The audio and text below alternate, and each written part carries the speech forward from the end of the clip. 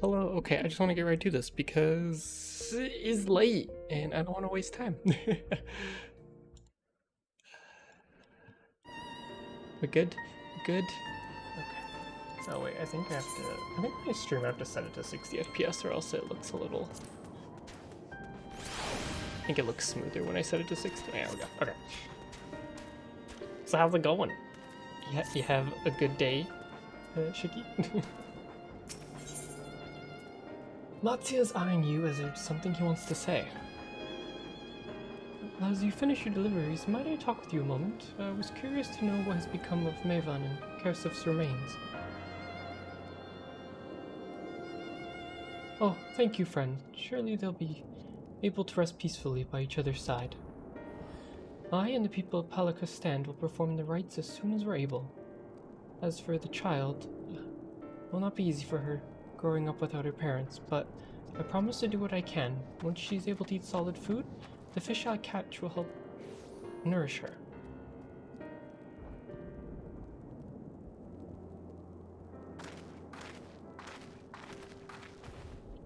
Well, we finished delivering the chai. I do believe everyone has a piping hot cup. I could almost believe there's magic at work. How the tension fades with every sip. Let's pray the Pelika Stand has seen the last of those transformations, at least for now.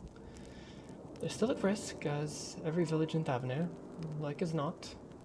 Still, I trust we can leave this place in the care of our friends from the Radiant and the High Crucible. Shall we return to Razat Han? By all means, do not let it keep you further. There are many who have need of your wisdom and strength to deliver them from this terrible calamity. And I'll do what I can as well. I'll bring rations and supplies from Akiali. We have plenty to spare. And let us find a Stinian and be on our way. Where did he wander off to again? The wakeful Tarana, near the bridge to Razat Han, as I recall. Very well then.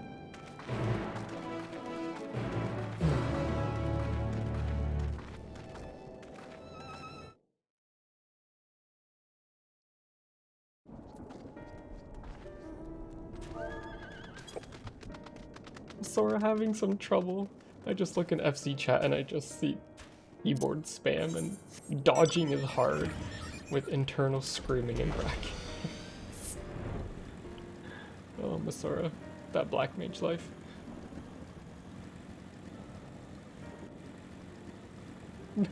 Exactly. Also, I unlocked flying in Thavner. So I have it everywhere except for Labyrinthos so far.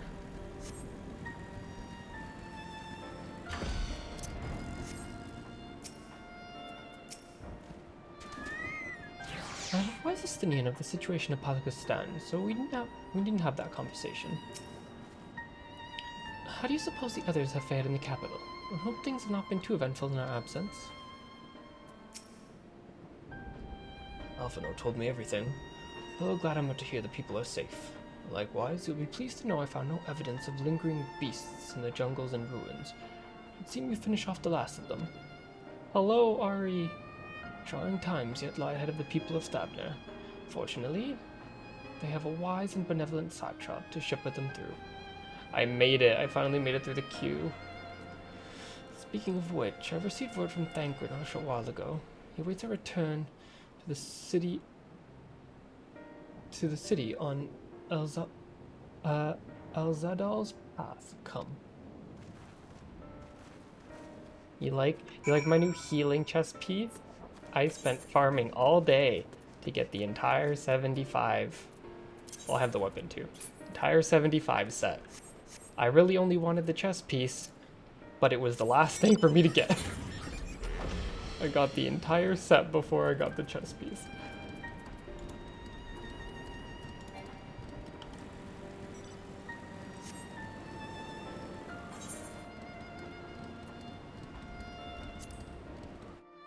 Oh, I didn't realize Razat Han had a, what's it called, had instances too. Yeah, no more suffering, Vanaspati. Oh my god. They had, why do they have such great looking gear in a dungeon where I just feel sadness the entire way through. Yeah, I don't have to see the elephant and elephant children transform into monsters. There's a lingering sense of desolation here, but that much is preferable to the panic and chaos we saw before. That poor old woman who became a beast said her grandson had gone to Palica's stand. I hope he survived. It will be a struggle for the people to come to terms with these tragedies, but they are far stronger than you may think. Good to see you safe, given the skies. It's all easy to fear the worst. I'm pleased to report we've succeeded in quelling the threat here in the city. The beasts have been felled and the citizens are safe now. Also heard from the Radiant that an important proclamation will be made in the city square. But they said no more than that. Don't you have any idea what this is about? He's gonna reveal himself. The Reacher's finally coming out from behind the curtain. I suppose we too should hear what he has to say. To Megara then. Before that, it would appear that a word of the assembly has not reached all the citizens. If anyone along the way seems unaware, we'd best enlighten them.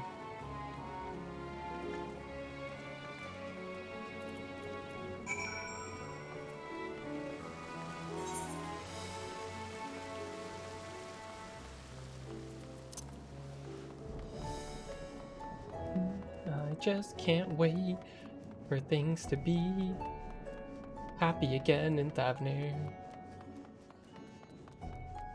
I'm also mad that I'm almost level 80. I'm like halfway to 89 and I'm still only on the like 85 quests. Are the beasts gone? I've been hiding and I'm too scared to go look.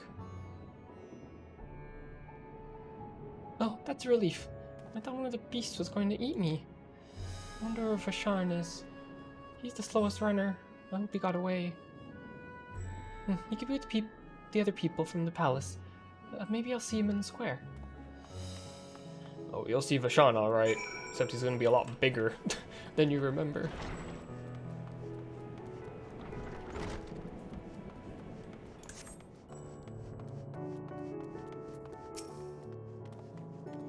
Let me be, please. I swear to you, my flesh tastes absolutely terrible. Calm down, sir. Oh, gods, what are you doing scaring me like that? If we're not quiet, those beasts will find us. You're safe for now. The square, you say? But that's where the satrap was killed. My very eyes I saw him crushed in that creature's maw. So many lives lost, such terrible carnage. And you say there's someone else who would lead Razatsan in his stead? Over they are. If they say anything to sully the memory of our beloved satrap, I'll make them regret it. That youth is spooked. Can't blame him. Can't blame him.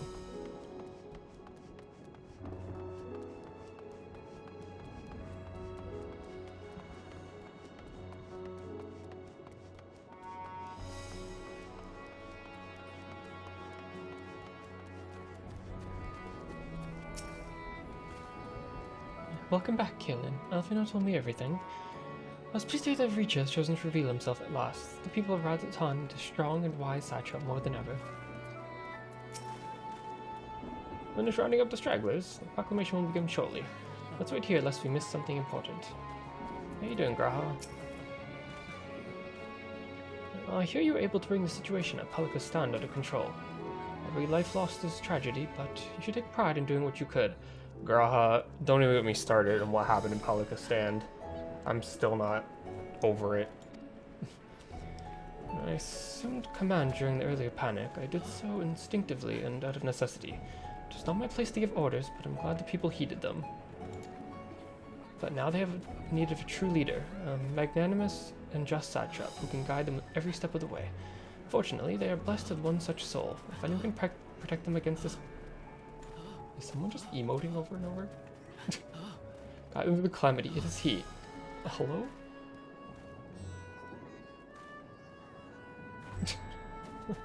Hello?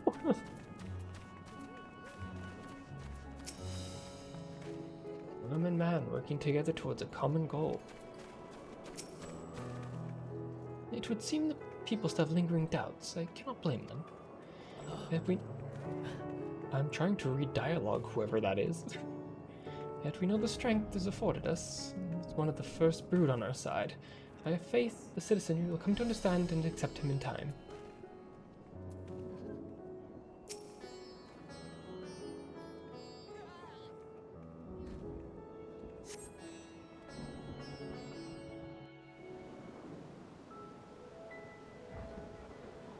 Oh, they're using this song too. I feel like this is a good song choice for this moment.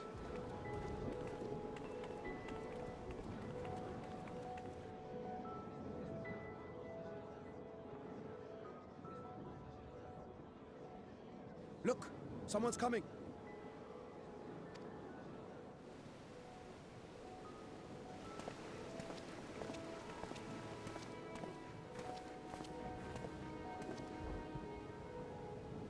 People of Razathan, it warms my heart to see so many brave, resilient souls before me. Today, I would share with you a great revelation. But before I do, I must make a humble request. Do not be alarmed, nor avert your eyes. See the one I unveil for who he is, and know that he means you no harm. I feel like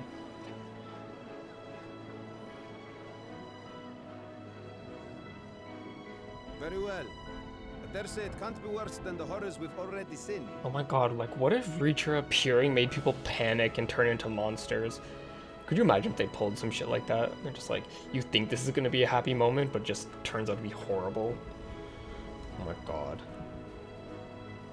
I don't think that's gonna happen, but like that's the last thing the last thing I need right now. Many thanks.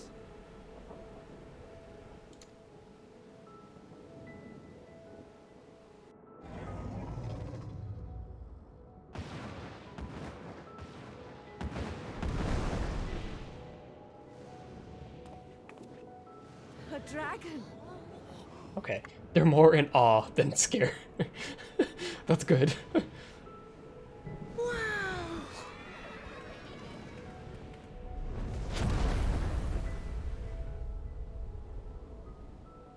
People of Radzathan, I am Vritra, and for years uncounted hath this isle served as mine abode. That's true. They do know him. They do know him. They've always knew a dragon was here. They just didn't know that he was the one running their island.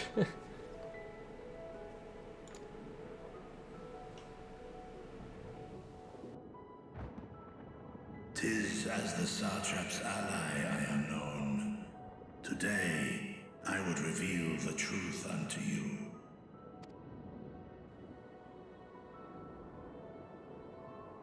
Let us hope they accept him. They will, Graha. He's the cool dragon who makes all the rules in secret.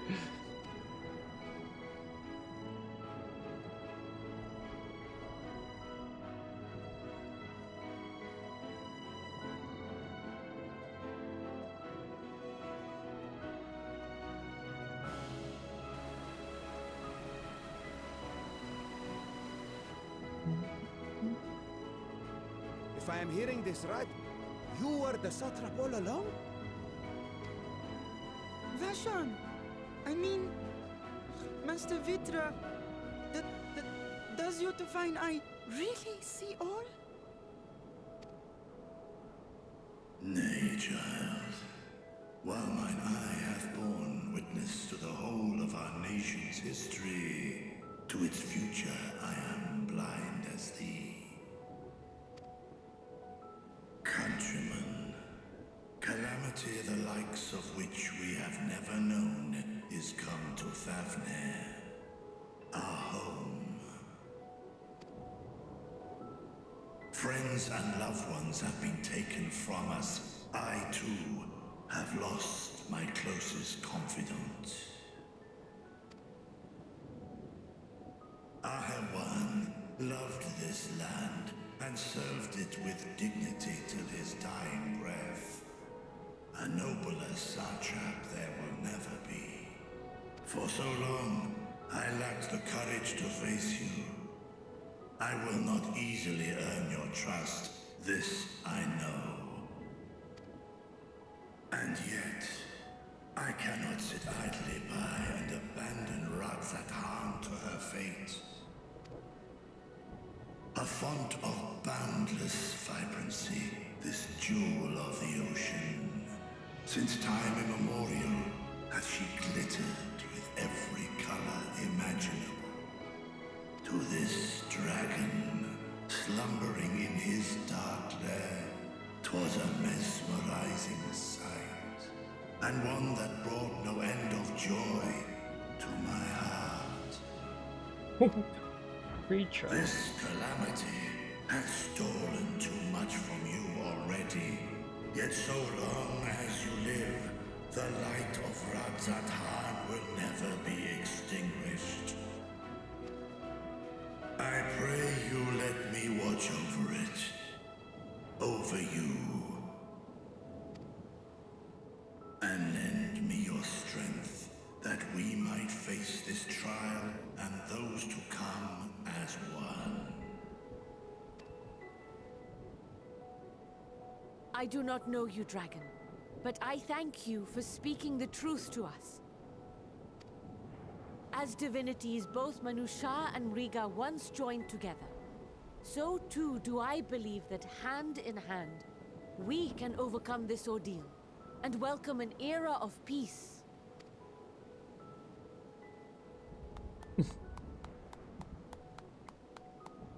Yeah, Reacher. A sight that would have surely brought a smile to Azael's face. Oh. Oh, yes, it would. It would have.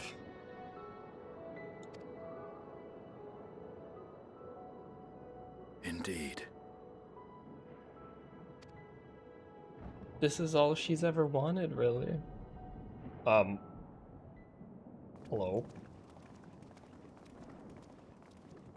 Can I help you, lampshade men? Excuse me, but I must speak with the satrap at once. You're looking at him. Father. Y'all hear something? Hey, Dad. What's going on? He's like, why are you You guys have everywhere? suffered dearly of late, yet you must endeavor to look beyond these losses to the future you yet have. Just straight up ignored them. On behalf of the Forum of Sharlayan, I come with a proposal by which you, the people of Ratzathan, might be saved. I say again, I must speak with your satrap. I beseech you, take me to him with all possible haste. I am satrap here. Speak thy proposal. All present shall hear and judge.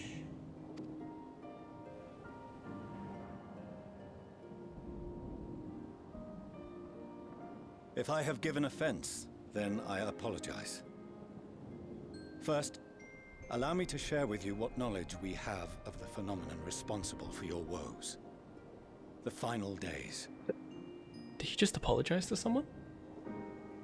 Did this bitch just apologize to someone? 'Tis an affliction of stagnancy and rot, sown into the currents of the star.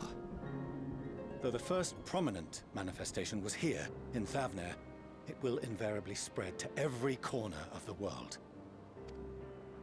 The Forum was forewarned of this apocalypse several centuries ago.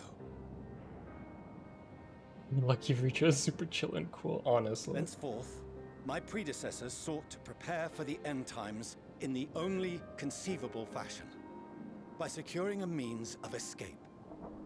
Yeah, you'd be, fortunately, be thankful you're not dealing with fucking Nidhogg or something, my dude.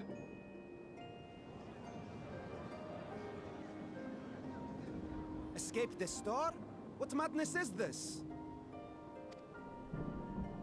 'Tis by no means madness.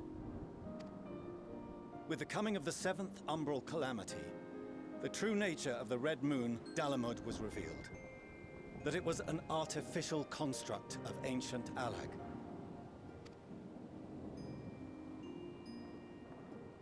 But what of the Silver Moon? This celestial satellite is yet another technological marvel fashioned and maintained by ancient allies. A ship that will sail the heavens and deliver our people from destruction. And by our people, I speak not only of Sharlayan. We mean to save every man, woman, and child it is within our power to save. Man, sorry, I'm just thinking, I don't know, obviously, we're gonna save the world somehow, obviously, in the end. That I already know, that's not a surprise. The fact that Alice and Elfinor are gonna help with that, they get to rub that in their father's face the rest of their life. Like, remember when we stopped the final days and you didn't? Like, oh, that would feel great, having that over their father just forever. Including you, our dear friends of Radzat Han. Recent events necessitate adjustments be made, and quickly, but we can and will escort you safely to the moon.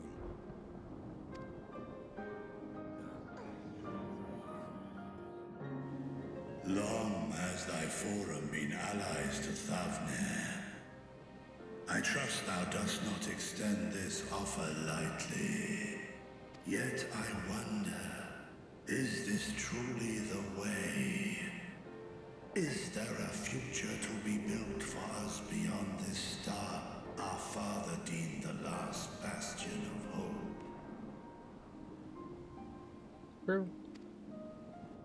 It is for that very reason I come before you and your people. To answer any and all of your questions. To offer my assurances and allay your fears. Though, if you wish the best for your people, I advise you to render your decision swiftly.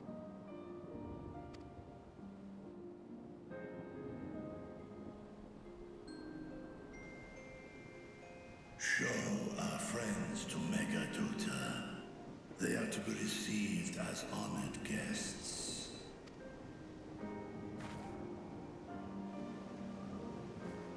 Worry not. Whatever decision is reached, your paths shall be yours to decide. Until then, heed the warning of these brave heroes. Guard your hearts against fear and despair, for it is within such fertile soil that the seeds of blasphemy find purchase. Remain calm and attend to your daily tasks. I shall return anon.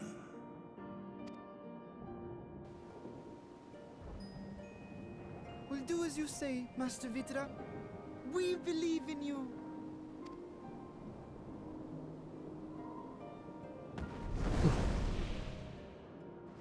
Man, how cool is Thavnir? They're like the only people in the world to get to be like, our president's a fucking dragon. What y'all got?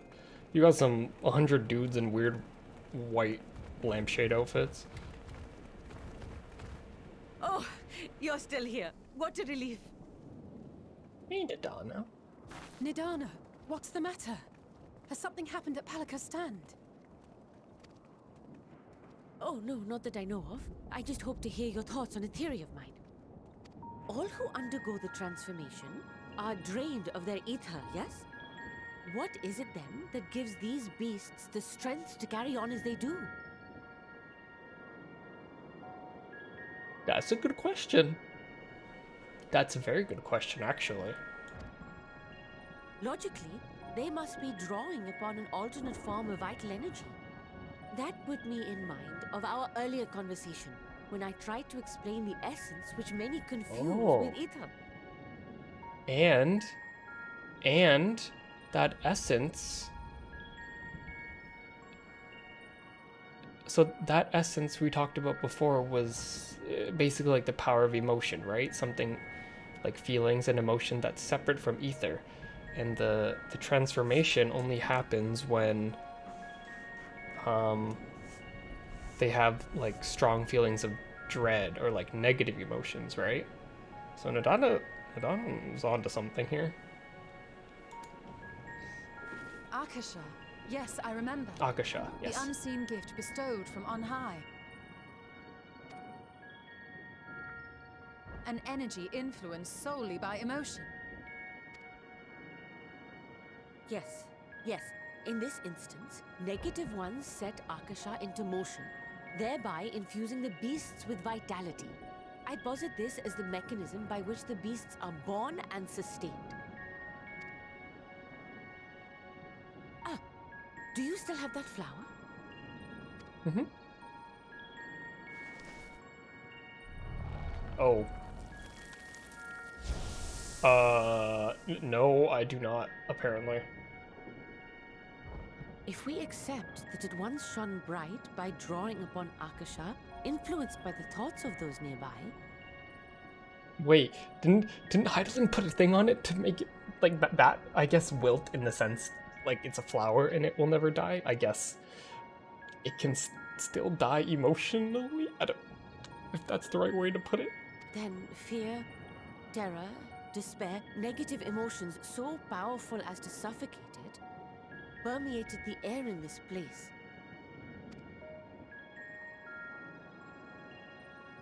You must be very careful. The forces which drive the final days may be beyond our ability to perceive. Can we ask Heidelin about this? This energy? Like, surely she would have to know something. Sorry, I didn't mean to scare you like that. At any rate, I will continue my research into Akasha. Do temper your expectations, however. There are sadly few detailed studies upon which I may draw. Formulating a new theory as you have is itself no small feat. I wish you well in your endeavors, and pray you take care. Nadada is MVP of this expansion. Honestly, she really is. Nadana's done so much. You stay safe as well, yes? Till next we meet. And we will meet again.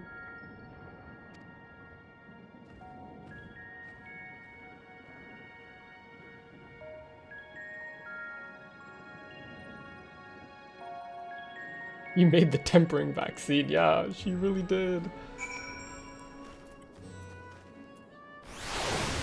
Jesus, I hate when all the minions load in. It's so loud.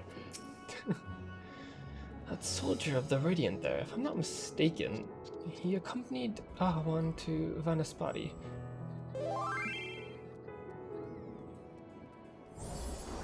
Could it be that he knew of Reacher's identity all along?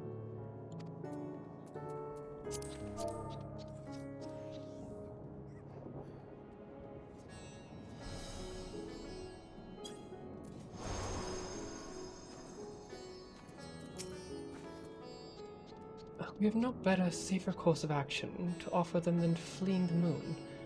I know this, yet Reacher and his people left their home. There must be something we can do.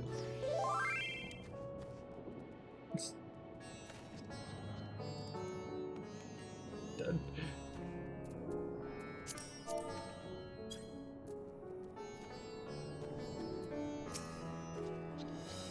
In normal circumstances, the farm's proposal would be regarded as sheer madness. When the sky burns, even madness can sound appealing. Doubtless, Future is loath to abandon his home, and yet absent other options, he cannot dismiss the option out of hand. I'm entrusted with a message meant for you and your companions. When you're done speaking amongst yourselves, I would share it with you. As far as we've come, after all the horrors we've seen, there's so much we don't know about the final days. Could it be, as Nadana said, that the cause of this phenomenon is beyond our comprehension? And if so, are we powerless to forestall it?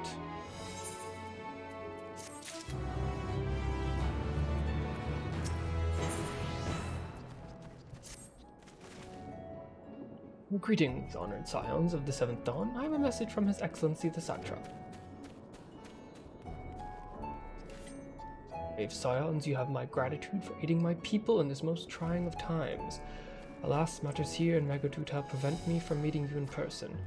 As a token of mine appreciation, I have arranged for a feast to be held in your honor. May it nourish you in preparation for the trials ahead. Such are the words of Master Vitra. The feast he speaks of awaits you at Marid's Mahan. You may make your way there whenever your business here is done. We thank you for your kindness indeed. Something we might find a place to discuss our next course of action, and that would seem an ideal venue. And to you, Kaelin Theron, there is something we had hoped to introduce to you in particular. While I'm loath to detain you further, would you spare a moment of your time? A personal invitation? Knowing full well your services are in the highest demand right now. This must be important. Why not? We'll save some food for you, so take all the time you need. What do you have for me? Thank you, friend. When you're ready, please join me in the Aetheryte Plaza. Do I have access? Do I finally have access to the Aetheryte? Do I finally have access to the Aetheryte?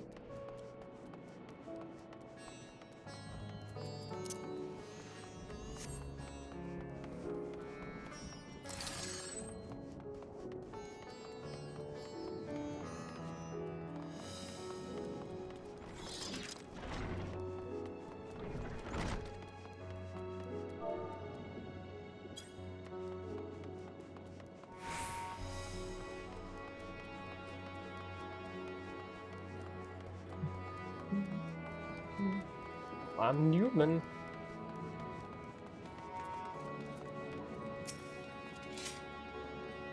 Access to the Aetheryte. You see, it's been restricted to a select few ever since the tower first appeared. We sincerely apologize for the inconvenience, but it was deemed too dangerous to permit free movement of visitors at a time of emergency, a risk we couldn't take.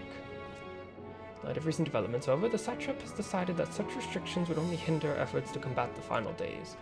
As such, we encourage you to attune to the Aetheryte before proceeding along the corridor. Finally, I get to attune.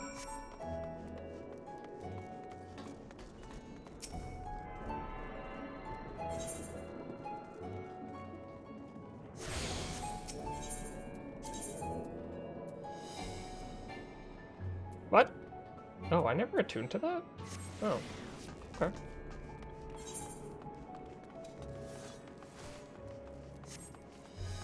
I guess I never went up that way. Back to Newman.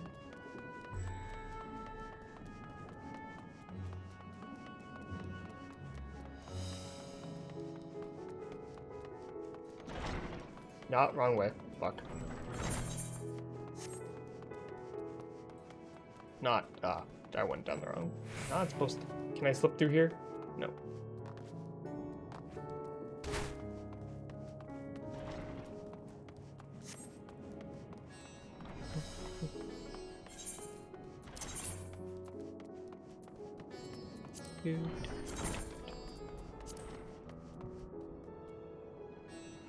Like looking at other gloves that I can like maybe use with this. None of these are healing gloves. You must be wondering what this place is. You stand in the Hall of the Radiant Host, from where our leadership oversees all of Razat Han's military operations. Sundrop, our destination, lies just ahead. This soldier's kind of cute, though. Not gonna lie, he's pretty cute. But what are you doing after this, Mr. Soldier Man? You wanna go on a Radiant Host Soldier? You wanna go on a date or something after? Oh. Welcome to Sundrop. Without further ado, allow me to introduce you to... Ma'am? Ma'am? Oh, so you're the famous Kaelin Theron, eh? I knew the moment you stepped through that door, you have the look of one who's walked through hell. Shirba, please. You're speaking to the Satrap's honored guest and savior of our people. Can you not show a modicum of respect? What disrespect is there in paying a fellow warrior a compliment? We're all friends here, or will be soon enough. Ma'am? More formally then. For the benefit of my countrymen, it's a pleasure to have you with us, O great champion of Eosia. Sign of the 7th dawn, warrior of light, and all-around good egg, I'm sure.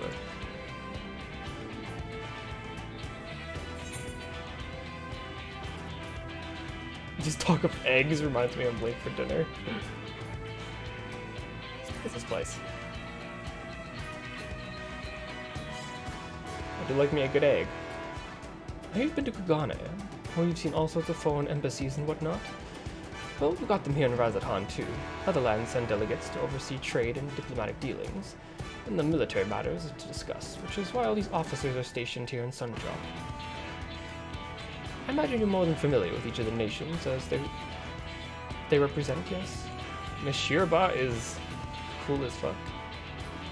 We've got representatives from Doma. Ulda, Alamigo.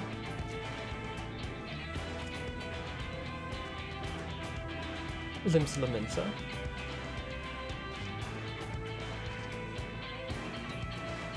Gridania. And last but never let be said least, Ishgard. They're the eyes, ears, and mouths that bridge the distance between Razathan and their respective homelands.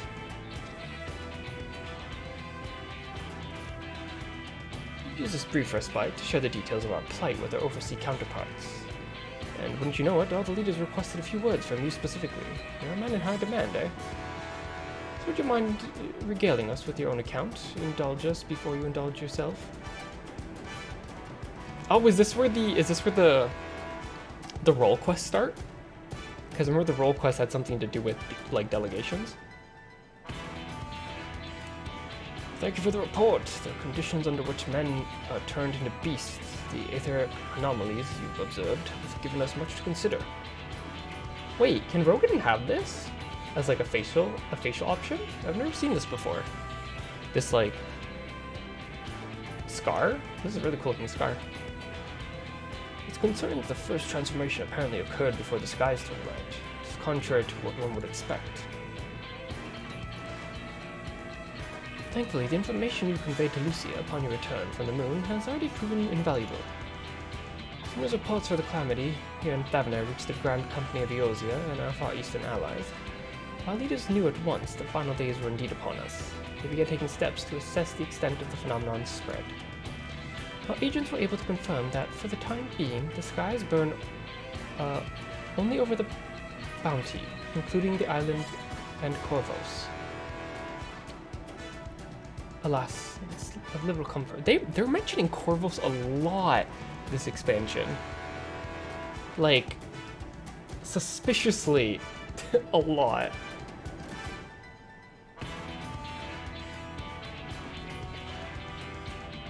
Alas, that's of little comfort. Aye, on the Allied lands, there's been reports of people transforming into hideous beasts. From what little we've learned, these incidents are similar in nature to involving the merchant Khazal.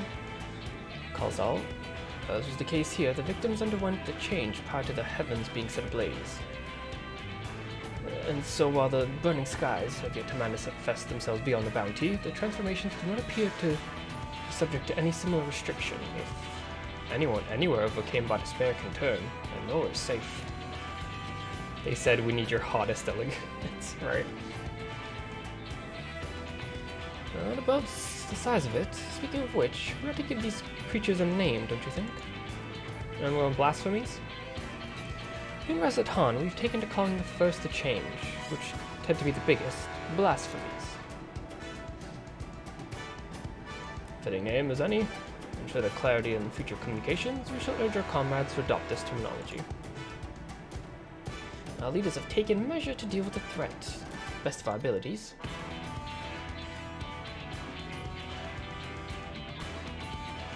Each nation has assembled their own group of elite soldiers to put down these so-called blasphemies, and they're spawned when they appear. At the same time, they're doing all in their power to put the people's minds at ease and prevent panic and fear from spreading. That said, brave souls with the strength and fortitude to fell these terrible fiends are not easily found. Just so, and it's for every reason we've turned to you. Pray lend us your strength and help us slay the blasphemies that plague our homelands. Now. We can give you a reply before dinner. Also mention that each blasphemy seems to possess wildly different characteristics. What works well against one may serve you poorly against another. So before you go rushing off to save everyone for the day, have a word with the delegates, and they'll tell you what to expect.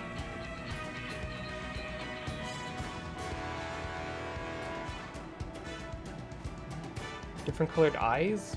Love it. And with that, I do believe our friend here has a feast to attend.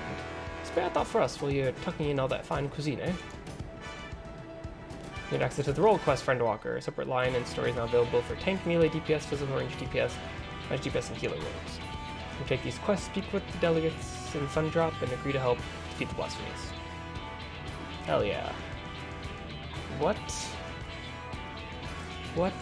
I don't remember where the healers go. I guess we're going to Alamigo. Pray forgive her about rudeness. She can be a bit boisterous at times, but it's simply her nature. And my apologies for keeping you hot and dressed. Would we join your companies, yes? Do you know the way to Mahane? I know, Razad. Oh, I should have said, wait, I need advice, just so I could spend more time with you. I'm glad to hear you become familiar with our fair city. I'm pleased to hear that all the drinks are on the house, so order whatever suits your fancy. With that, I must return to my post. On behalf of all the Radiant host, thank you for your friends for lending us your strength and courage, Razad in our time of need. Endeavor to fight the good fight to the end. Might honor Anawan's legacy and serve Master of Reacher well. My word that your efforts will not be in vain.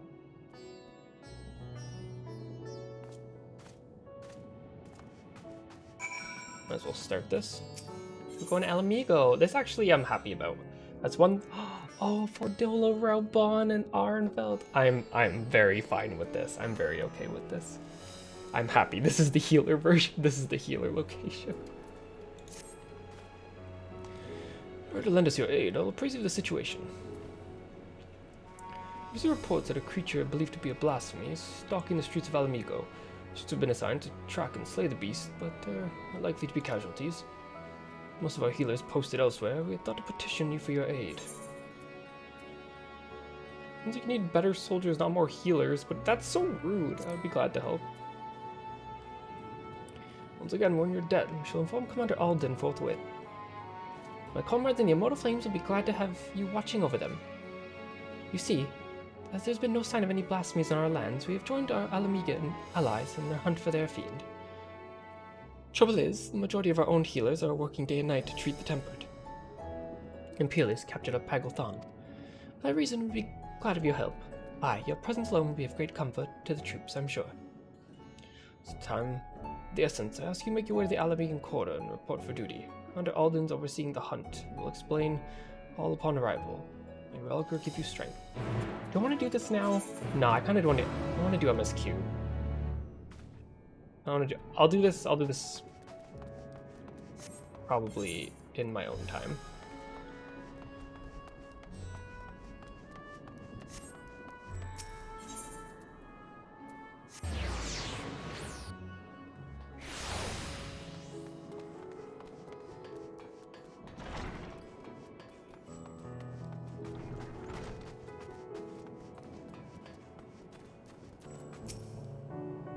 What's your meeting with the Radiant? I'd love to hear more. But you could join us. Michiel over there would be happy to take your order. The threat here has been quelled, but our job's only just begun. I know I must regain my strength, but between you and me, I don't have much of an appetite. Okay, Alphino, you little sassy sit. Forgive me for not waiting to make a toast. My throat was utterly parched. Overdue for a good meal.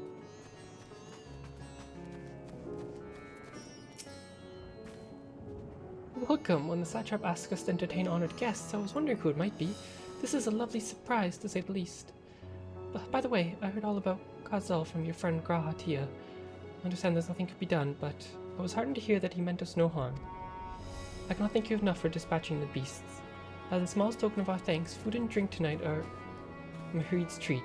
Speaking of which, what should I start you off with? Water, just water. Oh yeah, I want some fucking chai tea, please.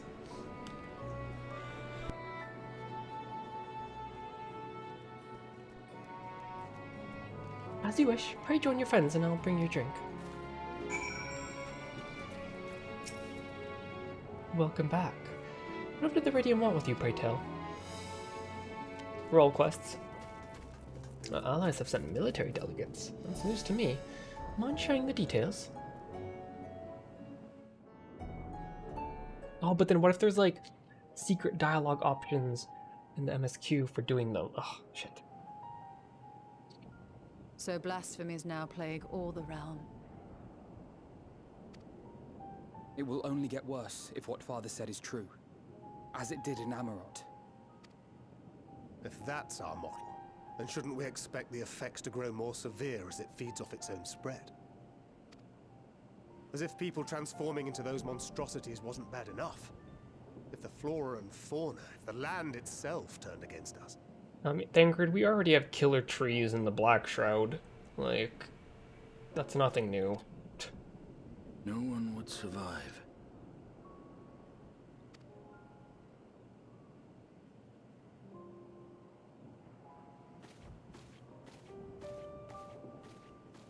Is that my tea? Here's your order, friend. Thank you. That's a... See, now this is the kind of mug I'm talking about. When you go to a... When I look for mugs to buy, there's so many mugs that like look so cute that I want, but they're so small. I need like 12, 16 ounce mug. Like I will not get a mug that's smaller than like 10 ounces. Now this is what I'm talking about. This is the kind of size mug that I need.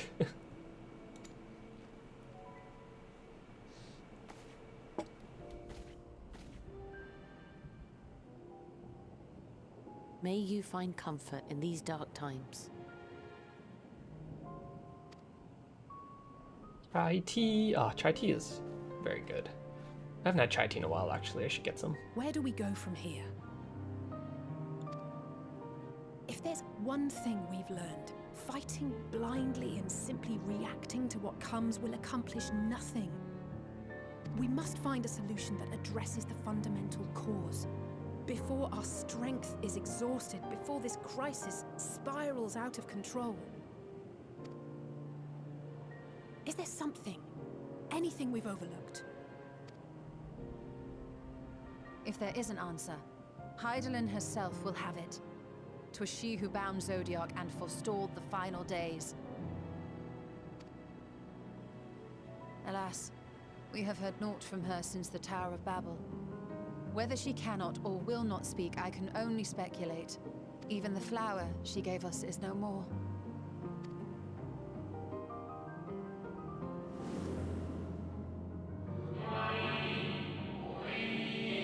One time we called it Elpis. You'd do well to remember that name. Elpis.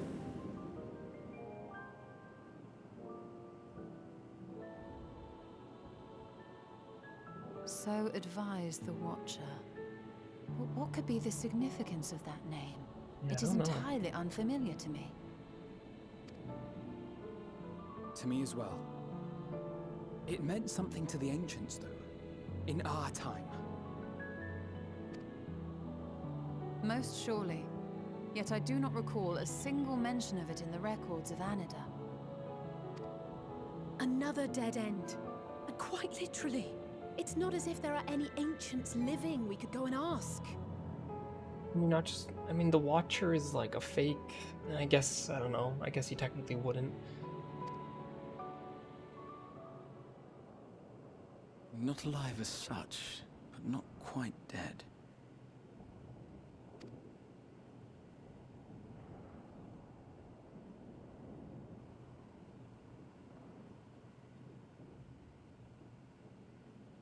Elidibus.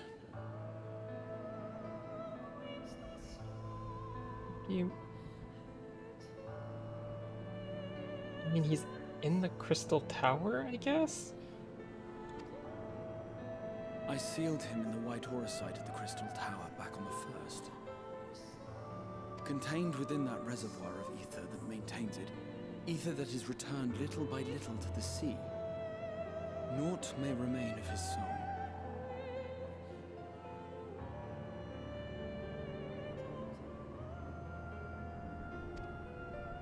However, if part of it lingers, we might be able to speak with him there. Going back to the first? I know we can no longer make that journey, but you, my friend, still can.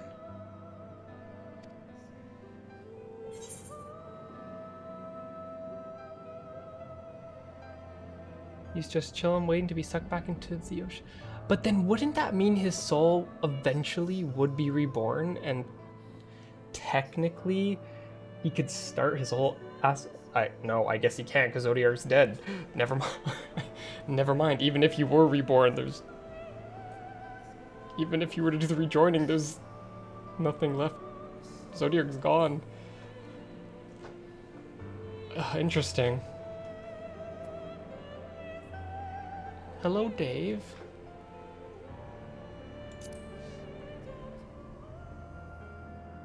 Yeah, I guess even if you were reborn. Thank you, my friend. That would mean much to me. Not a whole lot he'd be able to nothing else. do. Should we learn the first is safe, we'll have that much more reason to keep fighting the good fight. That said, the odds are not in our favor, to say the least.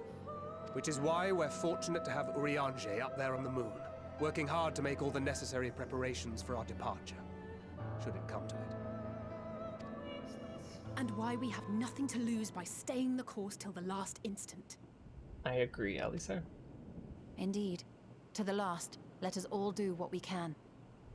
I will consult with Master Matoya and see if she knows of a way to reach Hydaelyn from the ethereal sea. And I will visit the nation's leaders and attempt to ascertain how far the final days have progressed elsewhere. Keep me abreast of your findings. I can seek out and slay the worst of the immediate threats, if only to slow the spread. Estinian's like our company like weapon. Just point him at the thing that needs killing. He's like the backup me, I guess. Unease, terror, despair. Try as we might to suppress them, these emotions will return to harry us time and time again. But when they do, remember this. Your friends and loved ones are out there somewhere, sharing in your struggle. You are not alone.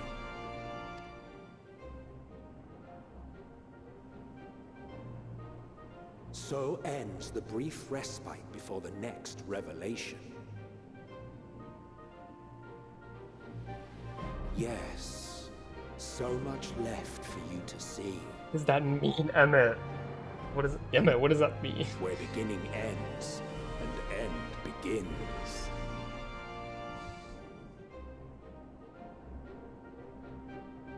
You have to stop playing before you get in too deep.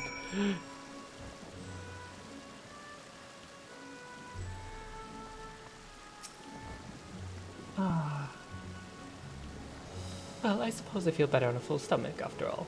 Burning skies, blasphemies, not if I have anything to say about it. You work early again tomorrow? Again, but you finish early at least. The final days, how far is this phenomenon spread, and how does it manifest itself in each land? I must reach out to my friends in each nation and find out all I can. Nothing like a feast to lift the spirits. I trust you enjoyed yourself as well. If the form truly has been spurred to action by Hydaelyn's prophecy, then is it not odd that the anti-tower was entrusted to Master Matoya, who bears them no love? No doubt she has reason for this, and I would know what that is. Estinian smash. Beasts and blasphemies may be running amok in nearby lands, outside the influence of Razat Han and the Alliance. So, if I need to go hunting, I may need to go hunting. Now then, is there anything we forgot to mention? Arms and armor in good order.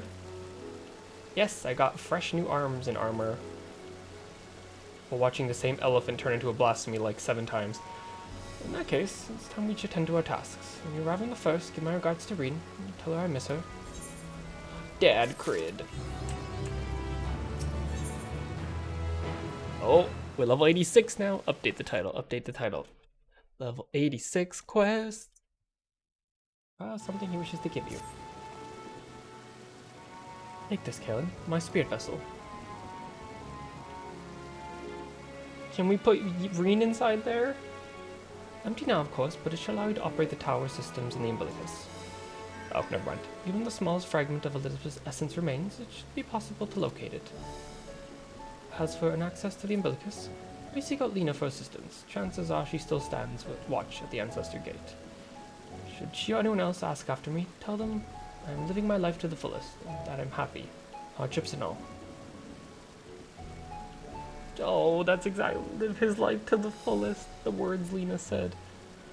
Well, I'd best be on our respective ways. God willing, we'll see each other again ere long.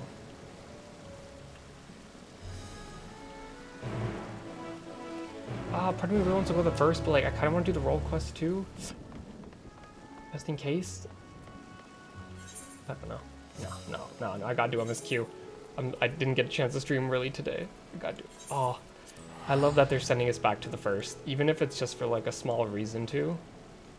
I'm happy that there is at least a reason to send us back to the first.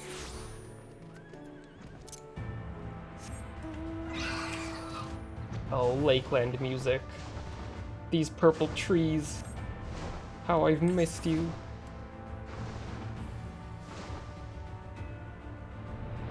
I have flying in Thavner. I actually have flying everywhere but Labyrinthos so far. I'm doing pretty good on flying.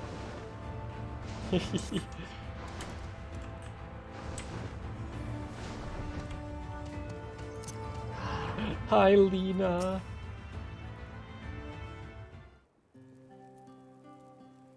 Lena, how are you? I miss you. Do you like my ears? I'm a bunny too now. Kaelin, you've returned. Lena, Grandpa says hi. Yeah, your grandpa's doing great. Have you been well, you and the others? As well as we can be.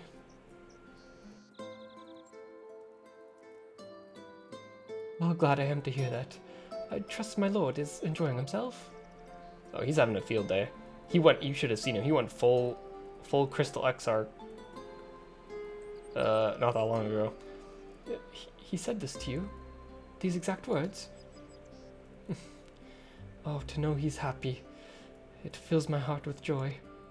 Thank you, Kaelin, for taking care of him. When you next see him, please tell him not to overexert himself. Futile request though it is. Don't worry, I'll keep Grandpa in line, Lena, don't worry. Tell him all is well here.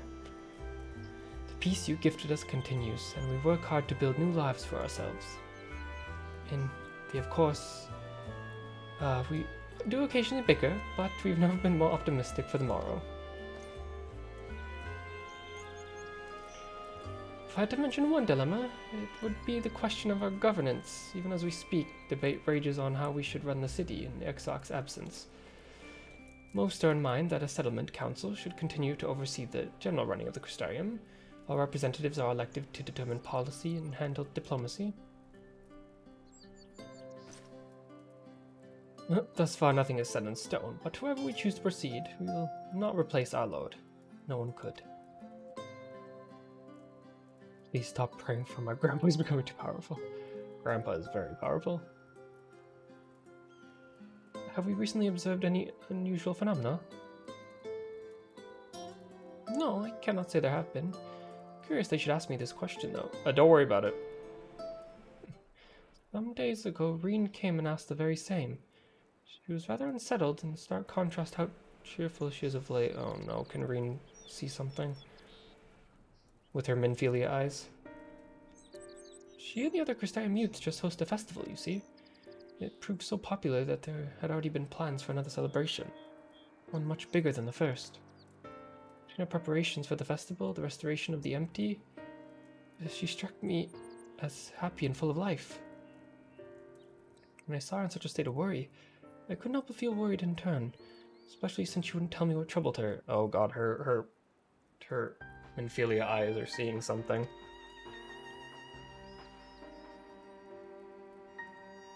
I dare say she'd be more willing to confide in you. May I ask you to broach the subject with her? Reenie, where are you? I missed you. You wish to enter the umbilicus? Very well, I shall fetch the key at once and take the opportunity to find Reed.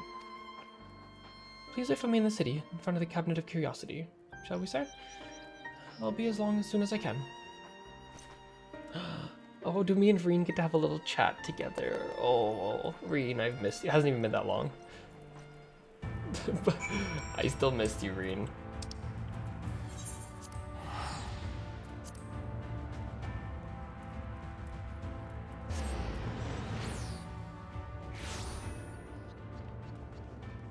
It feels like it's been forever, honestly.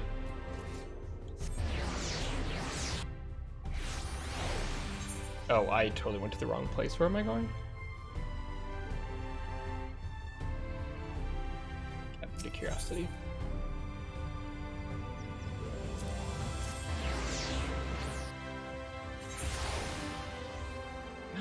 Reenie! Are you here, Reen? The following event cannot be skipped. You may wish to cancel any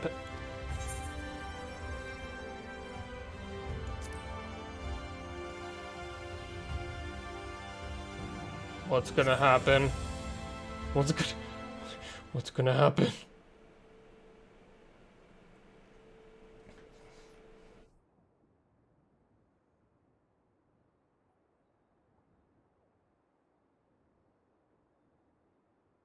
Chesamil? Where are you, Chesamil? Do my old is this Chesamil? Do my old eyes deceive? Is that truly Kaelin? Oh no, it's Morin and Becklug. It's nice to see you guys too, but I thought you were Chesamil.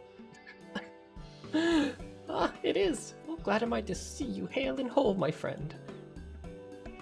What a wonderful surprise it is to have you back with us at this most opportune time. In case you haven't heard, we're planning to produce a tome chronicling the events of the Flood and the Knight's return. For this project, we intended to draw upon the records kept by the world's peoples. Historical and contemporary first-hand accounts will be the centerpiece of the tome, but yours will be the one to crown them all. I've been asked to contribute a chapter on the soul, a subject that's key to understanding much of your endeavors. In the course of developing a spirit vessel, I gained valuable insights to travel beyond the rift, knowledge that will allow me to assist your existence and deeds. I hate the Here Midlander thumbs up so much. That's one of the emotes about male Midlanders that I hate. When I do it, I hate using it when I'm my here. There's no end to questions I would ask you, but if you could indulge me in just one for now. In your quest to restore Night, you faced many a formidable foe. Among them, who offered you the greatest struggle?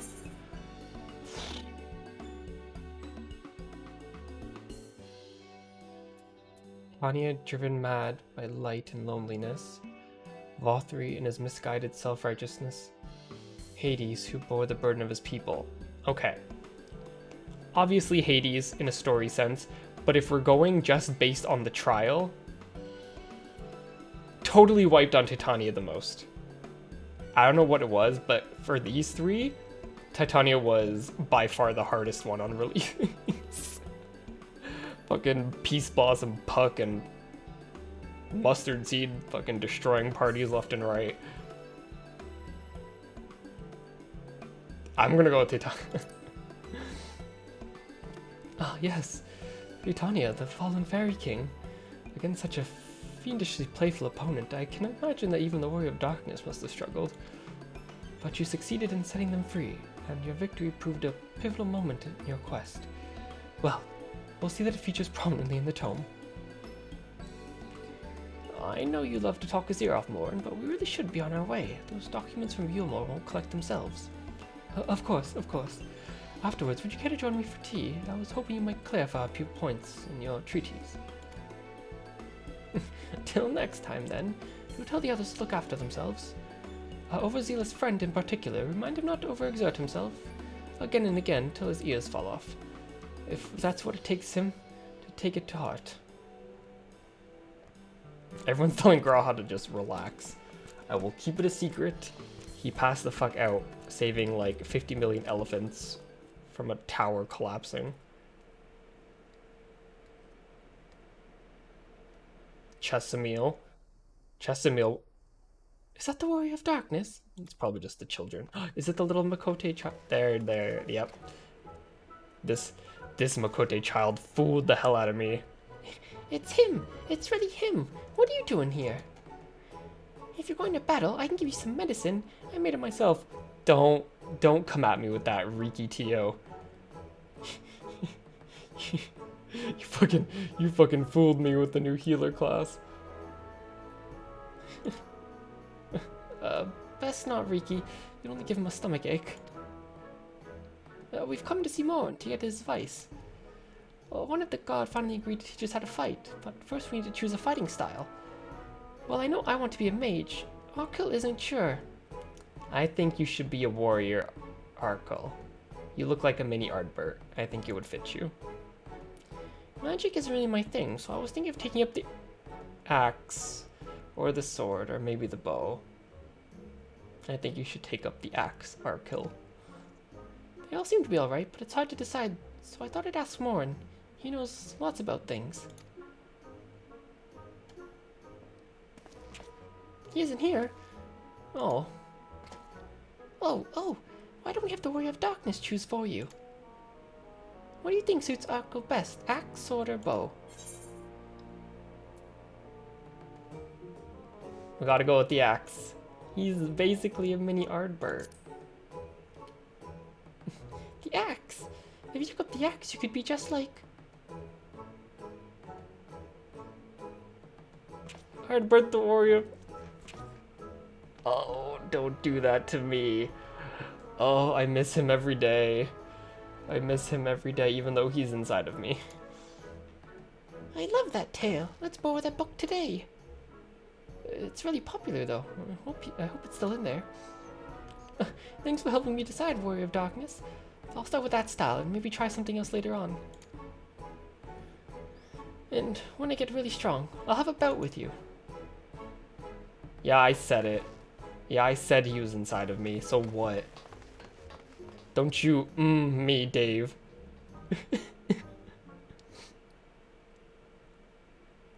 Where's Chesamil? I just want to talk to Chesamil. Chesamil, where are you?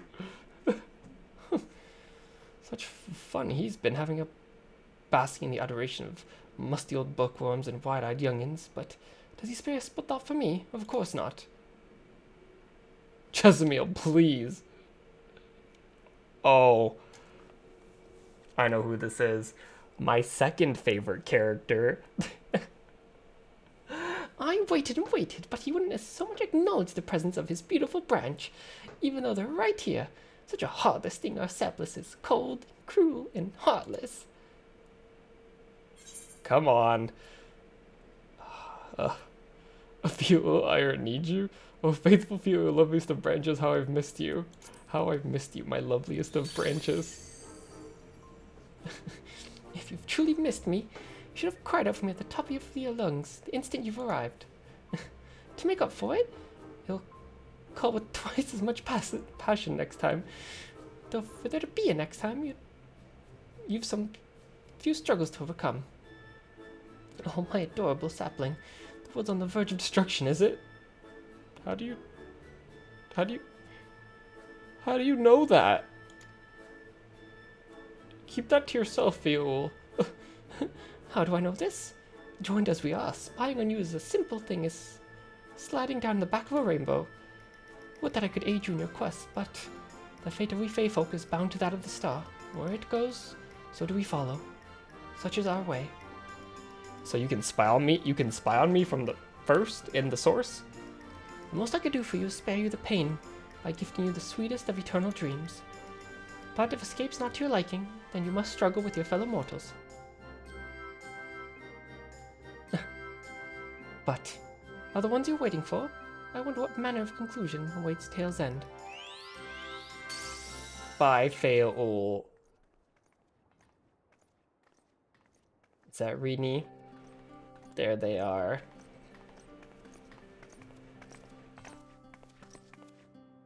gentlemen, apologies for the delay. Kaelin, it's wonderful to see you again. You doubtless have much catching up to do. I shall leave you to it. I've taken the liberty of locking the umbilicus. You may enter at your leisure. Please tell me it's a voice cutscene. I need to hear Reen's voice again. I missed you, Reenie.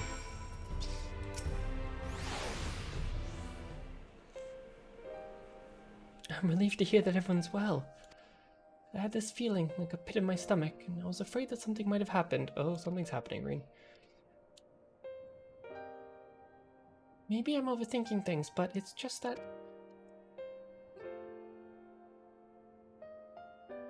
I'm the Oracle of Light, but I've never spoken with Hydaelyn. Never once heard her call. Even so, I've always had this feeling deep down inside me. A connection to something immense. The past few days, though that connection has wavered, as if that immense something was distant, then close, then distant again. And then the other night, I was jolted awake by the feeling that had been completely severed. Wanting some fresh air, I opened the window, and to my horror, the sky was ablaze, like during a star shower.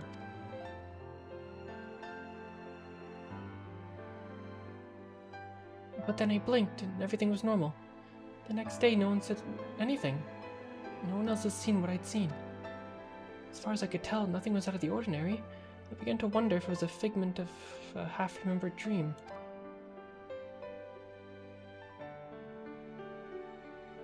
Kaelin, what are you not telling me?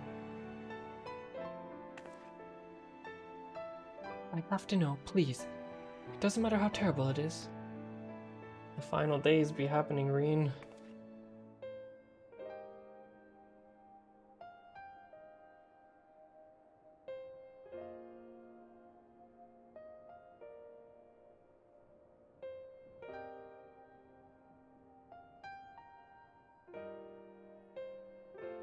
Was it my imagination then? The doom we witnessed in Amarat has come again? I can't believe it. Like I told you before, all's well as he was in the first, so don't worry about us. Please, look only to the threat before you. We're fine right now. Even if we weren't, we've learned how to survive. Should the final days reach us here as well, you may rest assured we won't go down quietly. No, we'll hold our own until you can find a way to save all our world. But as long as you continue your fight, so too will we, united in purpose beneath a blazing sky. Reen.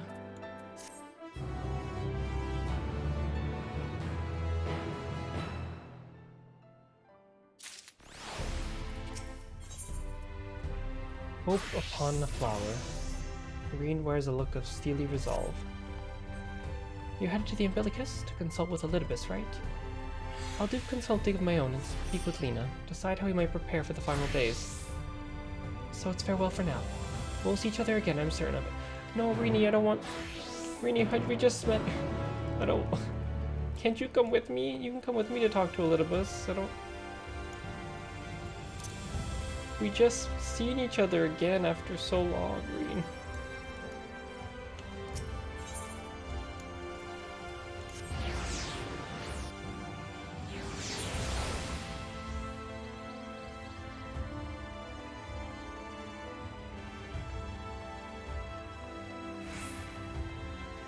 Man, heading back through these gates. Ah, Master Kaelin, welcome back. The captain has told me, give word and I shall show you to the ocular. How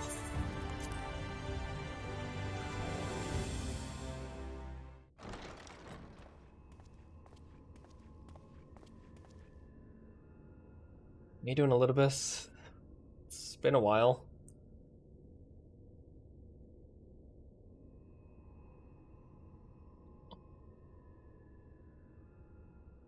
Oh.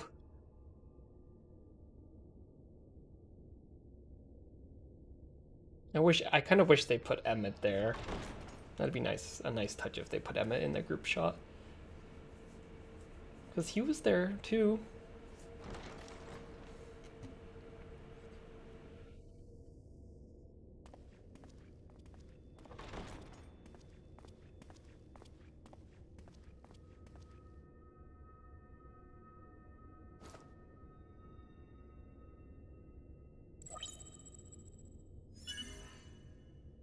biometric authentication complete. Please state your business. Is Validibus there?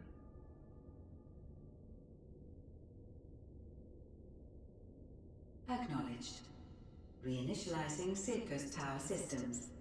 Searching for Elidibus entity.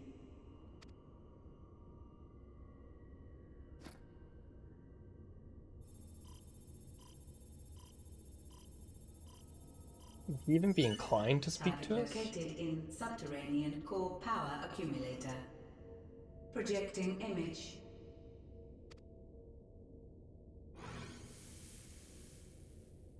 My home. My friends. No more than a dream.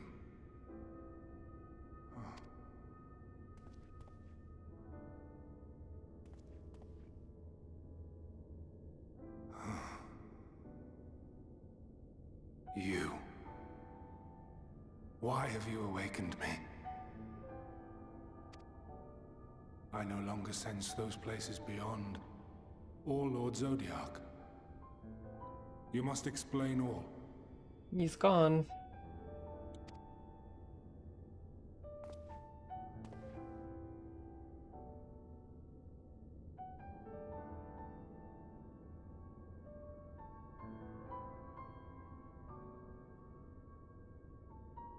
So, he is fallen, and my brethren's souls returned to the star.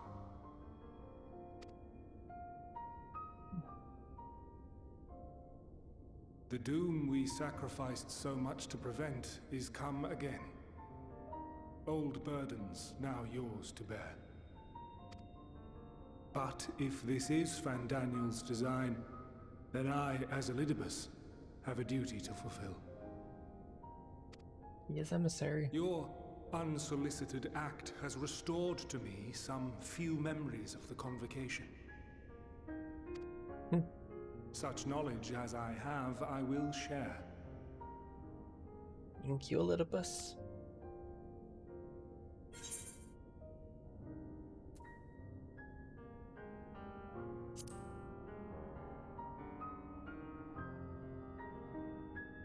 Why apologize for receiving a favor of the defeated? If it sits ill, consider it payment for freeing Lord Zodiac from servitude. Where to begin? Ah, the end. Your understanding of what caused the final days is consistent with our own. The decay first took root where the currents were weakest. Yes, a conclusion drawn by him, Fandaniel. Not the him of here and now, but as I knew him, long, long ago. Having shed light upon the phenomenon, he dedicated himself to devising a countermeasure. Were it not for his knowledge of the Celestial, we would never have made the connection, and thence forestalled the final days. And though he inherited that noble soul, how different this last incarnation, so consumed by self-loathing and hate.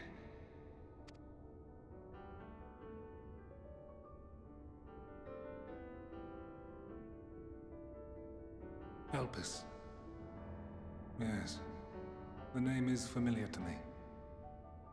Yet I know it not as a flower, but a place. A testing facility for determining which of our creations were fit to be released into the world. Many worked there, and before joining the convocation and assuming the title of Fandaniel, he was their chief. See, why can't Heidelin just be plain like this? Why she's always talking in riddles and stuff? Just be like the Asians and tell us outright. He was Hermes.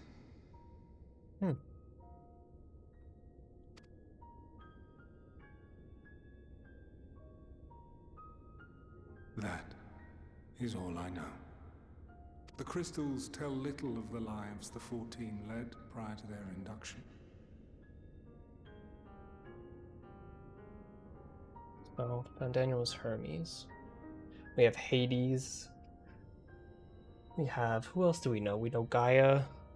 Artemis was Metron. Did we ever figure out who La Habrea was? Elpis itself would tell even less. Nary a ruin has survived. I'll tell you about the final days if you answer Riddles 3, Heidelin.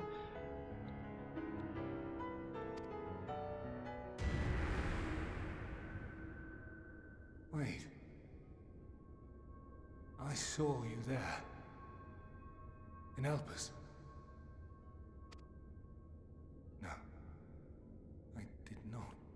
But I did. Did you see I did. Asm in Elpis? A lingering trace of impossibility.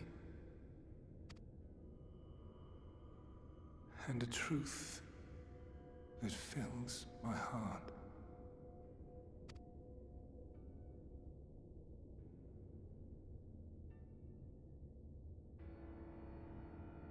My memories remain clouded, I fear.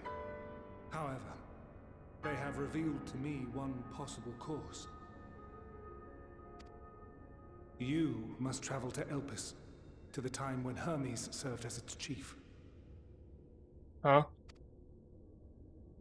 And how? In glimpsing the Exarch's memories, not only did I make his summoning magic mine own, I also mastered the workings of this tower.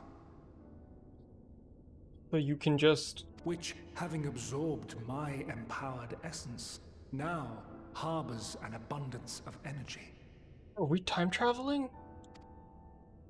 As such, I believe I can deliver you unto the past, unto that place and that precise moment. Oh, he's sending us to the past before the Sundering to Elpis?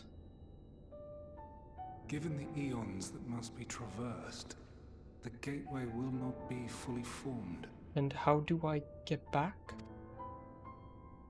Your form will be less tangible still than those warriors of light I had summoned. In all likelihood, none will be able to see or hear you. Okay. Yet even should you manage to interact with others, you will be unable to effect meaningful change. I don't like that because that tells me I feel like I'm going to witness something horrible that I will want to stop and I won't be able to. For the reality you wish to save, the reality to which you must return, exists as a result of the final days. You cannot reshape the past to undo the tragedies of the present. Cannot unmake the sorrow and suffering fated to come. In full knowledge of this, will you still entrust your life to your foe and make the journey? What other options do we have?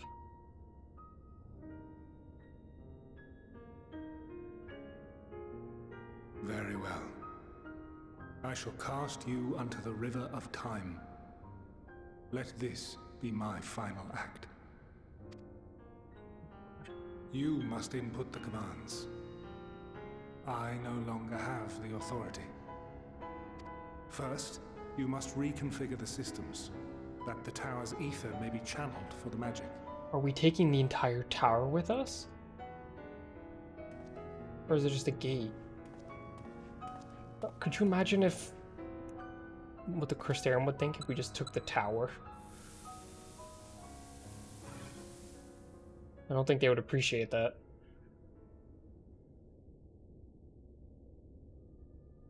The preparations are complete.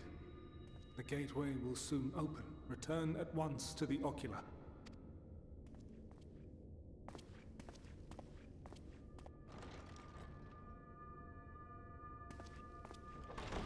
Okay, it's just a gate.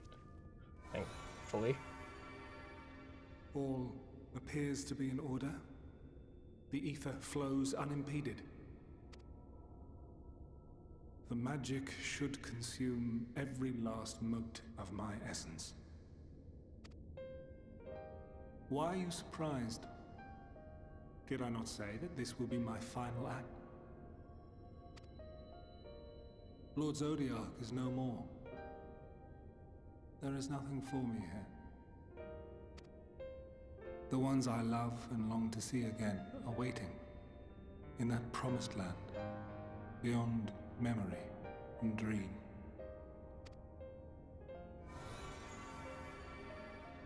Now go, warrior of light. Go and do not look back.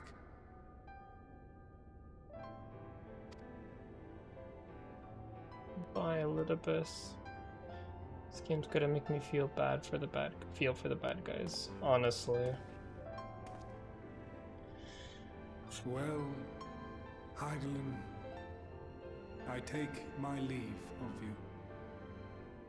Yours is the mantle of the last of us. Like, May they you are. have the joy of it, the burden, and the solitude. It falls to you now. You and your champion to save our star.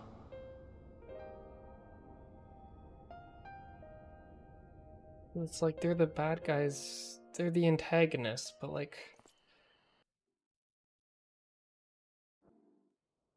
I don't know.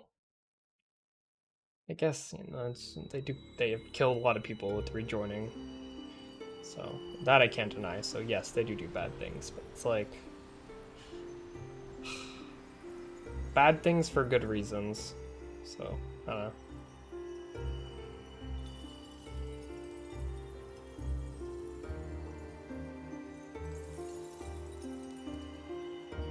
It's hard to call them the bad guys, though, I guess. They're sympathetic, yes. That's...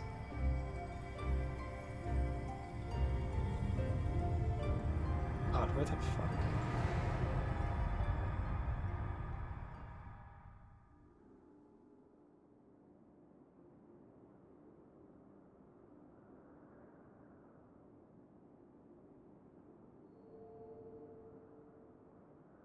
Oh, we are 20% opacity.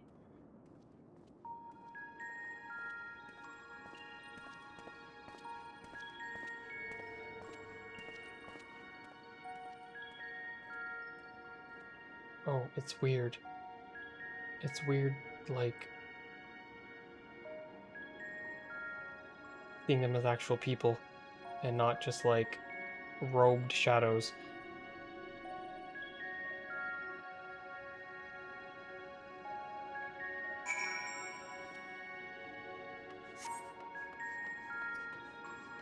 %, opacity. That's who we are. Device is reminiscent of an aetherite. Perhaps it's possible to attune with it. Like, okay, I know when we came to the... Despite attempting to channel focus your energies, you fail to attune to the device. You only assume it operates different. Okay. I was gonna say, like, I know obviously for game logic, because it's a game, we are gonna be able to attune to something in this area. But it's like, in canon lore, we were able to attune to an aetherite in the first, and our soul can traverse the rift because we have that connection. Is that also going to be a canon thing, that we can traverse through time since we have that established connection? Like, that's weird to think about.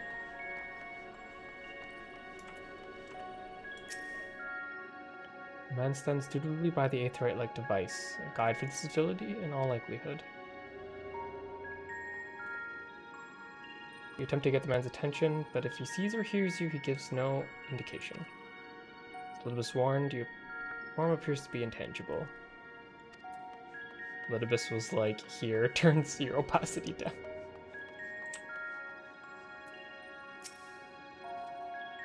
Is this the right place? Yes? Propyleon. Judging by the woman's words, this faculty is called propyleon. This does look like Lilas a bit. To gently prod the woman to attack her attention, but feel nothing, and it seems neither does she. That's Lilas's as Asm. That person right there.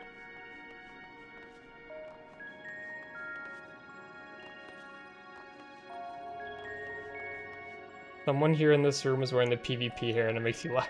This guy? He farmed PvP. I bet the ancients did PvP once in a while. They just threw down with their creation magics.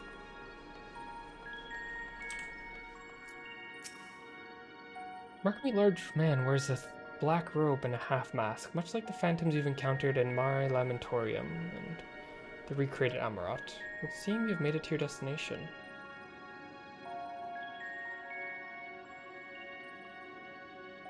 You gesticulate wildly and shout all manner of greetings and obscenities, but the man does not so much as glance in your general direction. This is weird. So we really went through time to pre-sundering. Yeah, Kaelin just started screaming, "Fuck!" right in front of him. It's like this door leads outside, but how to open it? Just gotta wait for someone to open it.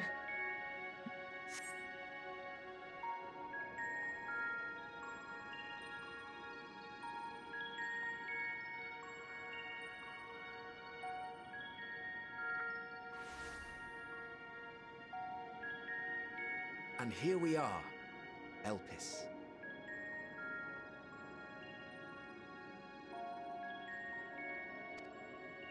That voice sounds familiar. Well, well, how rare to receive you in person. To what do we owe the honor? Oh, just a few odd tasks. We'll be here a while. I know that ponytail. You're welcome to stay as long as you see fit, of course. As a matter of procedure, however, I must ask that you kindly remove your masks. I know that ponytail. I saw that ponytail. Now. Is this truly necessary? Surely you can tell who we are. Emmett. Who you are, perhaps, but I am far less infamous. Regardless, if we do not follow protocol, 'tis our hosts who would be held accountable. So, please, do favor us with your handsome face. Oh. Oh.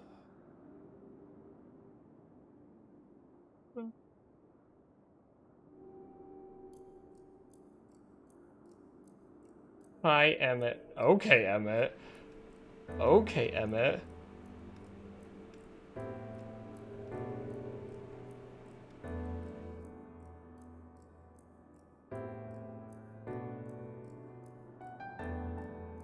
Why are you looking at me, Emmett? Why are you looking at me, Emmett? Satisfied? Xehanort, look. Thank you for your cooperation. You are free to go about your business.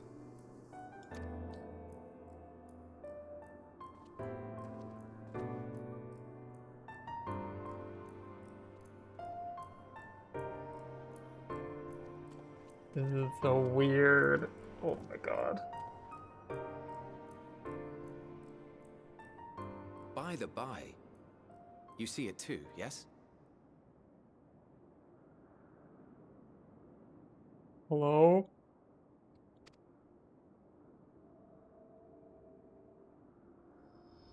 Hi? I haven't the foggiest what you're talking about.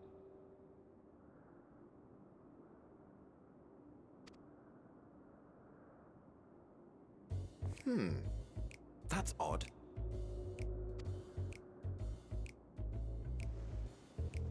Hello? It's right here. A bit thin in the ether, but there's no mistaking it. The color of its soul is almost identical to Azem's. Okay. Okay, so that does confirm it. I think before the Zodiac trial, when I saw the ponytail, I kind of just screamed and assumed it was Azim, but then I went back and thought about it again after, and it was Hythlodaeus instead, which this confirms it. Oh, this is weird. This is weird. I love this, but I'm also like, this is very strange at the same time. Do you suppose he created it? Rather unusual for a familiar to have a soul, though.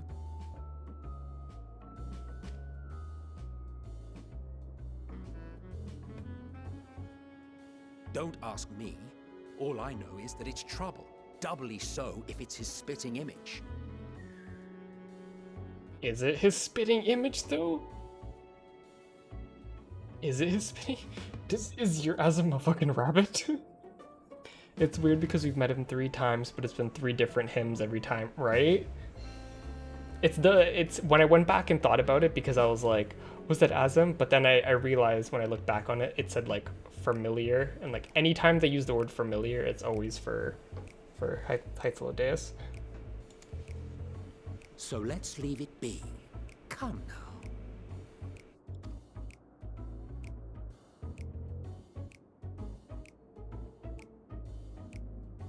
My new old friend. It's trying to say something, but it's literally too intangible to form words.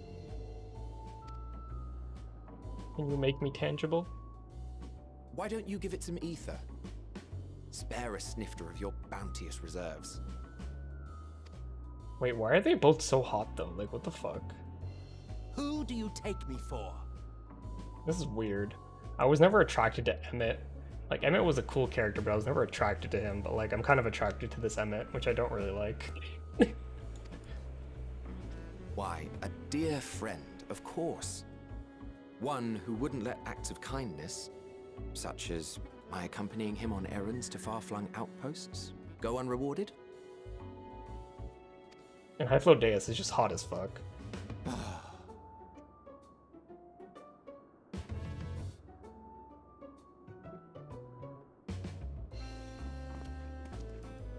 Yeah. I suggest you close your eyes, or this may be unpleasant.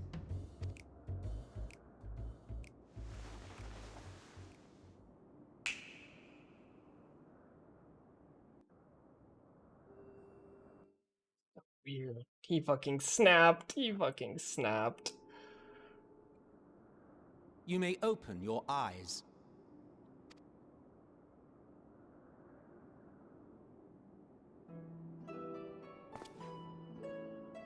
This is so weird. This is so fucking weird.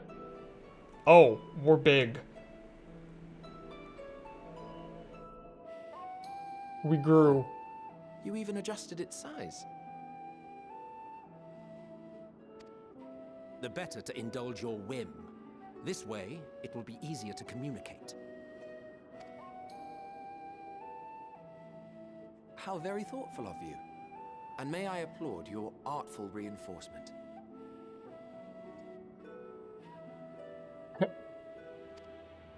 And it's just so grumpy. Without further ado then.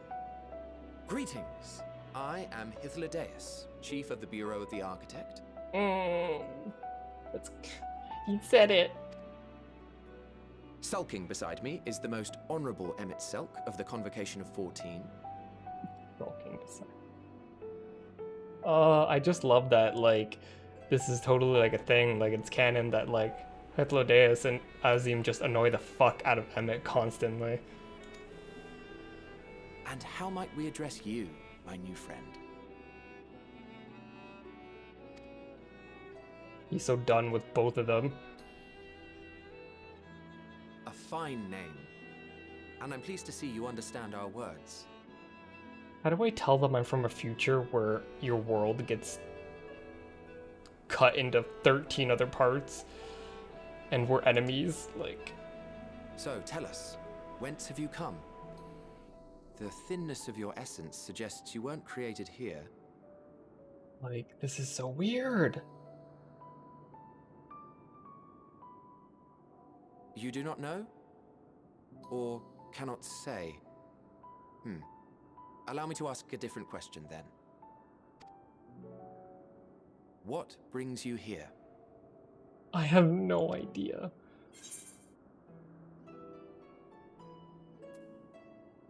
I think a man named Hermes. I want to learn about Elpis.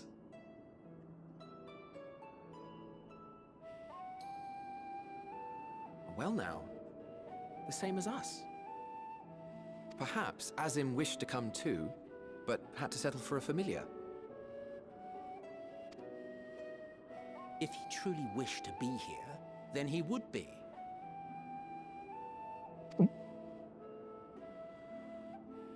Right you are. My apologies if we've given offense. The two of us can discern the color of souls, you see, and yours happens to resemble that of a friend. And with your purpose matching our own besides, we jumped to a hasty conclusion. We are here to speak with Hermes, the chief overseer of this facility, which we also intend to tour in order to gain greater insight into the man's work. Council's deemed you a friend, yay. We, I say, though this is Emmett Selk's charge. I am here only to serve as his guide. No, for real, can we get Hythlodeus's hair? And I should be happy to serve as yours as well, by way of an apology for the misunderstanding. Wait, are you suggesting that we bring it along on official business? This thing we know next to nothing about? Yeah, take me with you. If you harbor suspicions, better to keep it close than leave it to its own devices. Wouldn't you agree? Yeah, I got 4 guns strapped to my back, Emmett. You don't want me running around by myself.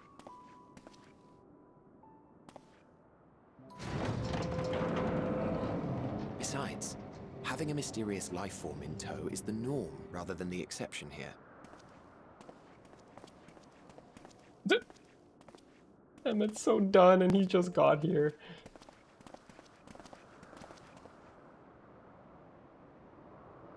It's so weird. Welcome, my friends, to the testing ground of creation at Heaven's Edge. Elpis. Oh, it's here! This is the place! Dave and Lilas are both living in this zone. I can see why. It's fucking beautiful. This is the place, though. Is that Venat and Argos? This presence.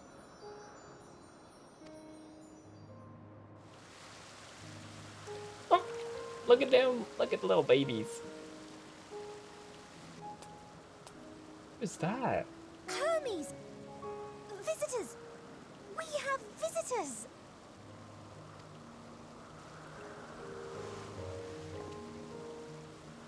Oh, that's okay, Dave. Thank you. You enjoy too. Hello, Fandango.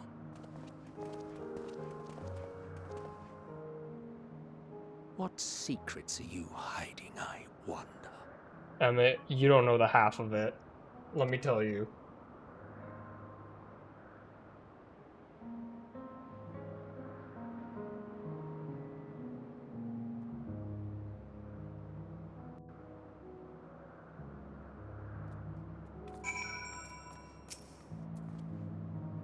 In case you didn't know, it's rude to stare. Stop. Okay. It's hardly my first time here, but the scenery never fails to take my breath away. Why, it feels as if you could reach out and touch the heavens. Now then, to begin our guided tour, perhaps you already know these things, but for the sake of thoroughness, I'll start with the basics.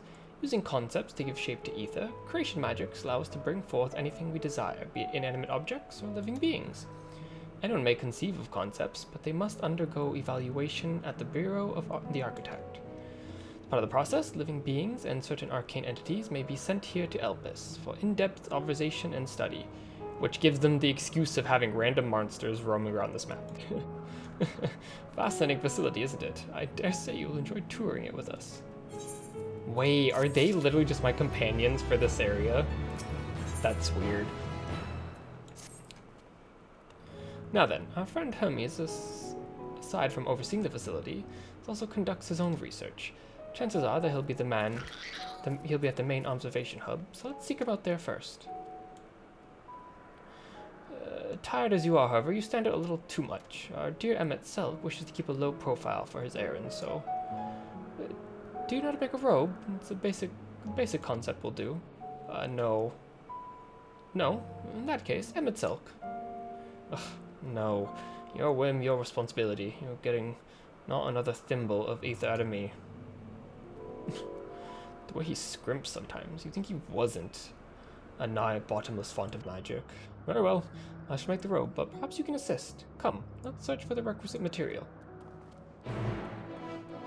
Am I getting my own robe and mask? Am I getting my own robe? Oh, this area looks big. What the fuck is that?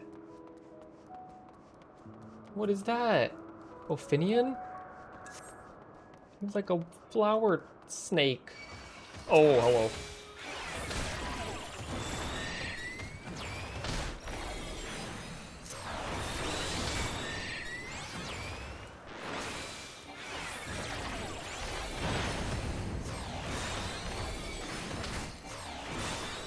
Who you calling a flower snake? I'm gonna bite your head off.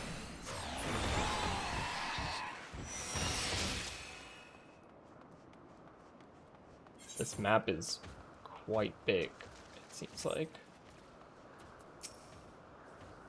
No means no. Just be grateful I'm even willing to wait. Yes, these creatures suffice. So you can't just create it out of thin air, you have to have something else first and then transform it into a rope. An etheric rope. I want you to use it to capture, shall we say, 2 petalodi? There are 3 species here, I believe. Any 2 different kinds should serve. Now, I should mention that the strength of the rope is tied, no pun intended, to the strength of the user. As your ether is still thin compared to ours, you'll need to weaken the pelodi first. Good luck. Okay.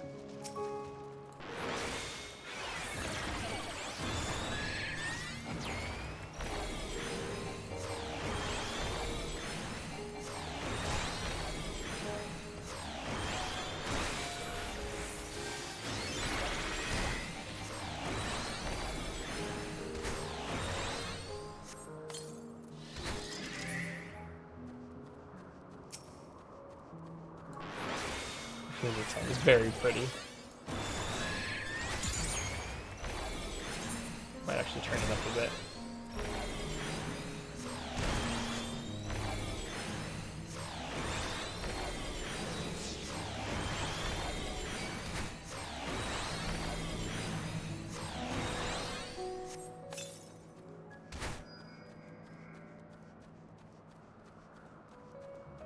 The melody in the first bit is more. Did that not work? Did I kill it? I might have killed it by accident. Oops. I like how I spent so long to get this healer outfit from that dungeon, and then I'm just gonna have to throw a robe on top of it.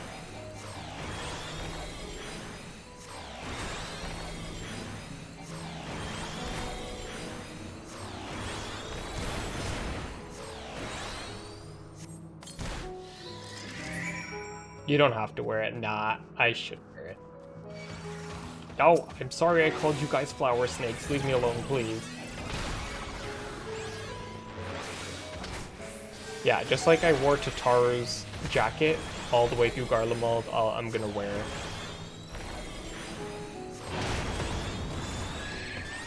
I'm gonna wear it all throughout this area.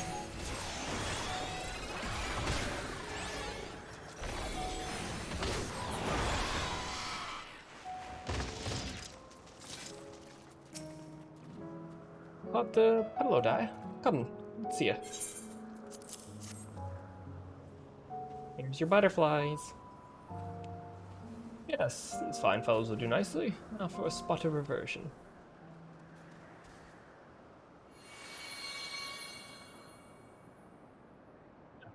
Hey.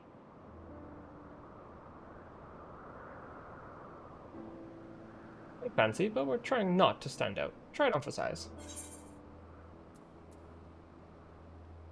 Yeah, well, these are both good questions. You turn living beings into clothing just like that? Wouldn't someone be angry for using those creatures? I think that's probably a better, more important question. Oh, it's fine. There's no one around to tell us off. And besides, we can always make more pillow dye. They only need a tiny amount of ether. It takes some effort to get the form and composition right, but anyone familiar with the concept should be able to manage. Fair enough. Well and good to disguise and educate it, but it won't fool anyone who can see worth a damn. Fair point, but at the very least it should spare you unwanted attention from casual observers. Emmett's so done. Emmett Selk speaks true. Even dressed like us, your unusual nature will be plain for those who think to look. Yeah, I think the rabbit ears will give it away. Should someone question your presence, don't make up excuses, much less try to explain what you actually are. No, best will be to say that you're familiar. Question is whose? Ah, of course, Azam's. Maybe you say belong to him, people will give you the benefit of the doubt. For any all and outlandish behavior. Azam, what were you like? What were you like, Azam? Exploding our associate's absence. For lack of his presence, absolutely. Were he here, he would have been the first to propose the idea, and you know it.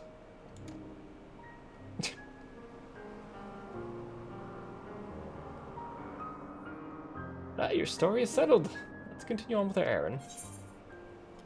Oh, I got like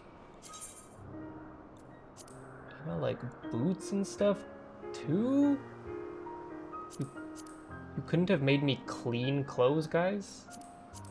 Why are these clothes dirty as fuck?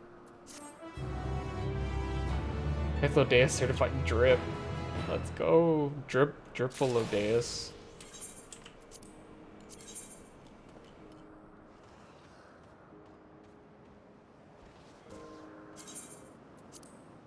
I don't think I'm gonna wear the pants and the boots, but I'll wear the robe.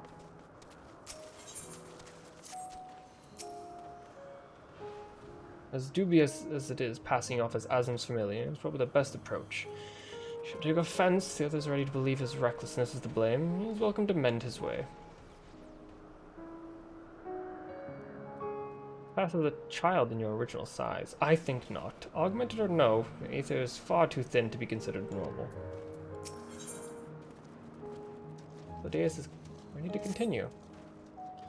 Let's continue along the path to Anagorasis. The place serves as an observation hub and residence both. Someone there should be able to point us in the direction of Hermes. I was gonna glam it on my outfit, but it was around the time we were about to do Zodiac, so I was like, oh yeah. I guess it's kind of a spoiler if people walk around with this outfit.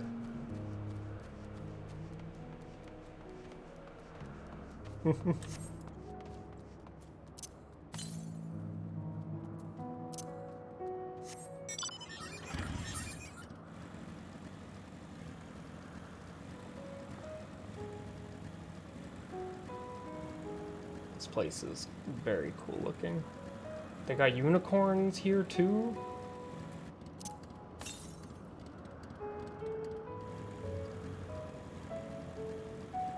Saw someone in Razathan wearing it before I got to this part, and you were like, where'd you get that? Hmm? Where'd you get that? Is that a monster too? Oh, it is. It's like a weird tree.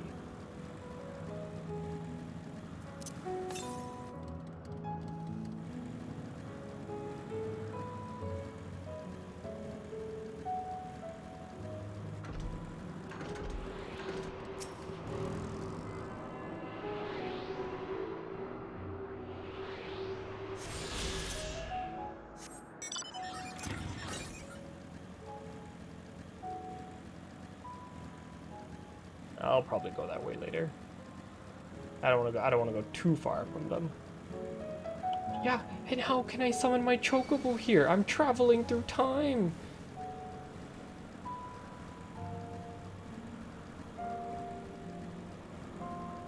Chocobos are truly godly creatures. Actually, I think I need to get an onion. I think my chocobo's ready to level up. Yeah, it is.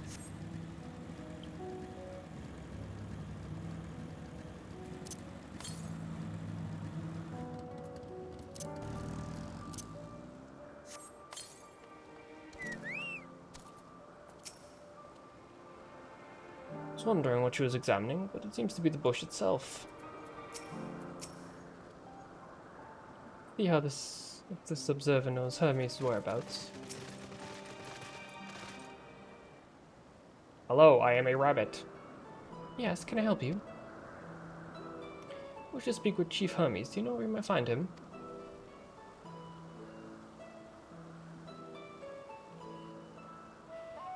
Well now, by your mask, I assume you're one of the 14. I wasn't aware there would be a visitation. You going to story? That's fine, enjoy your story.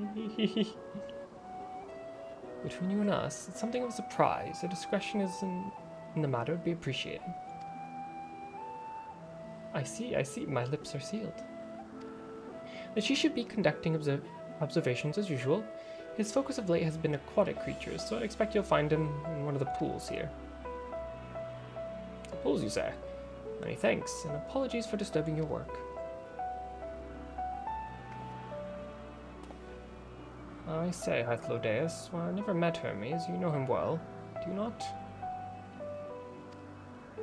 In the case, could you simply find him by his ether? That I could. As you know, MSQ and I can discern the color of souls. By the same token, we can also see aether quite keenly from great distances. With this skill, I could readily locate Hermes, but I feel that would be a waste of an opportunity. We had to perform an assessment, after all. By searching the ordinary way, we stand to gain insight into Elpis and the man in charge of it. This is much for your own enjoyment, like it is not, but point taken. Want to accompany us, make yourself useful, and help us look for Hermes. According to his profile, he has short, dark hair. So you'd know, it's because we're in Elpis that we don't have our cowls up. Special exemption due to the need to be aware of dangerous creatures. Elsewhere, we don't exhibit our individuality. It seems unseemly, it's common sense. But I would not assume you possess any. It's a rare treat indeed to be able to search for someone by their appearance. I thank you for humoring me. Come, let's find our man. This is so weird.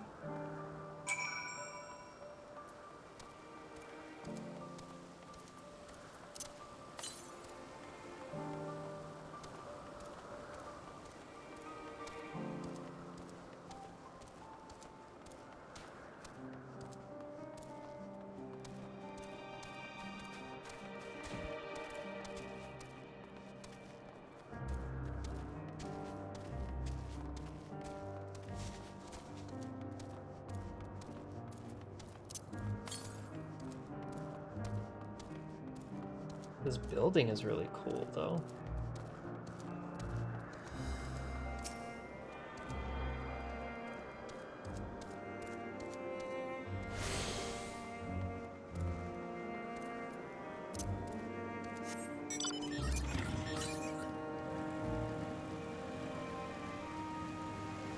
Go in this building? I don't think so. No way. Oh, you can! Weird. Oh, there's an upstairs too. Oh, there's nothing up here except for a man doing squats.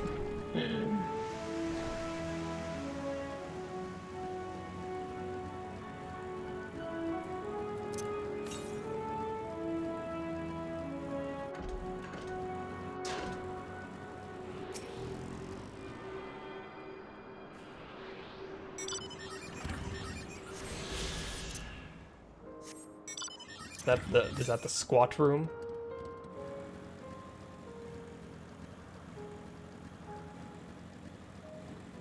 Oh, that's a lot of Ixions that just spawned. Hello?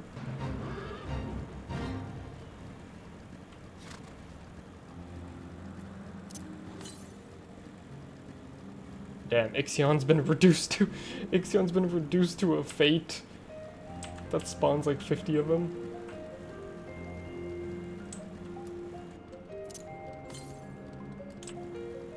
Northwest.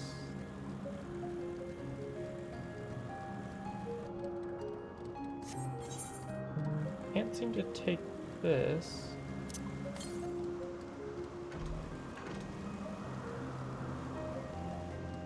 Must be up there, yeah.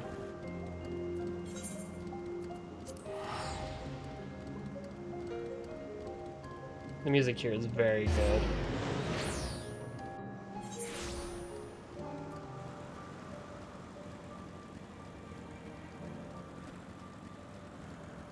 So are we just gonna be chilling with Emmet, Selk, Hyplodeus, and Fendaniel for this entire area? Because that's so weird to think about.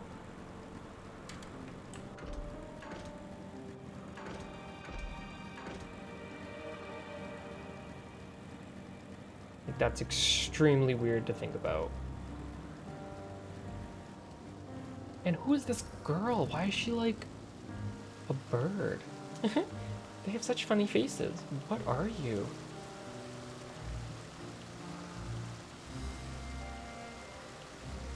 You like a dragon or something in like human form? What are you?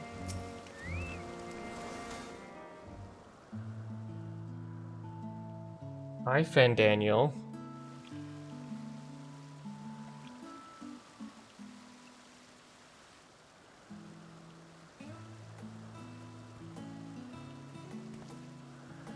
Huh.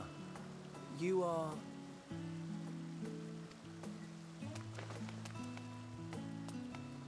Oh.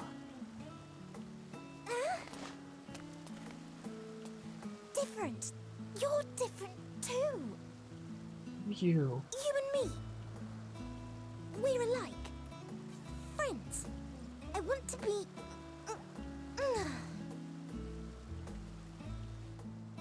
Wait. Please. Wait.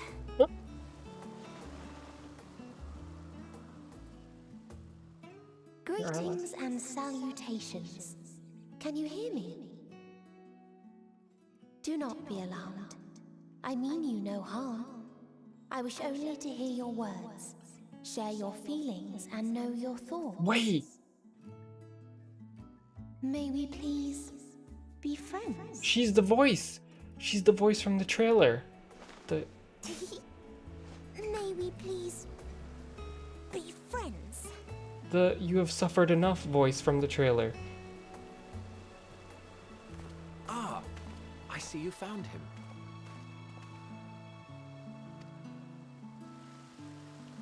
What are you? Hythlodaeus. It's been a while. Too long, I think. Too long indeed for close collaborators. On this blessed occasion, I bring not only myself, but others who long to speak with you.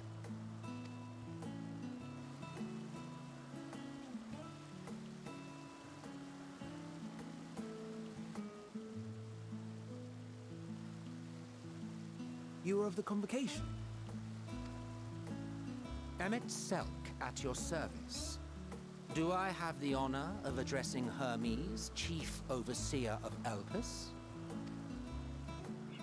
You do. You have traveled far for it. Going on. Given your facility's purpose, its remote location is something of a necessity. Would that I didn't have to rely upon a guide. Oh, you wound me. Have I not ever been an attentive and helpful friend? But moving along to more agreeable company, this one we chance to...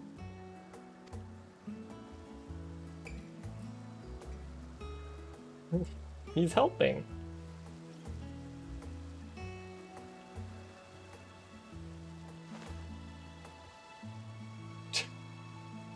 Well, you certainly have her attention. Is she one of yours, Hermes? He's very cute, but what is she? Her name is Meteon. It means shooting star. Okay. Shooting stars aren't very, liked where we're from.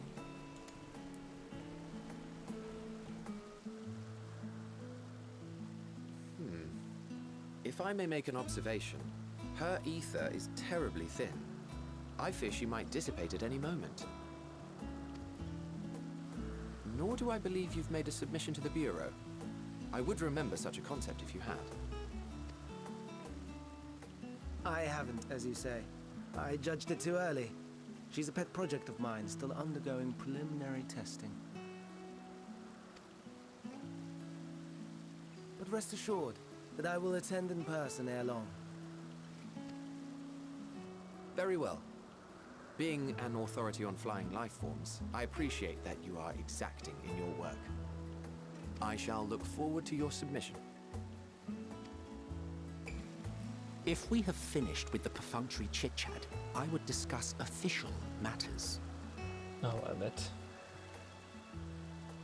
By my coming, I trust you already anticipate the subject. I have an inkling, yes. Please wait to the main building yonder. I shall join you as soon as I've returned these creatures to their homes. What's wrong, Hermes? The Nemostoma is missing.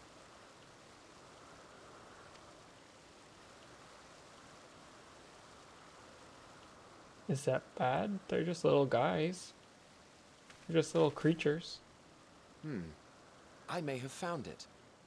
A creature with the self-same ether as those there, nestled in the boughs of a tree outside the grounds.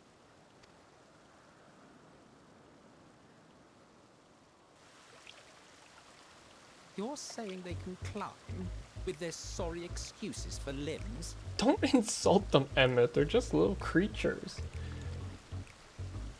The fashion has been to imbue aquatic creatures with the power of flight, ever since the words of Metron created a sky-swimming fish. Metron? I know that name. Him insulting the Axolotl's lack of, like, horrible limbs is just reminding me of Ace Attorney when Herlock was insulting snakes for having no limbs and being useless. Same energy.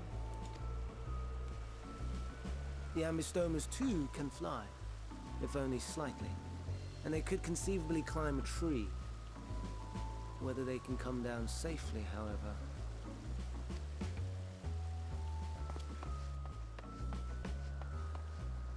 I'll help too.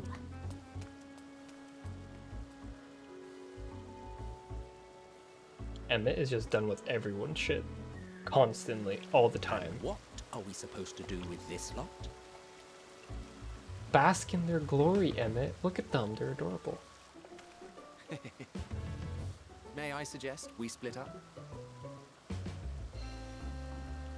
If you would be so good as to assist Hermes, Emmett, Selk and I shall keep an eye on these adorable creations in the meantime.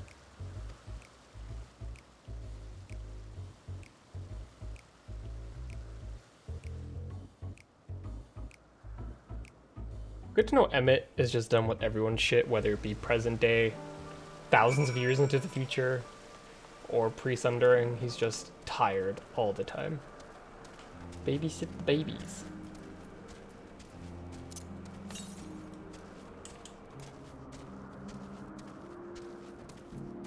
I don't know why I'm walking.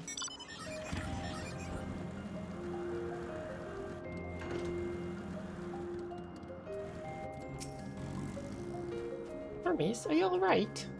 Is he in the tree? Oh my god.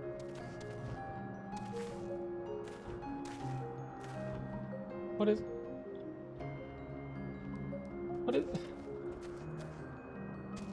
What is going on here?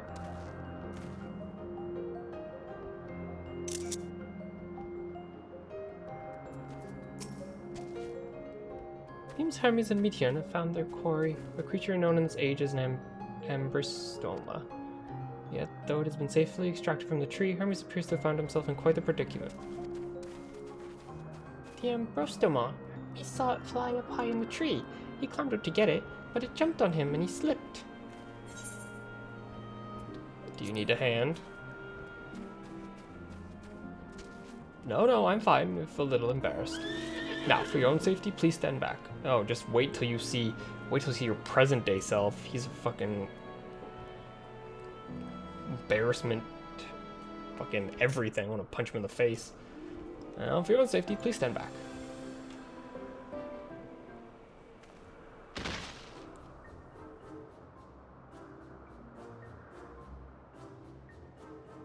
The ancients really as powerful as we thought they were?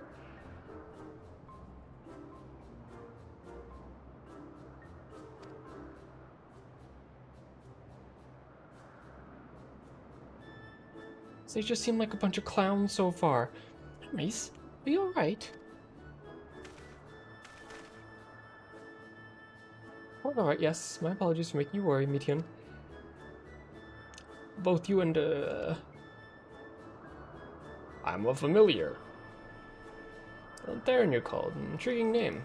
Somehow reminiscent of a new creation. Thank you for coming after me.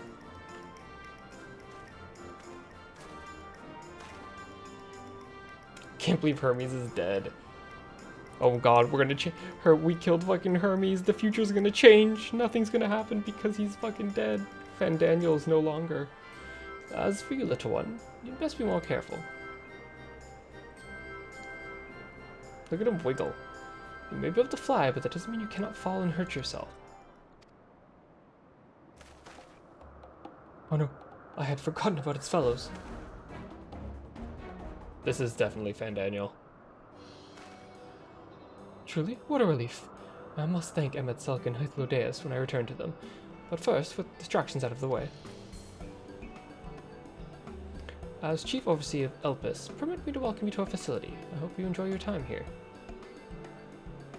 Median, what are you?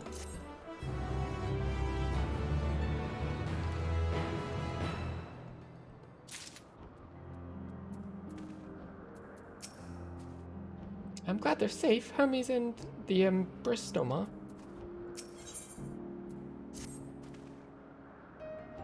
Well, we must keep the others waiting. Let's return to Anagoras. Oh god, I'm almost 89.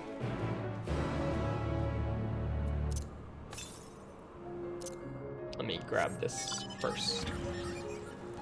I'm that bitch who grabs Aether Currents and does everything while I'm in the zone. I cannot leave the zone without all the Aether Currents unless I'm forced to.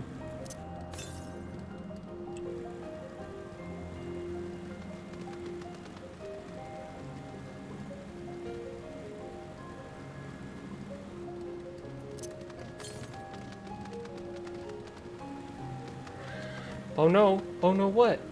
What oh no? Did I miss something?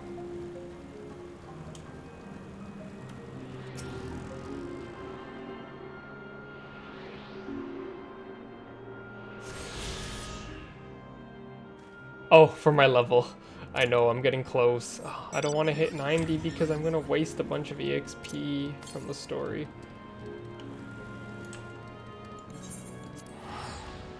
Do you guys have bicolored gemstones in the past? What do you use them for? What do you use gemstones here for? I've decided to open a shop to keep my little creation fed. My wondrous wares can be yours for the right amount of bicolored gemstones. Did anyone know that bicolored gemstones are like ancient crystals that have been a thing for thousands and thousands of years pre-sundering? Hello?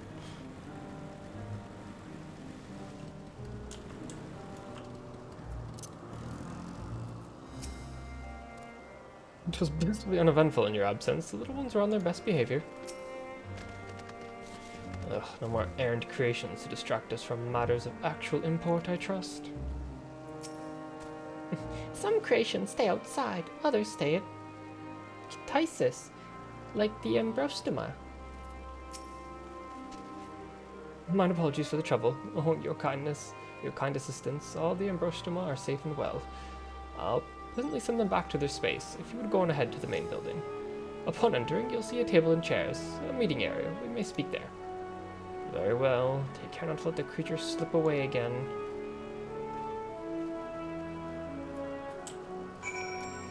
Hello, little creature. Perhaps it's only your imagination, but something in the creature's demeanor bespeaks proud defiance for having gone on an adventure. That's okay, Ari. Enjoy sleep. I appreciate you hanging out. Seeing my mind get blown, all the stuff that's happening. I'm just like, I don't know what to think. I don't know what.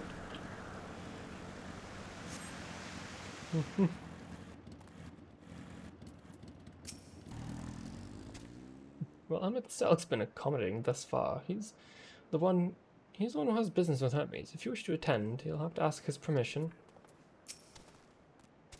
I really want to see your reaction to that. I was not expecting time travel shenanigans at all. This appears to be the place. And here is where we part ways.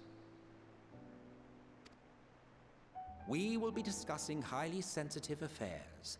Only a select few may be privy to such knowledge, and that does not include someone who cannot or will not divulge their origins. Good night.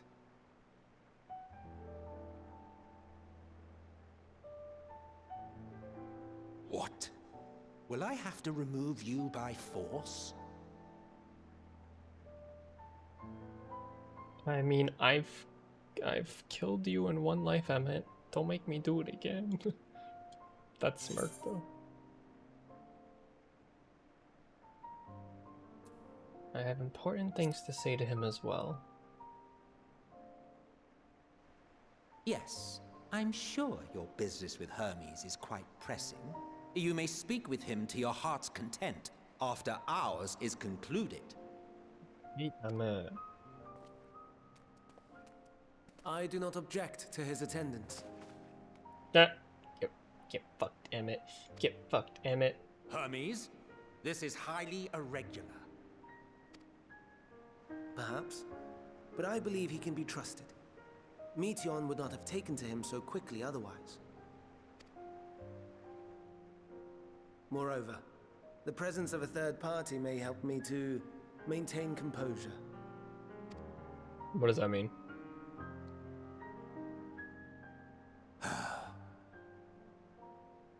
As you wish, then. Behave yourself, do you hear? Yes, sir.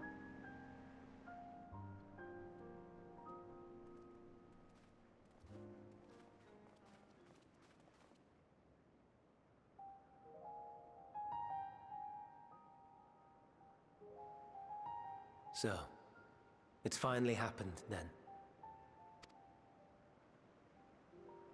Aye.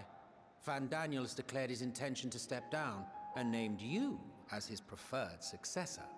Oh, so this isn't Fandaniel yet. He hasn't taken office yet.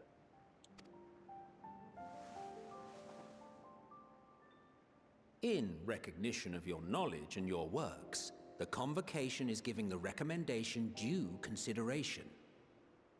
As one who does not know you personally, I am to use my impartial eye to take your measure.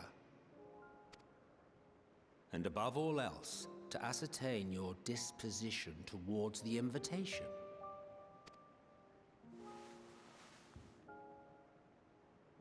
I understand that you and Fandaniel are close. He himself was once chief overseer of Elpis after all. I should not be surprised if you knew before anyone else that he wished to relinquish his office. I did. He told me that when he fulfilled his purpose, he wished to pass the torch to me. A torch you seem none too pleased to accept. Are you so averse to serving on the convocation? No, it's not that. For a humble researcher like myself to even be considered is an honor beyond words. No. What troubles me, what I struggle to come to terms with, is the very fact that Fandaniel is stepping down. Does this not mean that he will return to the Star?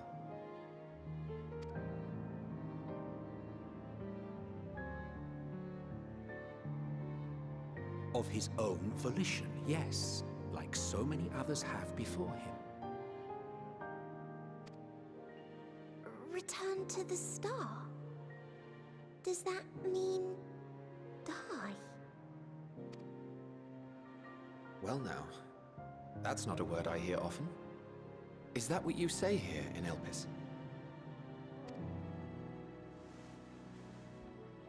Mankind is the life of Aetheris. Each of us, a drop of blood flowing through its veins, bearing sustenance. In our finite time upon it, 'tis our duty to make it a better place, that all who call it home, now and in future, may abide in happiness. To that end, we have dedicated ourselves to the pursuit of enlightened creation. And by our efforts did we transform this once untamed wilderness into the peaceful paradise you enjoy today. To return to the star whence we came is a privilege afforded to we who have so loved and nurtured it. A choice embraced by those who have lived their lives to the fullest, in service to our world. And when they depart upon this journey, it is beautiful, always. The 14 are no exception. 'Tis believed no occasion is more felicitous than the fulfillment of one's duty. Our office becomes our lives, and to retire is to return, or so the majority of us hold. Some few have elected to eschew custom. Mayhap you feel Fandaniel's deeds do not warrant his return. Yet you should know his accomplishments as well as any. During his time, he conceived of countless outstanding concepts. And channeling the wealth of experience he attained here in Elpis, he brought forth many new specimens. I know of all this. I do. It's just...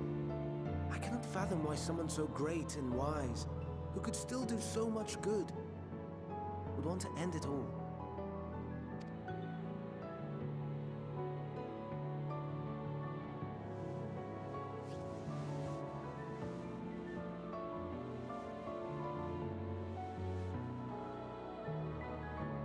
Oh no. I've made her upset. Forgive me. I know I requested your presence. Might I trouble you to take Meteon outside? A change of scenery would do her good.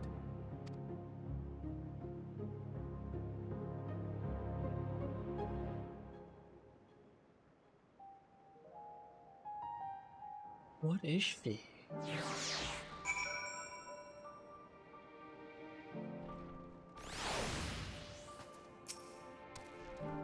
Would jump at the chance to serve in a convocation, and yet... Don't mind us, my friend. Pray tend to Meteon. Forgive me, I'll make it up to you, I promise. I'm sorry, Kaelin. I didn't mean...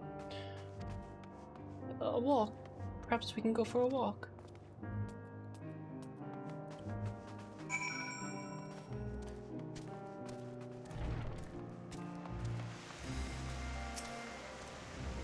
Hermes gets sad when he thinks about death. When others are sad, I'm sad too. That's how I am. That's how he made me.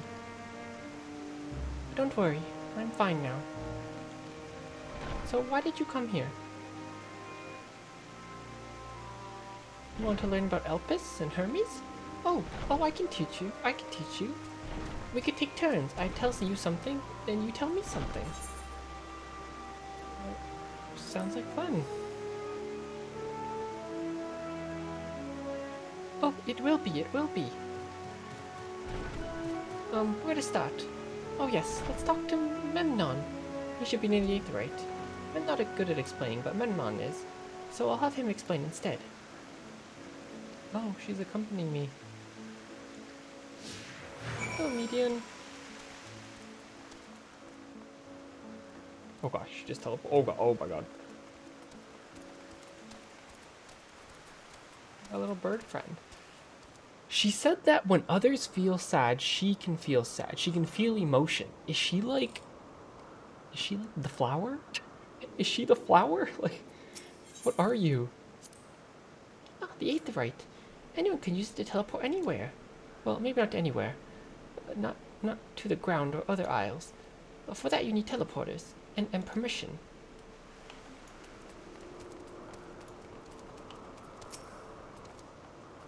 have we here? You look like a person. You have the ears of a beast. Excuse you? Wait, does this sentence change depending on what race you are, maybe? The ears of a beast. I assume you're a familiar like Meteon? Is there something you need? I wonder if you're here, or if he just assumes you're one of them.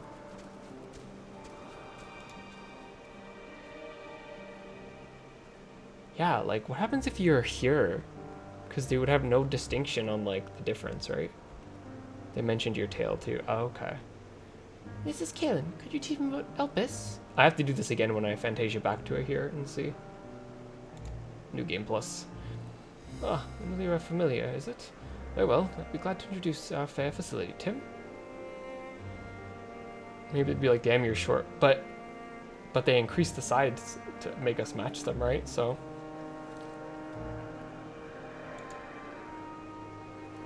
As you know, it's mankind's duty to make the star a better place.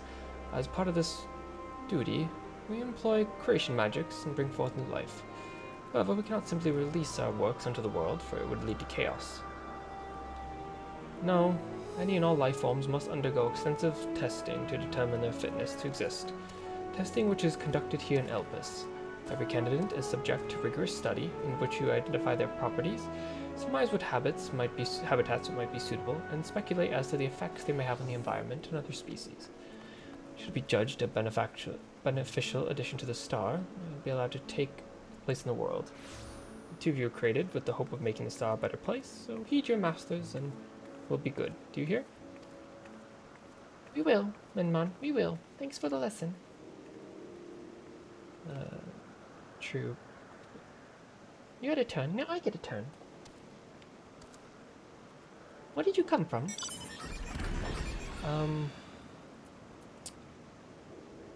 Oh man, we're just telling her everything? Place facing a great threat. There's such a place? I had no idea. But this place is important to you. I can feel it. Oh, my power. I haven't told you about it. A creation. Let's find a creation. One not being watched. Then I'll explain my power. They seem so tall, but I'm a little Makote. Yeah, because I'm almost the same height. So, I think if you were like the tallest here, maybe you'd still be a little shorter. Oh. Oops. I forgot I can't leave you behind.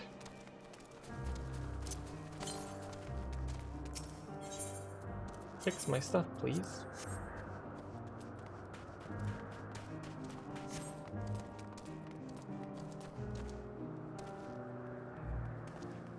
Hello, Emmett Shoebill. Spriggans? What are spriggans? Those things. Oh no, we call them Oriai. If there's many. If there's one, we just say Orias. Though they're cute, they can be naughty. Sometimes they run off with concept crystals, and Hermes has to run after them. Damn, Spriggans are very old creatures then.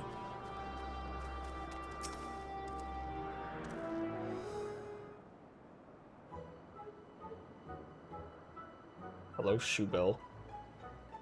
Oh, this creation is perfect. But I don't remember seeing it before. Perhaps it's new? It's Emmett. Anyway, I'll try reading its mind. That's my power.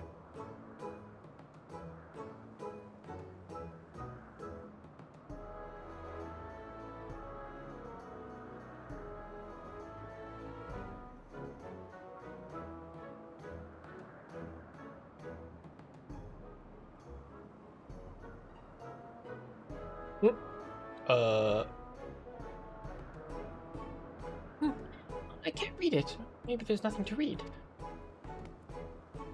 Please wait, I'll try again. With you this time. Maybe. She's gonna learn all about the Sundering. Greetings, can you hear me?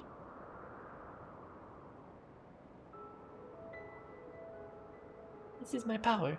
I can read the emotions of those around me and project my emotions to others in return. I swear, is she the flower? Is she the flower? I'm not actually speaking to you in your mind, rather, you are converting my emotions into words and intention. A Process performed subconsciously by intelligent life forms.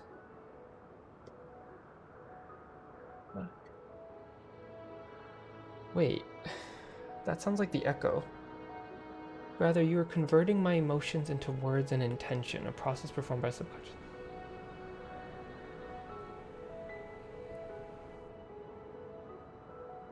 That specifically sounds like what the echo does. The ability is vital to my mission. It allows me to interact with intelligent beings, even should they communicate via unknown languages or nonverbal means. As a consequence, I'm clumsy at speaking.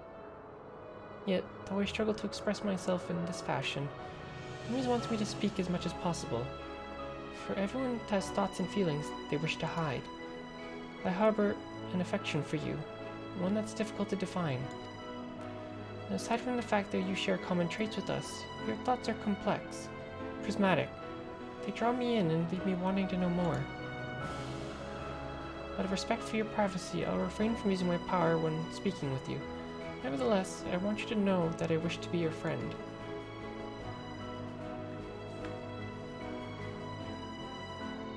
Did you hear me? Good. Now it's my turn again. So what are you good at?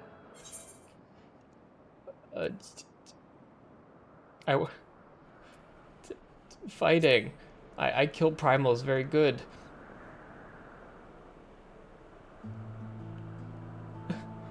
Oh, fighting? That must mean you're strong. Hermes is strong too, but he doesn't like to fight, even when creations fight him. You said crafting. That's very apt for you though.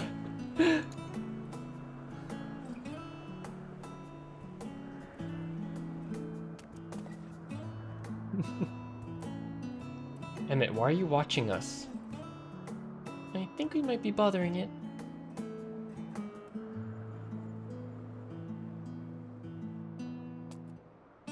Let's keep going. We'll go and see Yuathe next. She's usually in a small building on the west row. That's just its face. Yeah, it matches Emmett's constant grumpiness.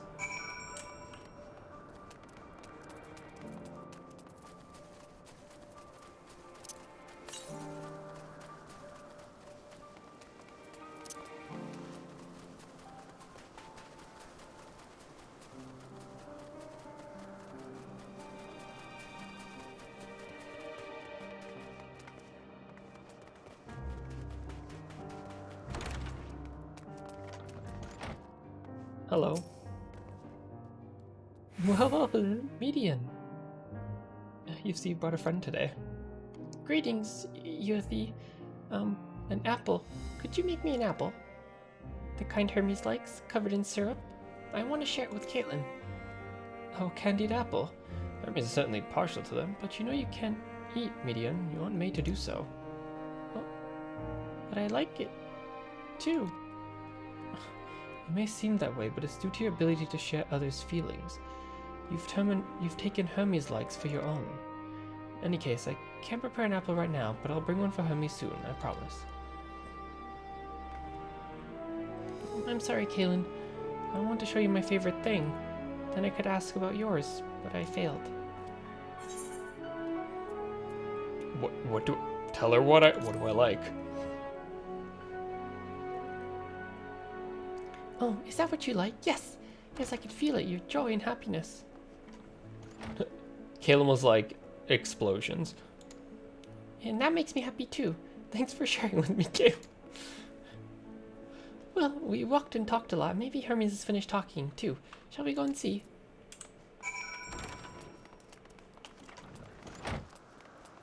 Making things go boom is what I like. I like to blow things up.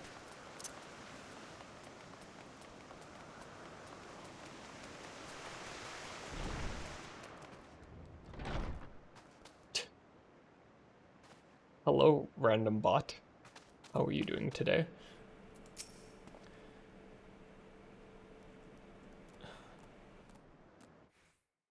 Hell yeah, use your mod power, Shiki. Excellent timing. It was a refreshing constitutional, I hope. What? Back already? Pity. A bit longer we might have snuck away without you. Fuck off. Fuck off, Emmett. Fucking jackass. There you are. See, the fresh air has done Meteon good. Kaelin wanted to learn about you and Elpis, so I taught him. About this place, about my power, about your favorite food. Not sure if that last one will be of any use. But I do appreciate you keeping Meteon company. While you're away, I finished speaking with our guests. Finished? Hardly. You requested time to consider the invitation, so we have no choice but to occupy ourselves with an inspection of your work. My apologies. It's been decided that Emmett Selk and Hythlodeus will accompany me as I attend to my duties. If you wish to learn more, perhaps you'd like to come too? Emmett's like, no! I'm compelled to remind you that he is in no way an associate with the convocation. We simply chanced to meet at Propalion. There's no guarantee that the matters we discuss will remain private. I do not mind. See the joy his presence brings Median. I cannot imagine our mysterious friend harbors malicious intent. Kaelin's really kind. Really, truly. He taught me as much as I taught him. You're coming, of course, to watch Hermes. You're bound to learn lots and lots. You're stuck with me, Emmett. You're stuck with me, Emmett.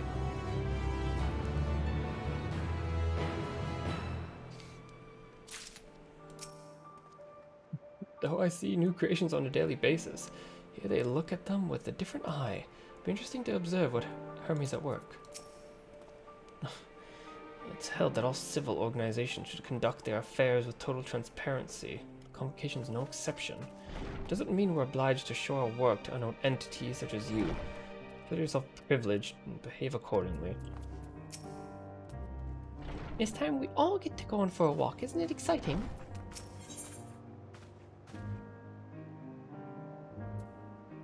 Once regained, Hermes is ready to return to his duties. That one's ready. There are a few creations I need to check on.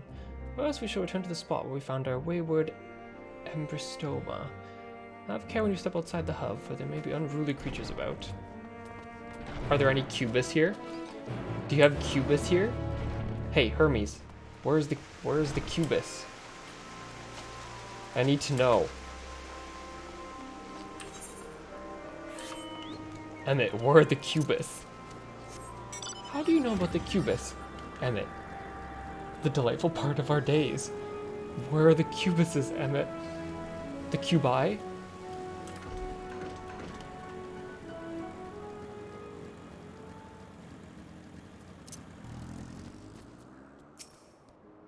Oh, yes. Eothine petaloda, the newest species of the ever-popular butterfly. You're still bothered about your robe? Don't be. The few specimens we repurposed won't be missed. All vim and vigor now. We're discussing his nomination. He was melancholy incarnate. Some people just don't want to work in an office, Emmett. So beautiful. Petaloda. I hope they make it into the world. Species of Petaloda we recently set loose. It's been doing very well, managed to maintain a stable existence thus far. Let's see if its observation period to the end without issue, we shall release it onto the world. Tell me, you know the difference between living beings and arcane entities? The presence of a soul. Yet the soul isn't something you can choose to have at will.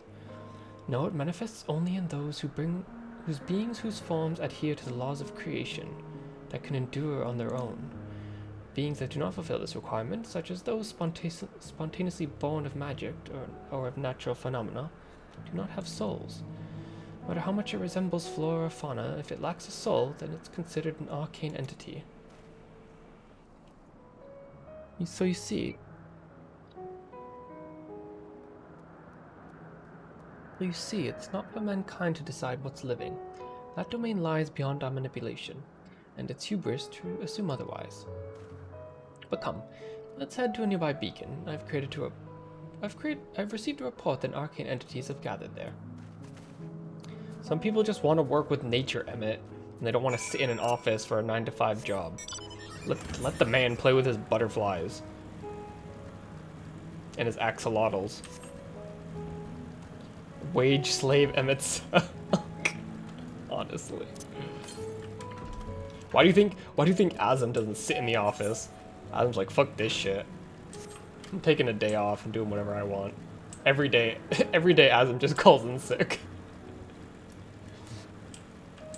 Azam, you have no more sick days left. Oh, well, I'm not coming in anyway. Bye. Interesting. You're interesting too. Tell me, how did you find the Ambrostoma? We're meant to be observing Hermes, but instead we're stuck with Median. I suppose she herself serves as proof of his prowess as a researcher and created both. Fascinating creation, much like yourself. Little one. Renowned as Hermes is for flying life forms, it is a rare privilege to have to see one of his works in progress. Oh, sprites. I know these. Ah, lightning Numa, just as the report said. Although we call this structure a beacon due to its form, it's in fact a magical device. By manipulating the balance of elements, it keeps the isle airborne and maintains the climate thereupon.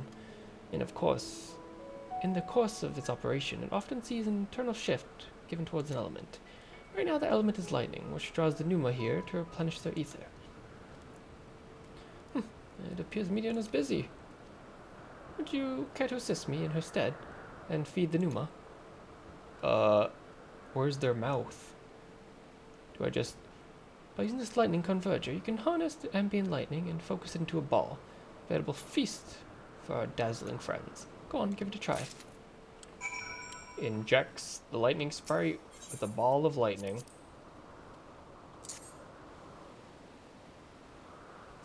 Yeet! Oh. Did I miss?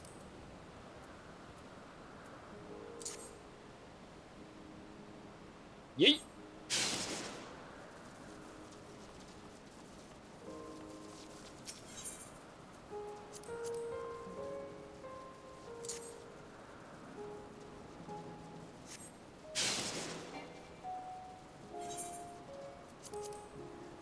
Can I only get one? What if I want to feed them both? Now one's left out. Huh? What do you mean target missed?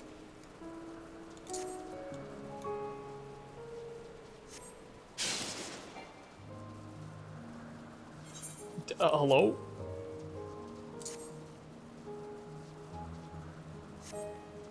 Oh, I'm aiming for the sparkling part. Okay, I see.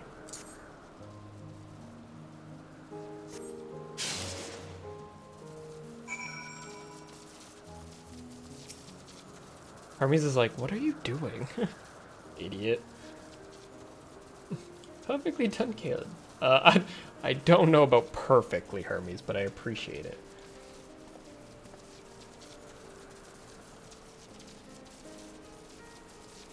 See how they gather to feed, how they express themselves through their actions, despite their lack of words. Speech is not the sole defining characteristic of a thinking, feeling creature. Nor is silence an indication that they do not possess these qualities. Be a soulless arcane entity such as a Numa or ephemeral life form such as the Petaloda, all seek to perpetuate their existence, to survive. Why am I getting these weird heartfelt lessons from Hermes? Just knowing that he becomes Fandaniel? It's weird. Because I like Hermes.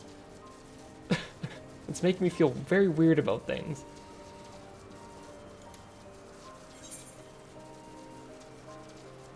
Yes, median and arcane entity.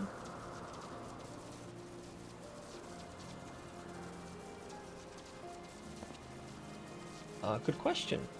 I can answer it from a theoretical standpoint, but ultimately it falls to the Bureau of the Architect to pass judgment. Those with exceptional vision, such as Hythlodeus, may be able to ascertain her true nature. But to me, it doesn't matter. She's herself, and that's all I need to know. What, Emmett? Oh, you finished already? I'm sorry, I was in the way. Not to worry, my dear. They've missed nothing of note, and we still have plenty of work for them to observe. Next, we'll head to the Morning Dew. I need to speak with some observers there. They really did it again. They're making me care for Ascians, even the ones I thought... Emmett? They made me care for Emmett? They made me care for Elidibus? The fact that they've made me care for Fandaniel is fucking weird, and I don't know how to feel about it. But they've managed to do it?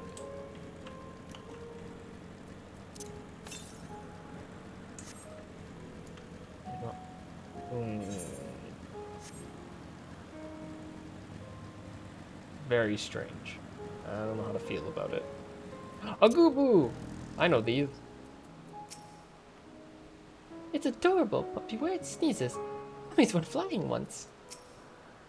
Was there a guiding theme or any method to the madness that is this random assortment of features? This fellow's been the talk of the burrow, a combination of carefree aspect and endless rows of fangs. Strangely charming. It's a Jonathan! Where's my Jonathan? Jonathan, where are you? Jonathan? There he is.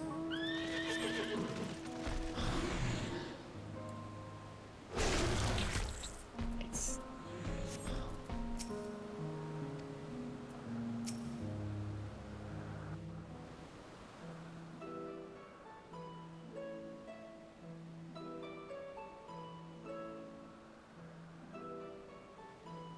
Amazing, is it not? The Ampelos, one of our newest subjects. Kalen's just like, actually, it's called a Goobboo.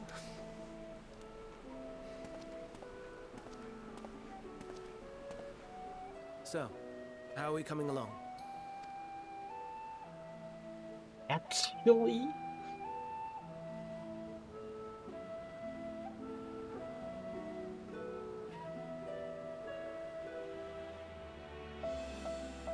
Oh.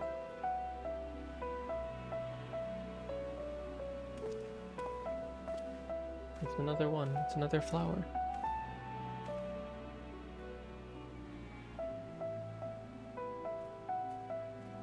You know anything about these, Medium? This place is Elpis. Those flowers. Elpis. Entelekis. Like me. Hmm?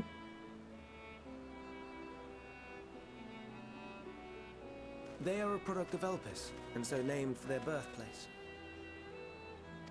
A happy accident, born of the hands of a former researcher who loved beautiful blossoms. Unique for how they change color, to reflect the emotional state of those nearby. Though be it here or elsewhere, they are seldom seen in any hue save purest white. I've seen them in many different colors. Reflect the emotional state, you say? By what means do they achieve this? In creation, there exists an energy wholly apart from ether, one driven by emotions. Oh! Akasha! Just like Nidana said. So it's true. It is true. In like manner to how we manipulate ether, this flower is subject to the influence of said energy.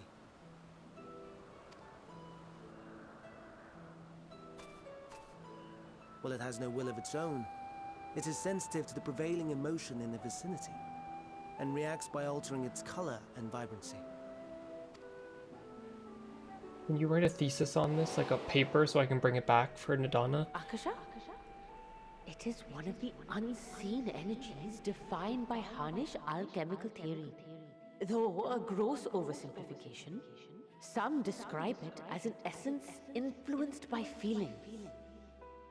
Please write a paper on this so I can bring this back for Nidana to study.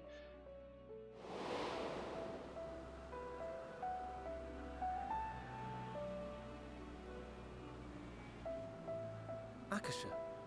Though I'm not familiar with the term, your description suggests it is the self-same energy. Dynamis, we call it. Dynamis. And those entities like the Elpis flower that have the ability to interact with this energy, converting emotions into tangible phenomena, are Antelekis.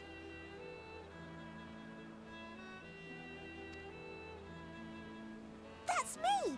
That's me! An Enteleki! That you are, my dear. And no ordinary one at that, but the first possessed of free will. Does she change color too? Wait! A form of energy other than ether? Dynamis? The Convocation not know about this? I've never heard of such a thing. How would you... Hardly surprising. Dynamis cannot be seen, much less felt. And though its existence has long been theorized, we had no proof until the flower's serendipitous creation. What's more, Dynamis is far weaker than ether. Under normal circumstances, its effects are drowned out by the latter. On account of which, beings comprised of and reliant upon the ether, like you and I, are unable to make practical use of Dynamis. 'Tis a truly esoteric thing, known to but a select few scholars. Even they barely knew anything about it? Jesus. Intriguing. Then, given the limitations you described, why create Meteon?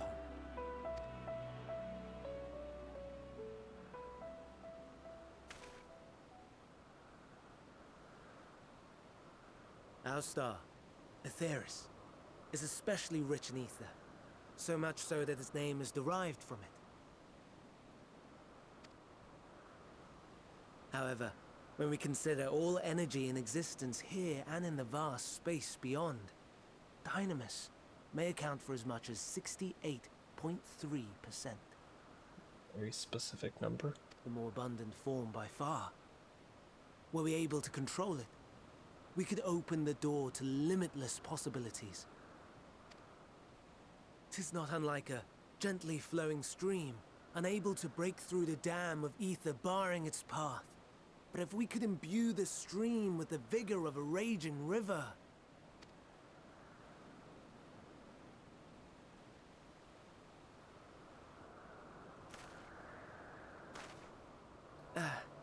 Not that I have such grand ambitions. Nay. I merely wish to create a being that could traverse the great expanse.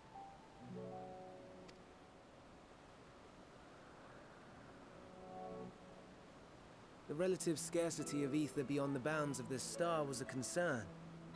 And so, I looked to another source of energy by necessity.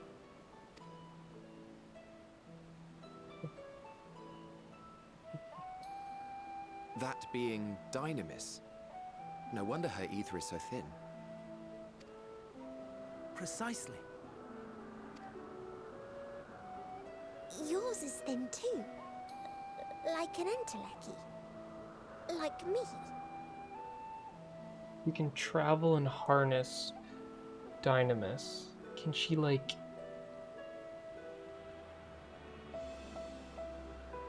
use it somehow? So... are we the same? Entelekis.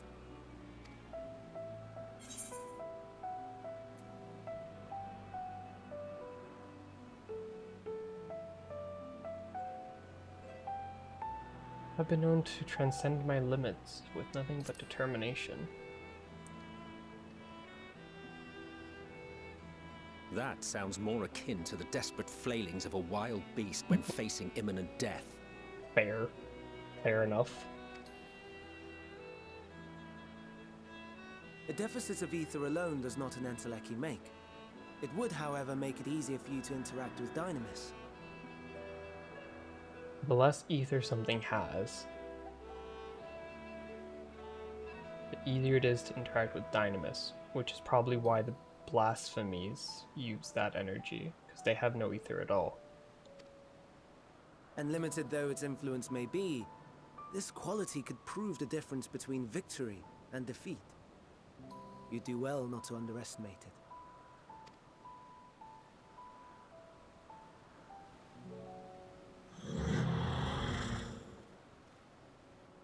Oh dear. I'd forgotten about the poor fella. You must excuse me a moment while I go and verify a few more things.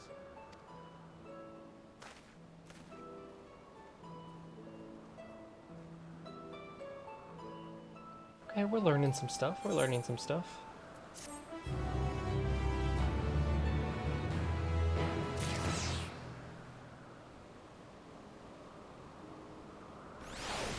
Oh god, I'm almost leveled 89.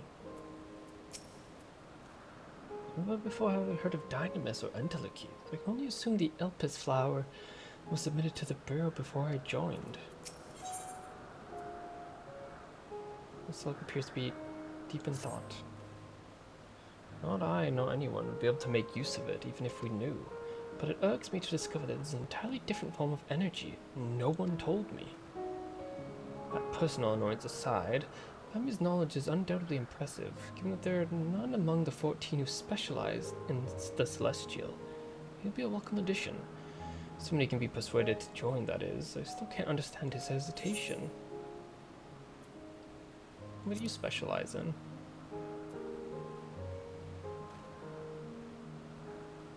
You wish to know why MSQ was chosen for the convocation. I should be glad to share the tale. Ahem. It began when... Not another word. Lest you've forgotten, we're here to learn about Hermes, not me. My misspent youth is not your concern. What were you like as a kid, Emmett? What now? I want to learn of the convocation. If you would accompany us, I suppose you should at least know that much. I love how they brought back the always talk to Emmett when he's around, because he has lower bombs to drop. Convocation of 14 is a governing body that determines a myriad of policies. Our goal is to ensure that all is right in creation, that our star may know a brighter future. As the name suggests, the council is comprised of 14 officials, each which is held by an individual chosen for their surpassing abilities. Depending on office, one is required to either be an authority in a certain field or possess skills that would facilitate the performance of their stipulated duties. The former category includes Metron, specialist in aquatic life, Lawgriff, Gaia, specialist in specialist in terrestrial life and husbandry.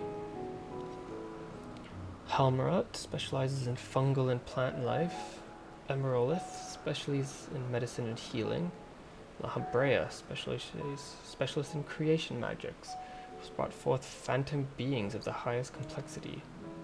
The latter category, there is Ultima, advocate of the arts, Igiom, champion of the enlightened and rhetoric, Pashtarat, persevere, discipline and order, Ametselk, keeper of the ethereal realm or underworld in the vernacular, Van Daniel, pursuer of extant phenomena, and Azam, traveler of the world and counselor to the people. What? Should I reveal such details to you? Don't be silly. Even children know this much. Why, you'd do well to remember it all. Okay, cool. Endwalker, no, we're friends. In goodness. My apologies for the wait. I've inspected the Ampeleos to my satisfaction. All is well with the creature. I dare say it won't be long before it's released into the world. Another creature, however, reportedly isn't faring so well. The Cherubids. That's what we shall attend to next.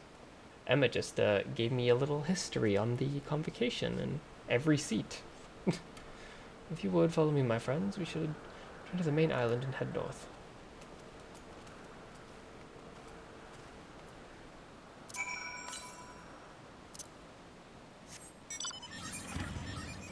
This area is very cool.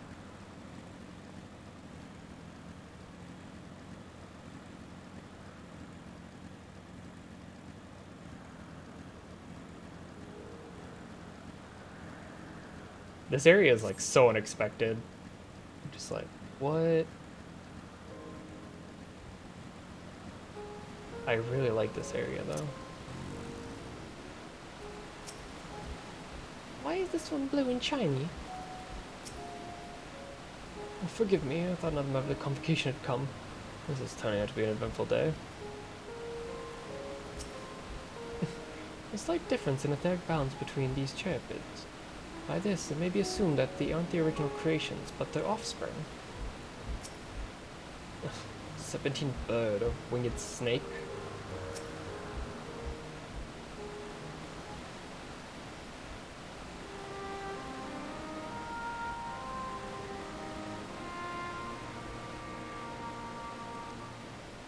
I understand the problem with one of the cherubids. Yes, that's right. As you know, the cherubid's based on a sea creature. Owing to adjustments to enhance the affinity to wind, it is capable of flight. Specimens created from the concept could all fly without issue, but the problem arose in subsequent generations. This third generation creature was born with etheric balance leaning strongly towards water. Its aquatic origin reasserting itself, it would seem. The result being its affinity to wind diminished. It cannot fly, no matter what we try. We can't even get it to raise even the slightest bit.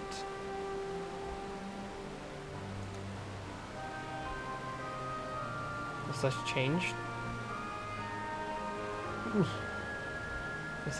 to manifest in so few generations, I fear they're too unstable, flawed. With your permission, I'll revert the creatures and recommend to the Bureau that the concept be revised. With its etheric balancing towards water, the cherubids would indeed struggle to manipulate wind. It is too early to conclude that it cannot fly. Having failed at first, it may simply have developed a fear. I shall transform and fly with it, helping it to manipulate wind until it finds its wings. What? You didn't go through such lengths.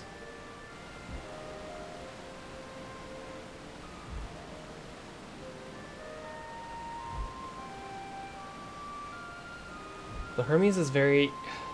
Once they're created, even if they're not, like, approved, he's very... Once it's there, it's alive, right? So he wants to give everything its best chance. You don't know. Of course not.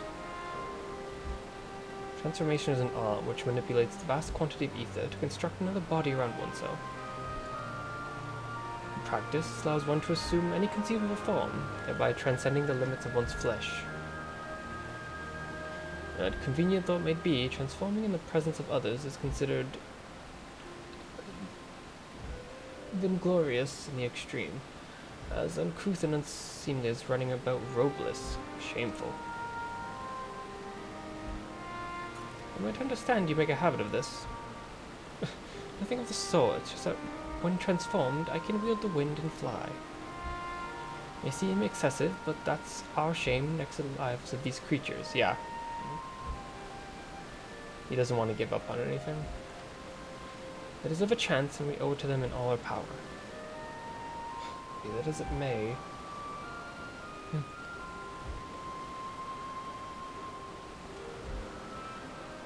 Yes, I believe I have a solution. Mitzelk, may I trouble you to move that cherubit away from its fellows? Somewhere out of sight. Emmett's fucking faces this entire time. Meanwhile, I'd like the rest of you to help me prepare here. What mischief are you scheming now? No mischief, I assure you. I would but spare you the need to report to your colleagues that Hermes committed an indiscretion. So, have little faith and run along.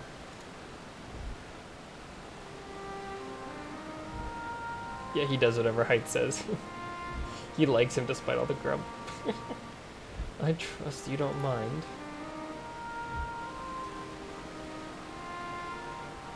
Emmett, do you have a soft spot for Height, Philadeus, and Azam?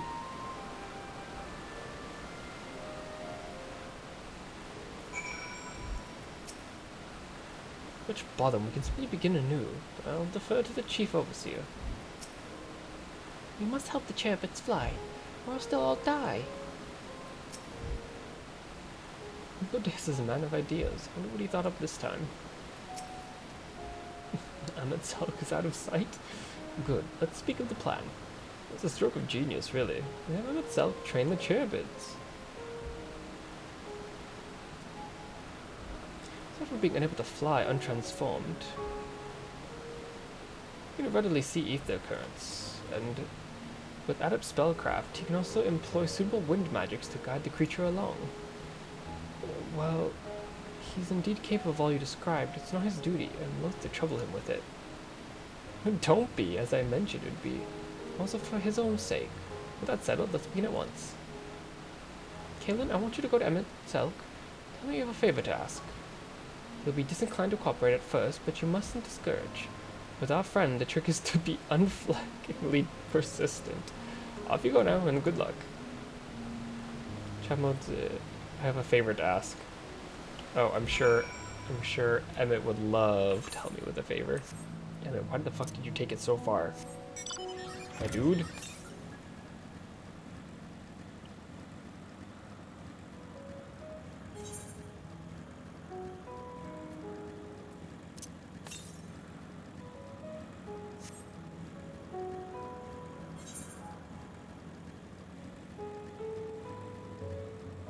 Emmett started sprinting, honestly.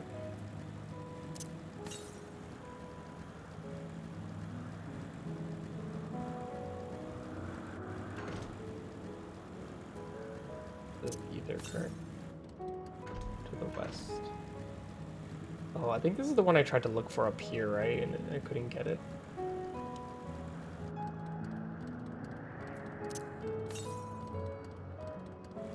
Yeah, I don't think I think it's like, I think it's right on the edge of that area up there. Yeah, okay.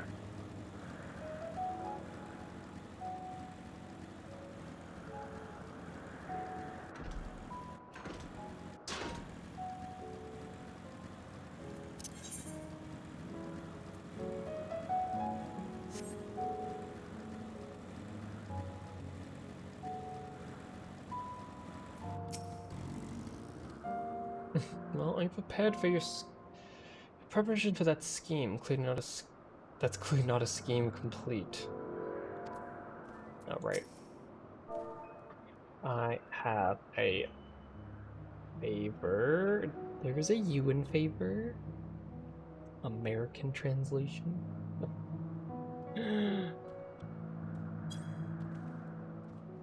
Oh, no you don't. I'm not lifting a finger. Ugh, I don't know what Hythlodaeus is up to, and I will not be made to know. I refuse. Hythlodaeus is to be believed. Relentless insistence may serve to wear down the ever-weary Emmett Selk. Please, Emmett Selk.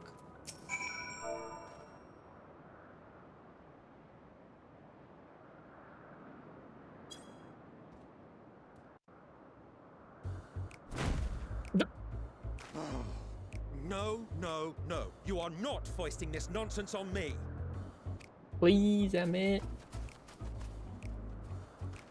I'm given to understand you have the power to help the Charybdis, and should be quite willing to do so. And so I appeal to your better nature, most benevolent Emmett Selk. Please teach her to fly. Or else Hermes will transform. Right now. Hermes will get naked in front of you, Emmett. Teach it to fly or else. Now, there's no need to go quite that far. Altruism is its own reward, as I'm sure he would agree. Oh, would he now? And who contrived to put me in this position, pray tell? Nothing so devious. I merely suggested a possible course of action.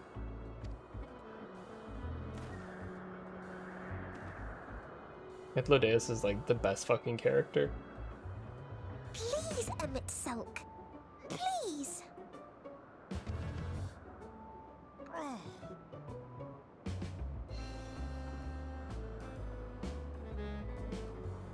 I did not come all this way to play nursemaid to your creations.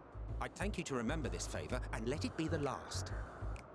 He's gonna do it.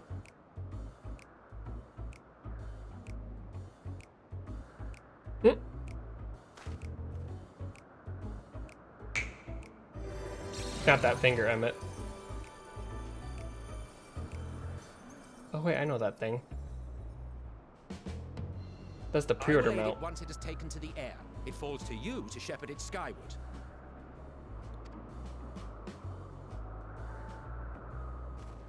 Damn, Emmett pre-ordered Shadowbringers, right? Well, let's relax and enjoy the spectacle, shall we? It does make sense, yeah.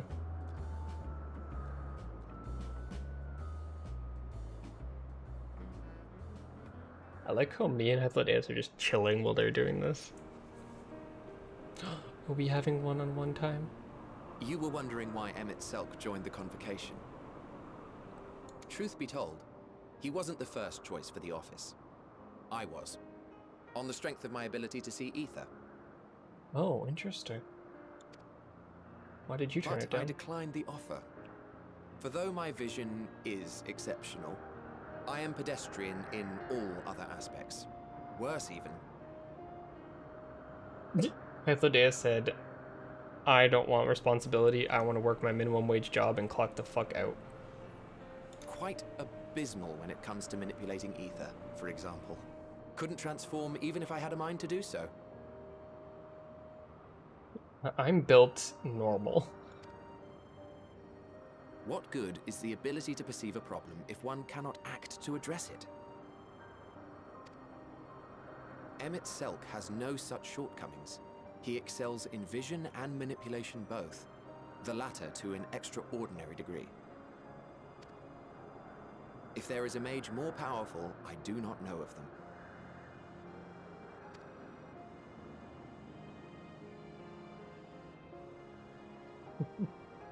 Thus did I recommend him for the office in my stead. And I wasn't the only one. Far from it. Countless others vouched for his skill and character. People the world over, to whom he had previously lent a helping hand. Oh, how surprised he was. Claimed he hadn't done anything remarkable for anyone. Modest to a fault. He deserved every bit of acclaim he received. Yet he may well have gone unappreciated were it not for a mutual friend. A singular soul who can't help but involve himself in the business of others. Where he walks, excitement is certain to follow. His antics irritate Emmett Selk to no end, but much of his grumbling stems from genuine concern. When our friend calls, he never fails to answer and lend his talents.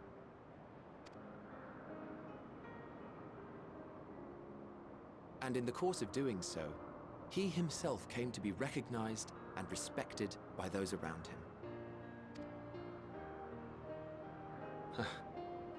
They are truly remarkable individuals, and I'm proud to call them friends.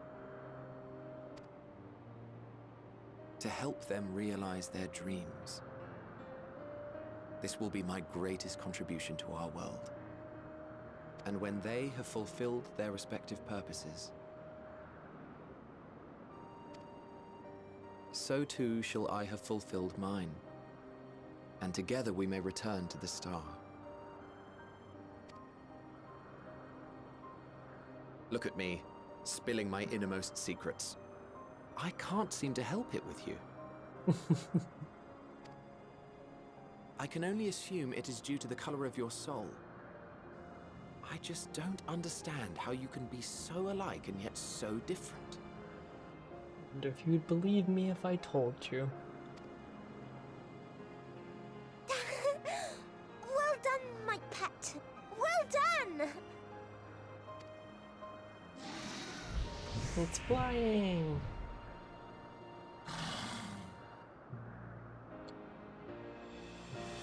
Ah yes, I dare say the Charybdis will be fine hereon. Why don't you go and signal to Emmett Selk? Let him know that his arduous task is at an end.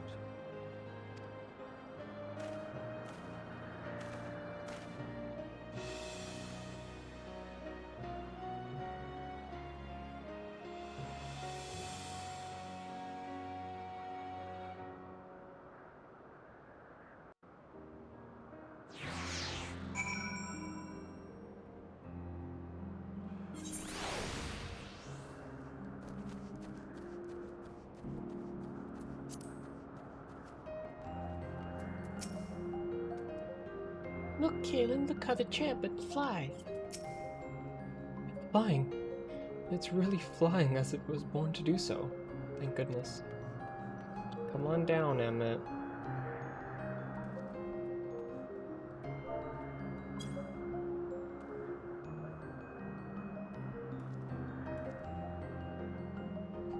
Emerging from his reverie, Emmett Sugg notices you and begins to descend with the Charybdis.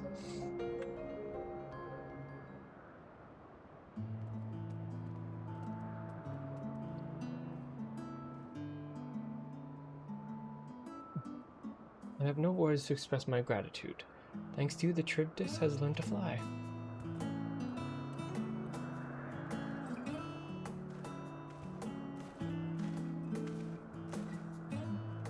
And Kel and I could relax and have a pleasant chat.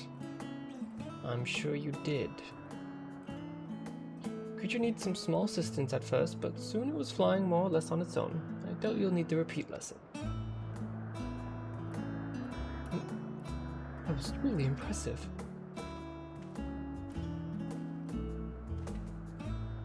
I witnessed it all from afar. The Charybdis flies. It does. Indeed. With this, we've proven the creature with an askew etheric balance is capable of flight. Though we did help it achieve this, the Charybdis is a herd animal. They may well aid their struggling kin in like fashion, and when the need arises, we can just bring Emma back to teach more lessons. Keep this in mind, and I bid you continue observing them. If that's what you want. But if I may say so, rather than hoping an idealistic possibility come to pass, would it not be simpler to have the concept adjusted? That way we could guarantee the anomalies such as this specimen are never born in the first place. Creatures are already here. We'll spend no effort in giving them a chance to survive. As you wish, Chief. As you wish. This definitely gives kind of perspective on how they see life in general, and how they obviously had no qualms with the rejoinings and killing all the people of the calamities in the source and the reflections. Because really, even with like creatures like this, to them it's basically just like more like an inanimate object, kind of just make it again. It's fine, don't worry about it. So it makes sense that they didn't give a fuck about us. Hermes.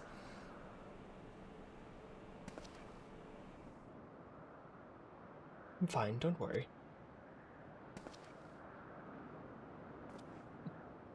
Well, that concludes all of my present tasks. Let's return to Anagoras for now.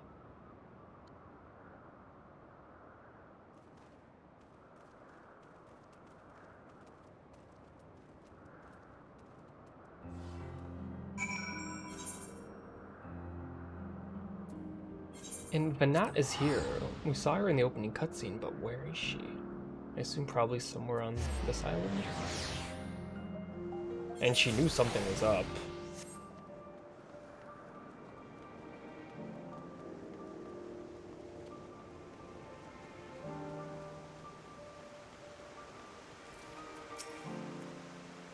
All the creations are happy. That makes me happy too.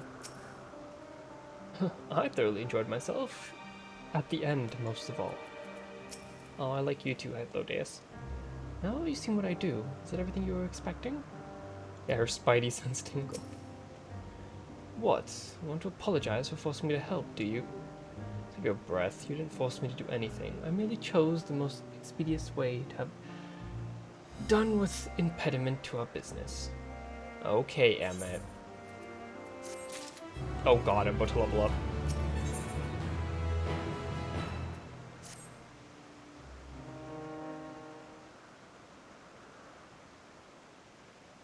Tell me, Kaelin, in the course of watching me, have you learned aught of value? Nothing so far, but I'm hopeful that will change. Dynamis. Dynamis seem promising. Dynamis seem promising.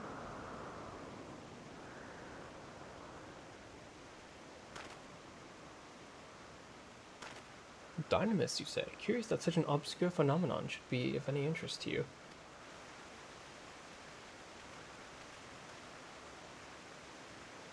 Chief Hermes, what good fortune to find you here. Is something the matter?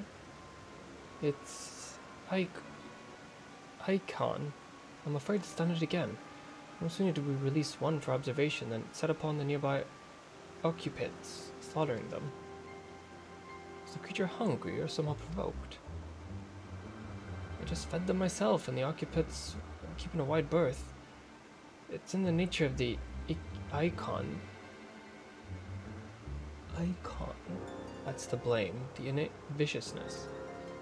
Temperament aside, it's outstanding creation, perfect in form and function. It will not be suited for release. I have no doubts the Bureau will accept this concept for preservation. In any case, there's no point in postponing the inevitable. Both also revert them all once the paperwork is in order. Where's the scene of the incident?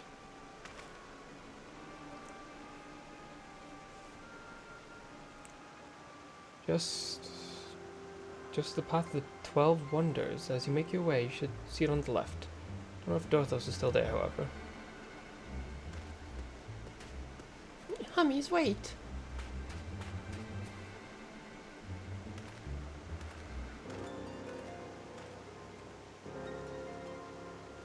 Part of his work. I would observe, you follow. You can come too, I guess. Been following us around all day anyway. Weird rabbit person.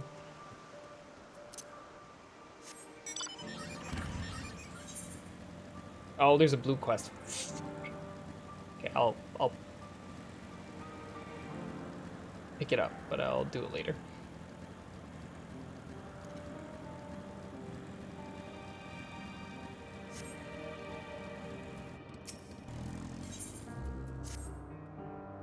Welcome, friend, to Anagoras. I'm Sokels. I manage this region under authority of Chief Hermes, the head overseer. You are unusual, a soul-bearing familiar. You really must have a mission, and yet you offer no message and carry no cargo. Are you perhaps here for the purpose of observation? Yes, that must be it. In that case, you need only mention my name to Chairman, which I'm glad you give a tour of the domain. Soak it all in. I like how you can kind of tell that, like, they have facial features from the, like, the source races. Like, that's an Elzen face. Hermes and this face are Elzen faces. They just don't have the Elzen ears. I wonder if there's, like, if there's, like, Makote ones. That's also an Elzen face. I think most of them are probably Elzen faces, if I had to guess.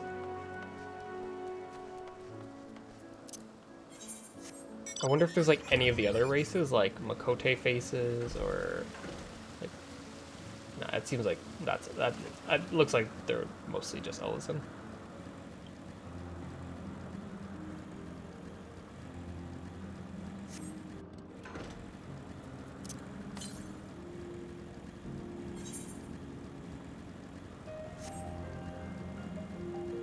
That'd be cool if they had, like, Makote faces and Hero faces and, like, all the, but they just had, like, the human ears. That'd be, who made this thing? I don't know who made this thing, but I just want to talk.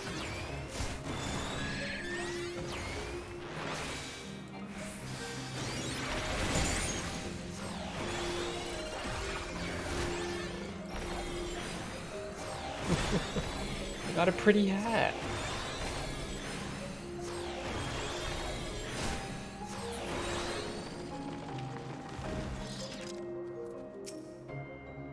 Here's some beast, this icon. But where is it? Is it weird that it's... Am I just pronouncing it wrong, or does that look like the word icon? Ikeon? I'm reading it as, like, icon, like the other word they use for primal.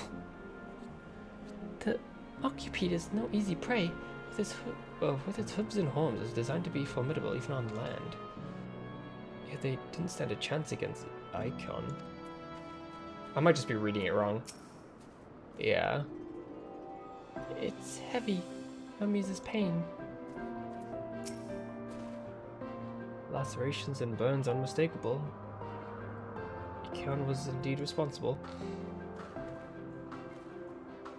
The creature is known to be seen. Thoros must have taken it away. Man makes his base at the 12 Wonders. I should go seek him there. I and Selkana will search the area for good measure, just to make sure Icon did not escape. Icon.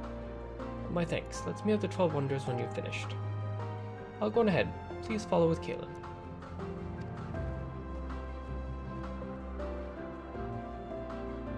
Come. It's down this path and over the bridge.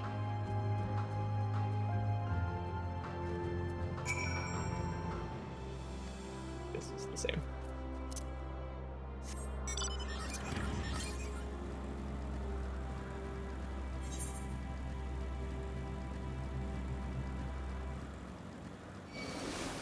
Nope. Nope.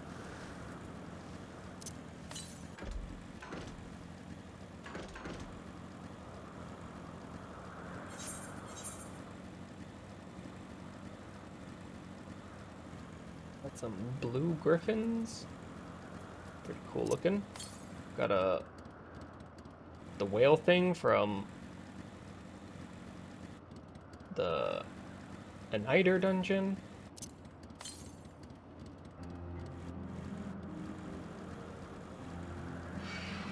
There it is.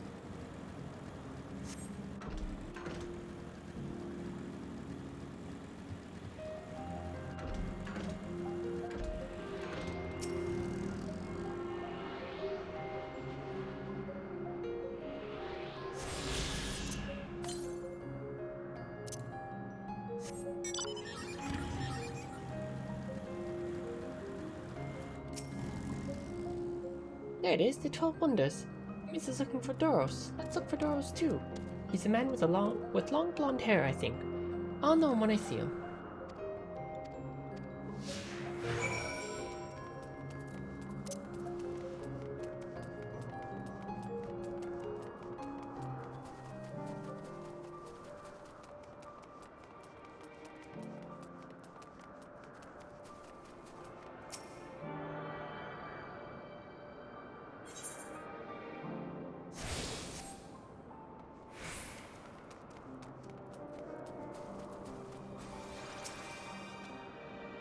Doros, that's Doros. Well now, if it isn't Meteon, what brings you here?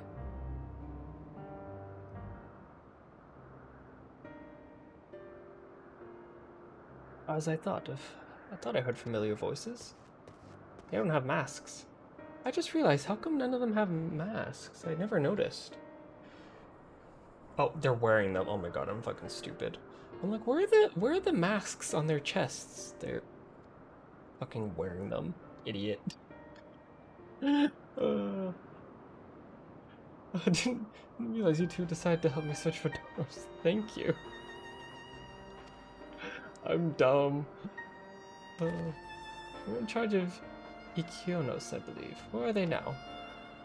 In the fields and restraints, frenzied as they were, I couldn't return them to Kaitis. Big wear my glasses moment, yeah, honestly. Once I've submitted my report, I'll see them reverted without delay.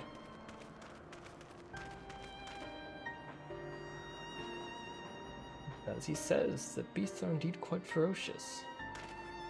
You're one of the 14. What brings you here? Nothing you'd concern yourself with, as you were. You've heard the news. Ikion slaughtered the Occupants. As the observer in charge, you have the opinion that's not fit to be released? I am. Their abnormal aggression and exceptional strength makes for a highly problematic combination. Matters not where they are released. Oh, it's a L. The Ikionos threaten other species and upset the natural order. Never mind. And would it be the specimen? Could it be that the specimens observed are an outlier? Really unlikely. We created a good many of them. all exhibited the same tendencies. When we used Kairos to begin with a fresh slate, their behavior was unchanged. Kairos? A memory reconfiguration system. The chief himself created it. It allows us to erase or alter memories that we may observe creations in different environmental conditions without needing to remake them from scratch. Quite impressive and potentially dangerous, depending on the intensity of the aetheric emissions. Ashtrot may wish to have words with you. Rest assured, I've kept all valuables within prescribed limits. Values and prescribed limits, and to prevent misuse, its applications are limited to those authorized by the Chief Overseer.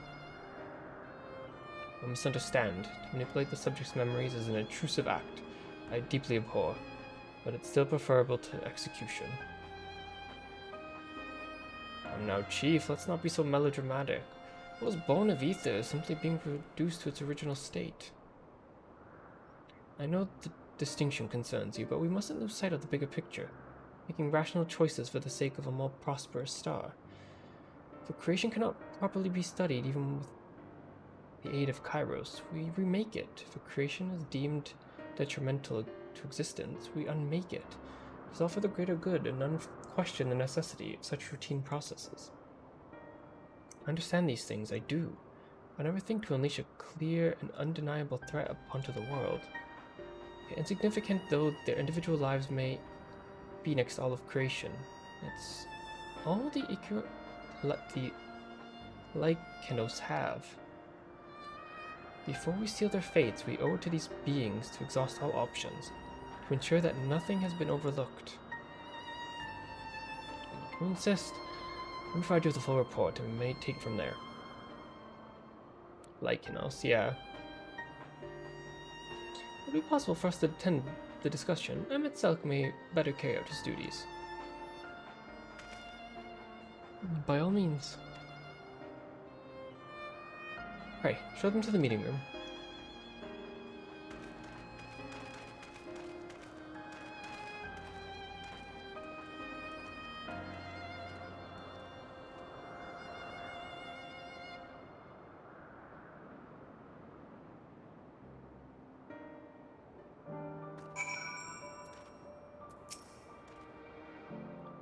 Duty to the star, this I know, but it doesn't mean we don't also have responsibility to the lives we bring into existence here. Man, other beings are just things to be used in control, like magic. That's what hermits told me once. No! No, I didn't want to level up, fuck. Reams. I'm only on level 86 still. I fear this discussion may take a while, during which time... Midian, are you feeling unwell? It's not me, Hermes, it's you. I won't go to the meeting, I'll stay with Kaelin. Unless I am to impose, may I leave Midian in your care again? I'm in your debt, if you'll excuse me.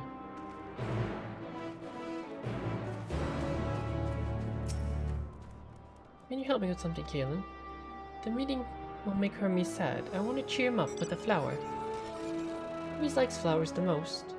Of all the creations in Elpis, most creations are expected to be interesting, or beautiful, or strong, or better in some way. But flowers are different. They're designed to suit our emotions, what we feel, what we want to convey. Hermes likes that. I can't make flowers, so I'll search for one, and I want you to search with me. Let's start here at the 12 Wonders.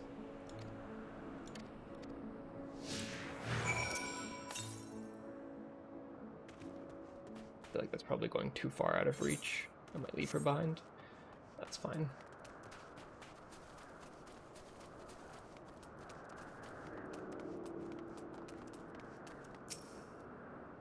Pretty purple flowers. Garden purple flower, bigger than your hands, adorn the tree. Oh, so big and bright. I love them. But they might be too bright. You have to think of the recipient. That's what Hermes said.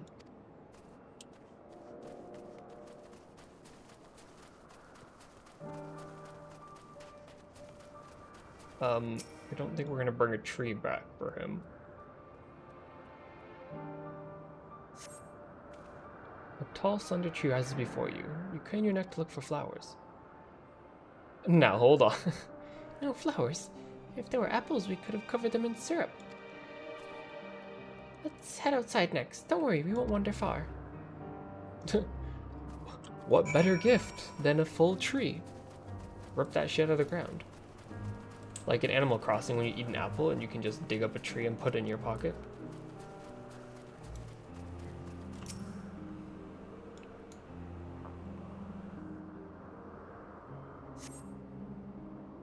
The very beautiful flowers grow in the bed, their mix of colors forming a pattern. These would be better for Hermes, but they're hedged in. That means we shouldn't touch them. They're either under observation or poisonous. Any other place should be fine. Let's keep looking.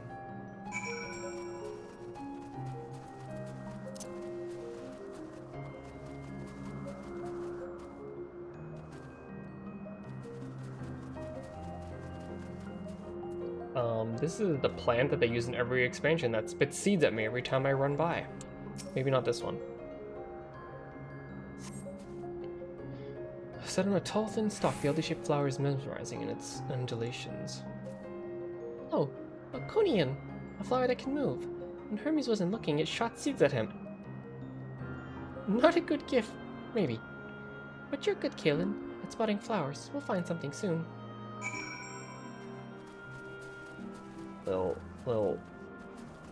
Wow. When was the last time there's been unaggressive enemies? This is so weird. I feel like they haven't used unaggressive enemies since, like, A Realm Reborn, like, maybe Heaven's Sword? That's weird.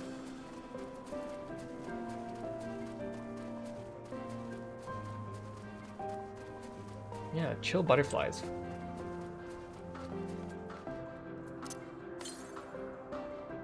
I mean, while I'm here... Please stay with me long enough, Metian. Oh, I don't know if she'll stay with me long enough. Please, just let me grab this Metian. And we'll go right back. Thank God, okay.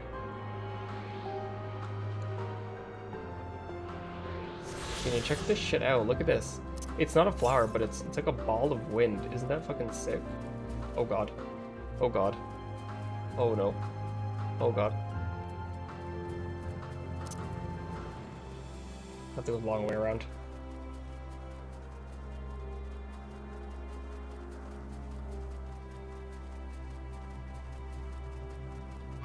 Ah, you bitch.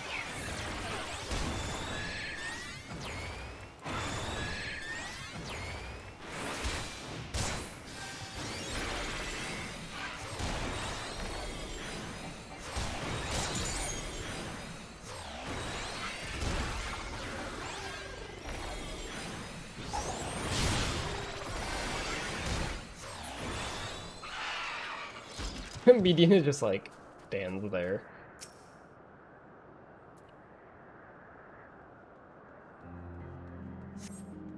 Find nothing promising nearby, at best a common looking grasses with a few tiny flowers. Nothing around here. Ah! Over there, Kaelin, something big. Huge. Huh? Not that one. Not that one, Median. Terrible stench reminiscent of a sodden-old boots pervades the air. Without a doubt the culprit is the marble-like creature before you.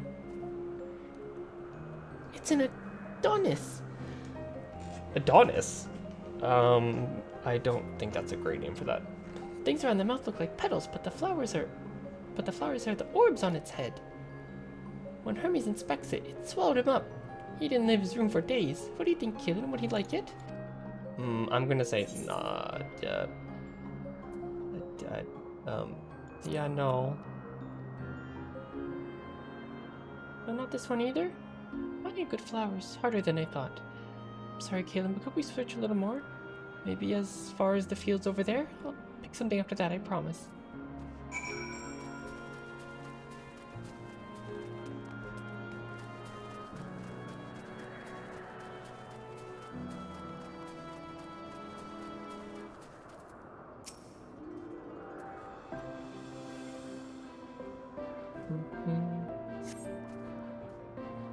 Lush green fields stretch up before you, ending where the sky begins. Oh, there's nothing! Shiny thing over there. What could it be?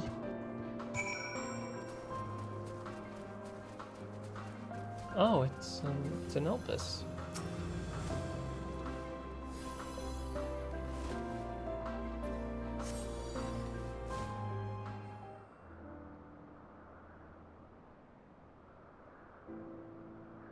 Elpis flowers, they're here too.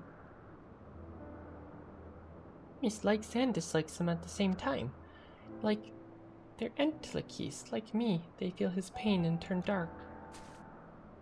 That's only for Hermes though. For others, they're always white and bright.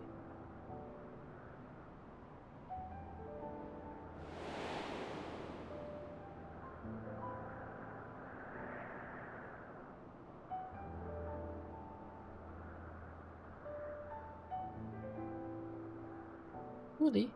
The flower was dark in your home? Then, do you have it too? A dark emotion?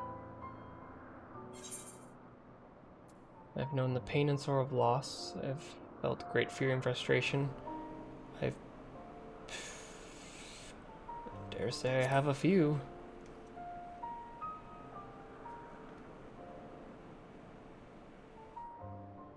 You don't have to say it. I can feel something you want to hide. But won't you lend it to me? The darkness inside of you?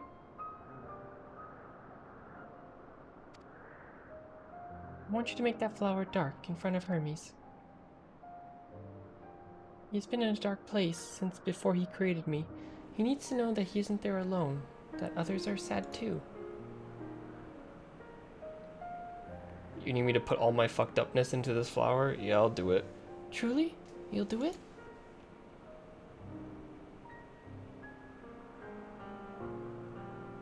Thank you, Kaelin. Thank you. It means more to me than I can say. I can't wait to show Hermes. I can't wait to see how Hermes reacts. Let's go back and fetch him.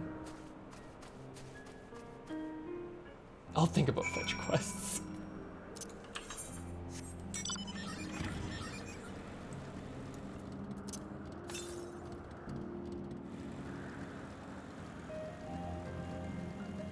Frey, it's time for you to come out. Come out to play, Frey. If anyone knows the pain of fetch quests, it's you.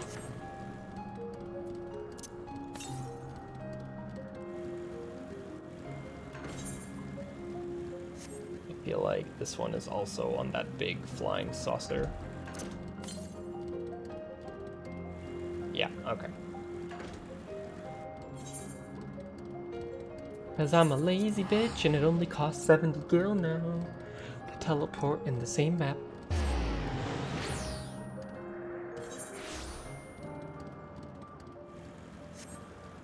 I'd be doing it even when it was expensive.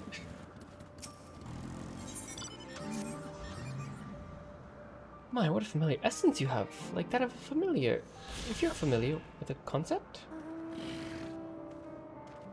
Oh my, just a little joke. Kaelin, was it? I'm Hippothy. Mew mew. What is mewing?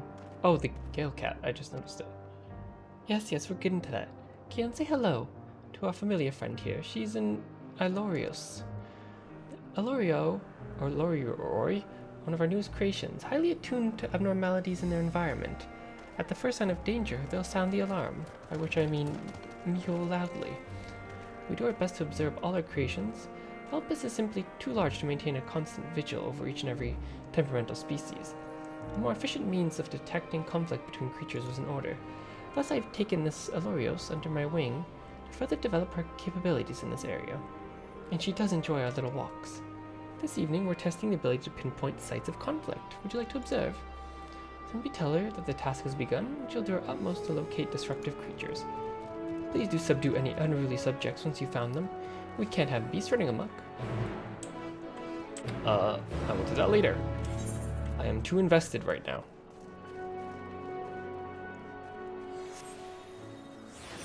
What a helpful kitty.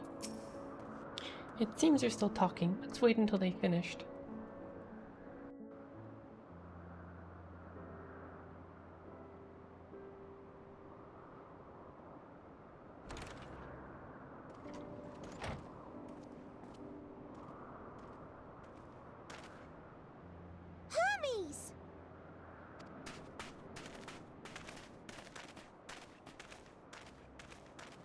Oh. You were waiting for me. Yeah, I gotta fuck up this flower in front of you.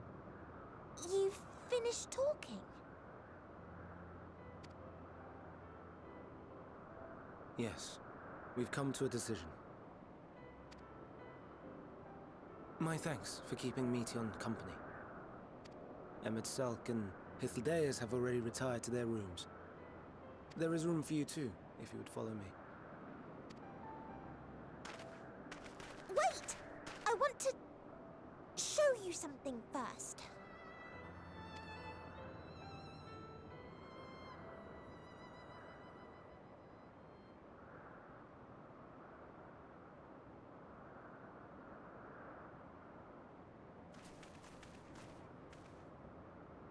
Elpis flowers? Go on.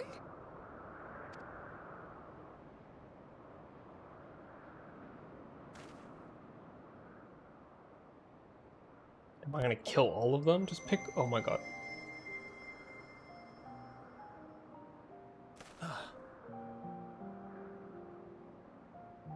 You're not the only one, Hermes. Others feel sad too. You're not alone.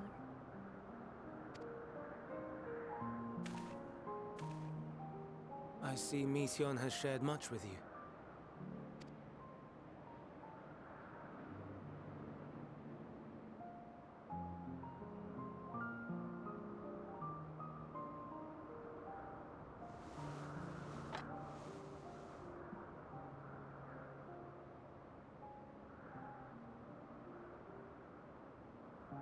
May we talk a moment? He has cool eyes.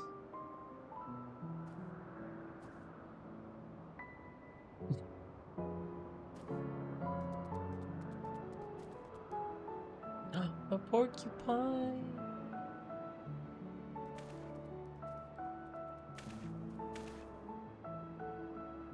I do not think it wrong that we live for the star, that we strive to make it a better place. And yet, in carrying out my duties here, there are times when I am plagued by doubt. Do you recall what Hythlodaeus said when we first spoke of my nomination? Death is the privilege of those who have fulfilled their purpose, a choice they embrace of their own free will, and when they depart, it is always beautiful. Perhaps it is, but only for man. Yeah, the other creatures don't get to choose their death. They do. Creations that he deems useless are discarded with nary a second thought. Oh, you the little hedgehogs. Some scarcely born into the world, afforded a handful of breaths before life and potential are abruptly extinguished. We make an effort to spare them the pain, but they sense what awaits. Rage and anguish and cower and fear. And it is not beautiful.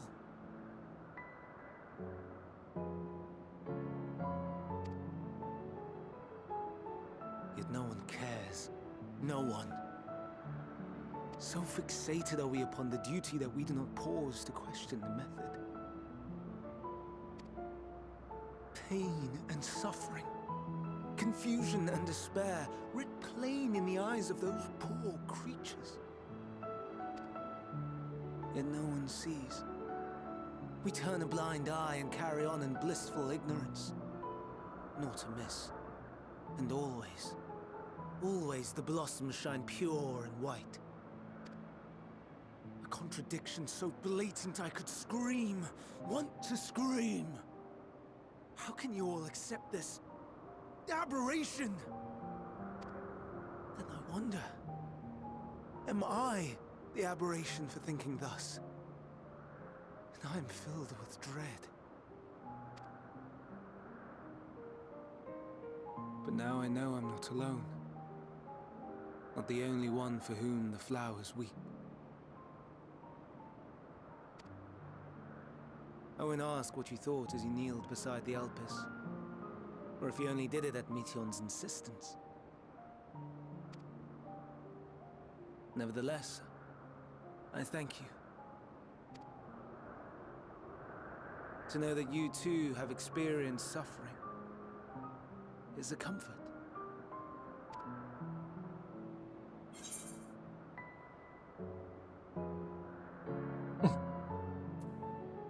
Let me tell you all about suffering.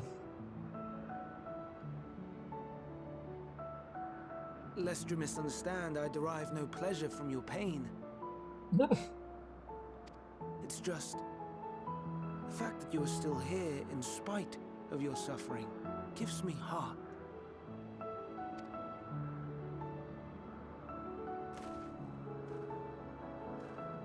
The stars in the heavens. Know you what they are? Suns. Though it is too far to tell, each glittering light could be a world not unlike Aetheris. A world filled with life. I was answering that in a real-life sense. Sure, let's go with that instead. So many stars, so many lives. For us, there may be no higher purpose than to live for our world. But what of the other living beings out there? What is it that gives their lives meaning? That drives them day after day after day? To pose that question to our undiscovered cousins, I created beings of Dynamis, who can traverse the vast emptiness between the stars. Meteon and her sisters. Yeah, sisters? Aye, sisters. She has a great many of them, and they have already departed on their journey, traveling to one star and then the next in search of life. Okay. As one might expect, exploration on such a grand scale is rife with difficulties, and thus far I've naught to show for it. But I have faith that we will make some manner of discovery ere long. And when we do, I should be glad to share our findings with you, in gratitude for your kindness.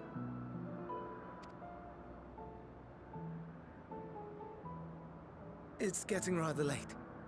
We had best find our beds. It would not do for both of us to be sleep-deprived on the morrow. Come, Meteon. Let us head back. Wait, so is like Median gonna go on her journey and like Alright! when we go back to present day she's gonna return and she's gonna come back with like full of emotion power, like what? And she's gonna remember us from this time? Like, are we gonna rewrite the past that we were actually here and that she remembers us?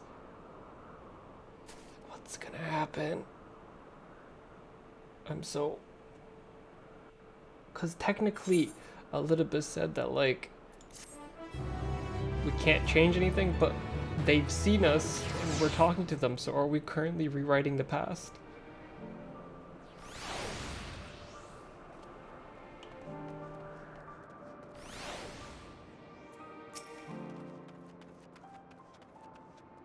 The girl familiar returns, and after causing all manner of trouble while we're meeting, I'm sure. Are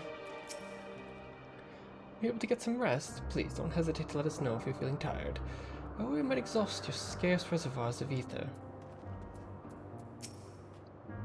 Glad Hermes saw the flowers. Thank you, Kaelin. It will help, I hope. Today will be difficult for him.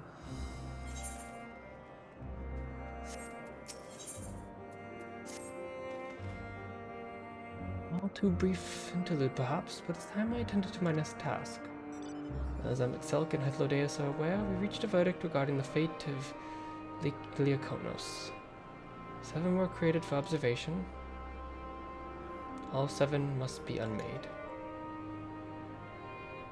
Doros has followed the correct protocols, and as chief overseer, I can find no fault in his judgment. The Liakonos will disrupt the natural order, ravaging and consuming the other species until they themselves starve and perish. They cannot be released into the wild, and they cannot be allowed to remain here in Elpis. I intend to petition the Bureau of the Architect To have the concept preserved as a restricted purpose hazard life form. Methodius has pledged to support me in this endeavor. Yet whatever the Bureau decides, the existing Leoconos have served their purpose. Thoros has already isolated the creatures and is preparing to carry out the necessary measures. I'll join him forthwith. It's my duty to witness the conclusion to this study. If you're so resolved, we have but to accompany you. Of course, let us be off then.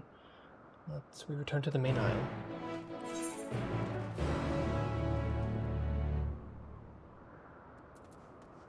Oh, poor Hermes.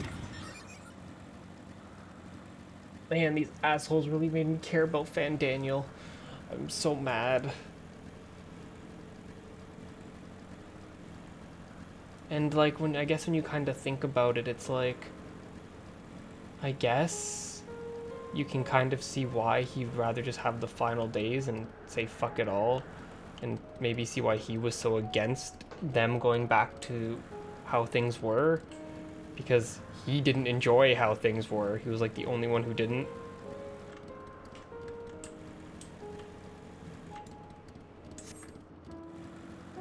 It makes sense that he wouldn't want to go back to that.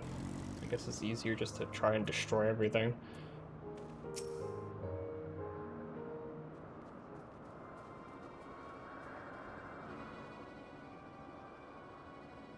Oh, so you heard what happened here? They caught me off guard. Had them bound with ethereal shackles, but they became frenzied even more so than usual and broke free. I was able to stop 4, but the other 3 escaped.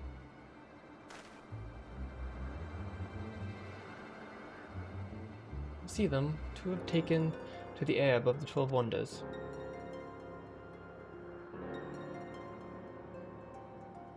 Last is up ahead, lurking in the fields. Aelin, handle that one. The pair in the sky you can leave to me. If power must end, then so be it. I'll render assistance to Emetzelk. Needed though it is.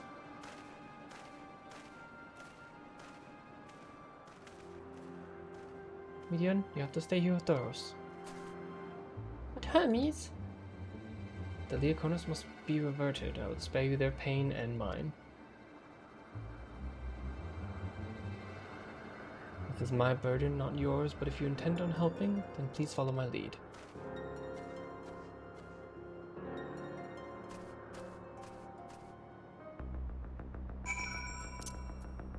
Why with the tense music?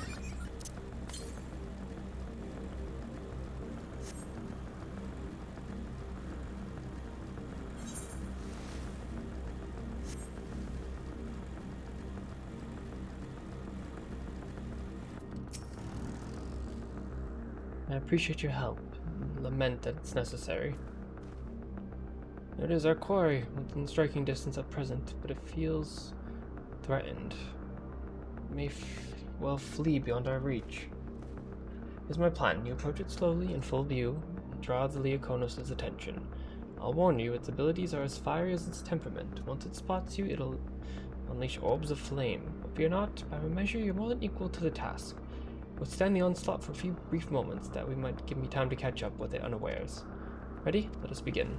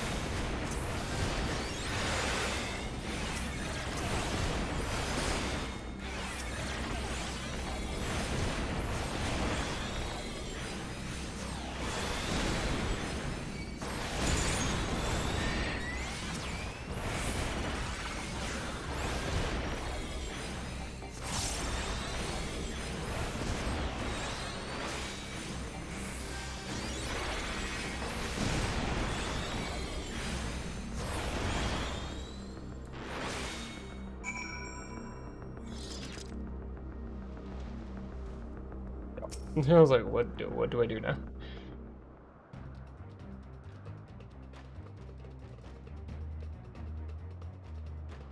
Now.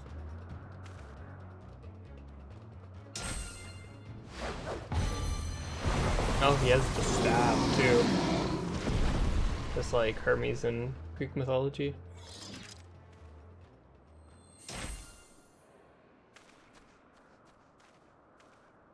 Oh.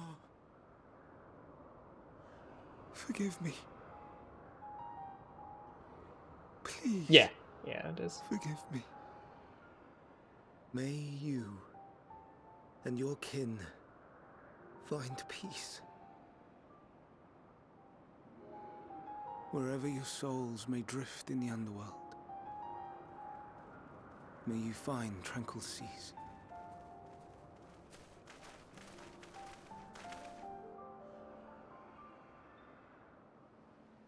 Be not forgotten, in concept endure, to reclaim form and one day live again. Serve not the star, or any purpose save your own. Live again, if that be your desire.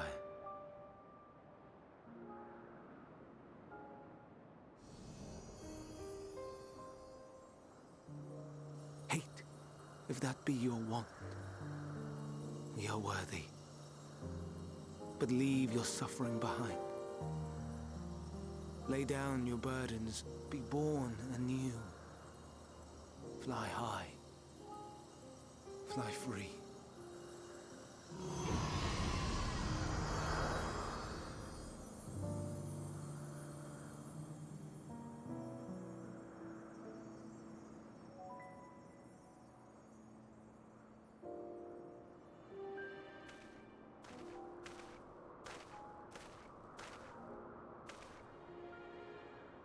Join the convocation, Hermes.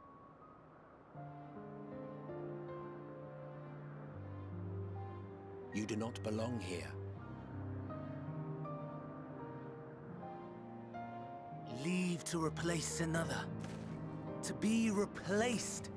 It changes nothing. Tell me, do you think it right that we sacrifice all these lives for the sake of the star? And when the star has reached perfection, what then? If all who are satisfied choose to die, shall we all die in satisfaction?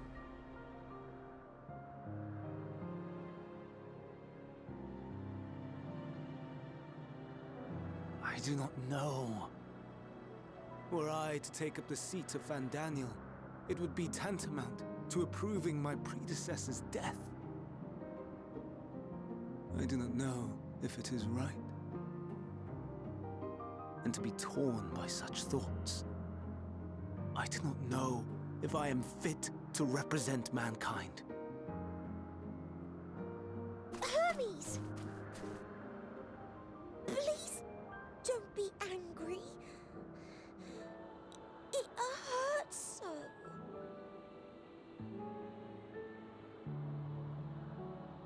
Forgive me.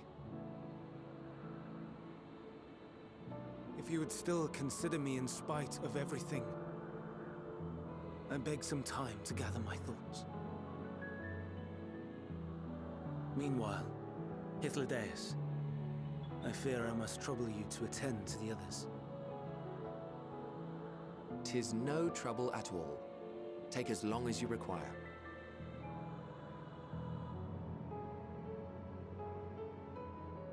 And you, my friend, I pray you find that which you seek.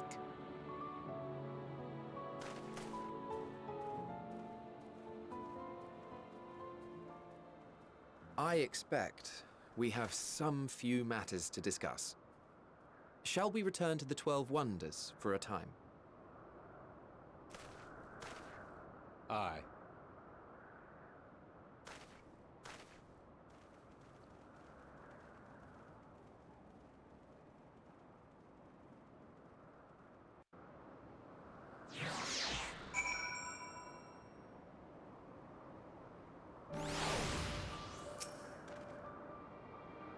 Quite an exciting visit for you thus far. Oh, you weren't injured, were you? Good. Good. The other Lyconis have been taken care of. The incident is resolved and life in Elpis will continue as normal. Or ends, as the case may be.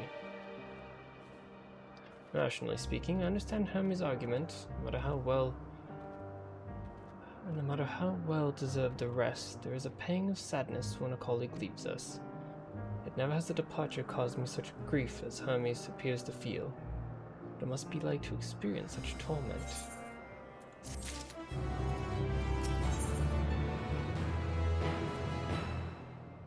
87. Getting closer.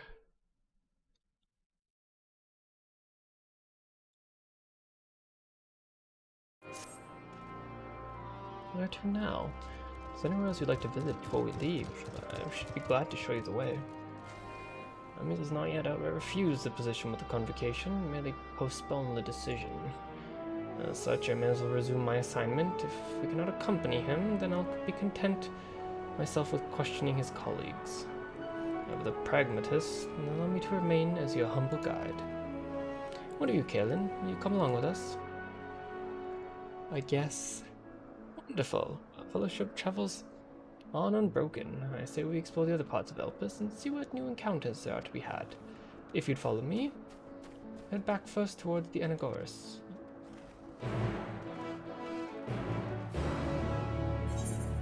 Yeah, new blue quests popping up? No? No?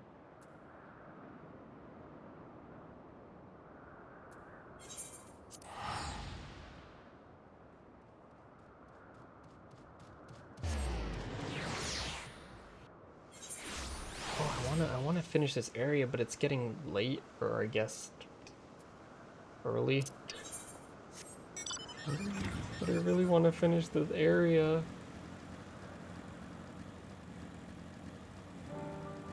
You have a long, long way to go. Yeah, I figured. Okay, we'll see. We'll see how much longer I want to go for. I don't want to stop just yet. I'm good to go a bit longer.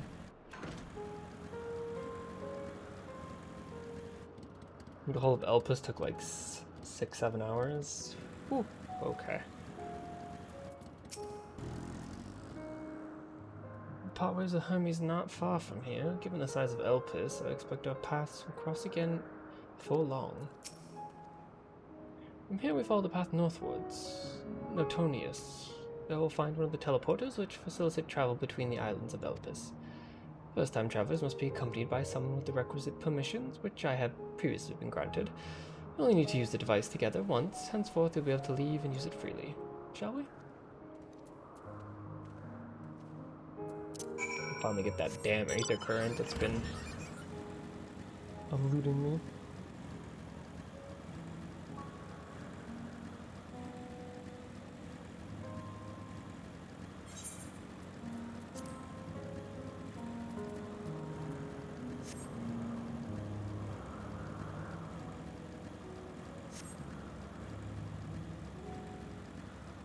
See, Dave. Hello, Dave.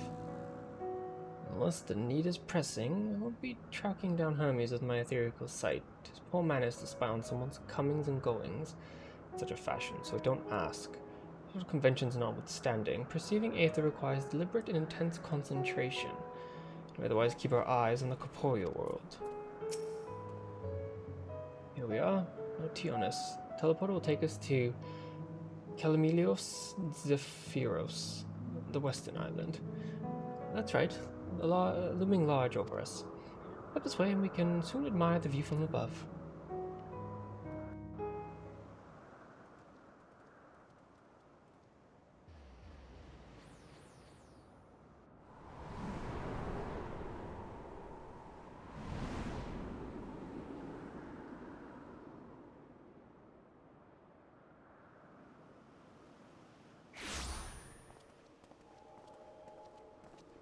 I present to you Kalimelios Zephyros.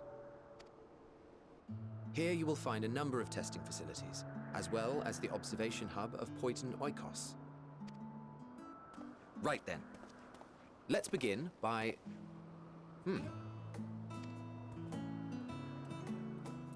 Friggin'. Well, well. An Arrayus. How delightful. It's a Spriggan Hythodeus.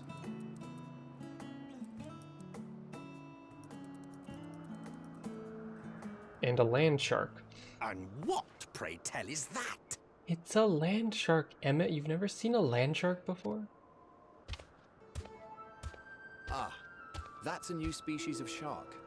We approved the concept but a few days ago. Sharks are among the most popular sea creatures.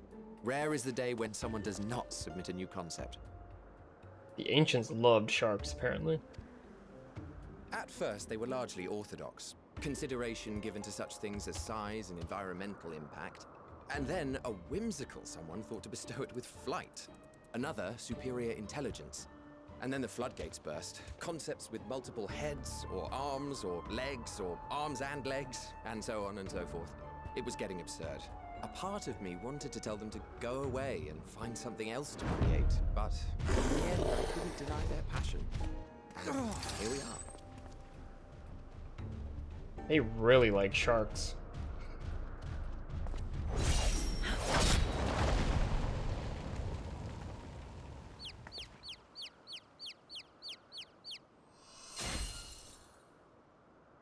Hello, Vanat.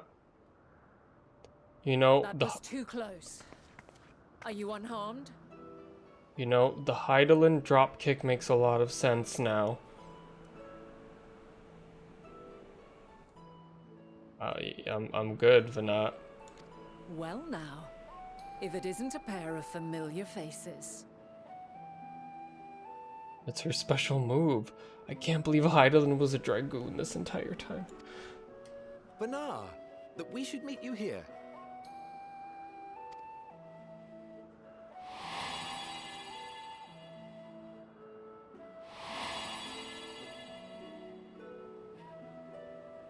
As I mentioned earlier, the better part of the convocation holds that when we retire is when we return to the star. Well, she is not among said majority. Even after stepping down, she carries on with her work. Some people just don't want to die after they're done, Emmett. Vanar is her name, and she is the previous Azem. Oh. Okay.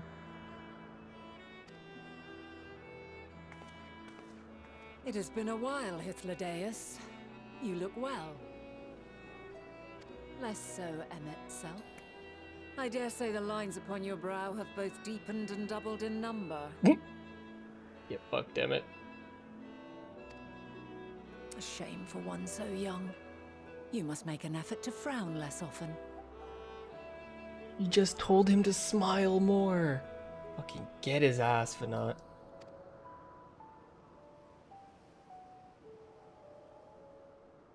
Easier said than done, thanks to your unruly successor. That's me. That's me. How is he, if I may ask? Incorrigible as ever.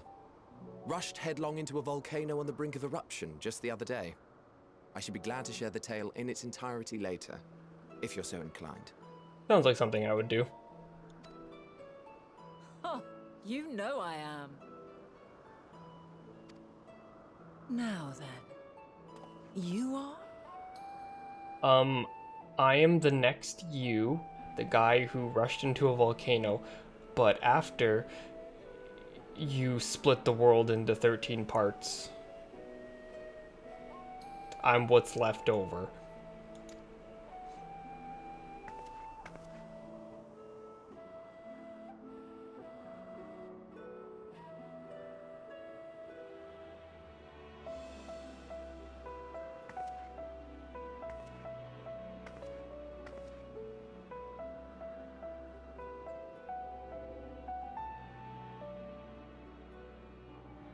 I say, have you perchance come from the future? Don't just out me like that. Excuse you.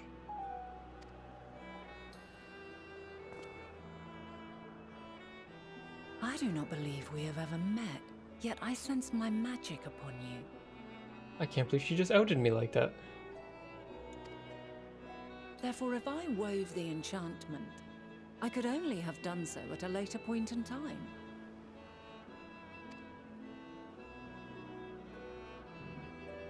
What manner of magic is this? It was in the time closet, but not thanks. A traveler's ward, of course. It prevents the corruption of one's ether. Is that all the Blessing of Light is? Like a ward? The Traveler's Ward. Is that all the Blessing of Light is?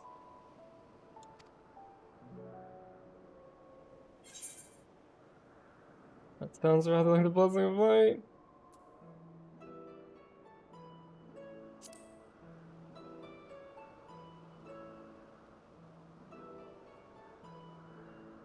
I see you are not ignorant to its presence. And while there are many protective spells, the one you bear is unmistakably mine. There's a reason for that. Hold on. From the future? That's absurd.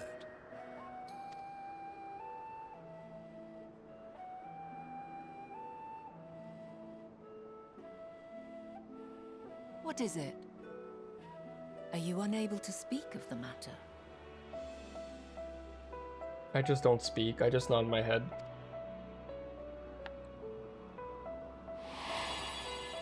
Elidibus said I The can't. reality to which you must return exists as a result of the final days. You cannot reshape the past to undo the tragedies of the present.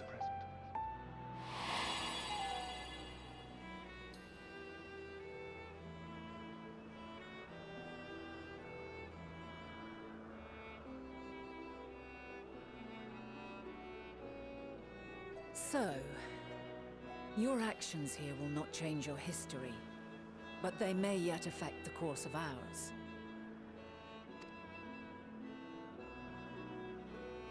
How very exciting! I'm quite fond of delving into the unknown, and there's naught more unknown than the future. Until a moment finally arrives, we cannot know for certain what will come to pass, regardless of our supposed foreknowledge, so you needn't worry for us. More importantly, that you should go to such great lengths as to travel unto the past bespeaks the gravity of your quest. Will you not reveal it to us? Mayhap we can be of aid to your cause. I don't know if I'm allowed to talk about that. If this is true, then you've been keeping quite the secret to yourself. You got me, Emmett. As a representative of the Convocation, I will hear it all. Your identity, purpose, everything.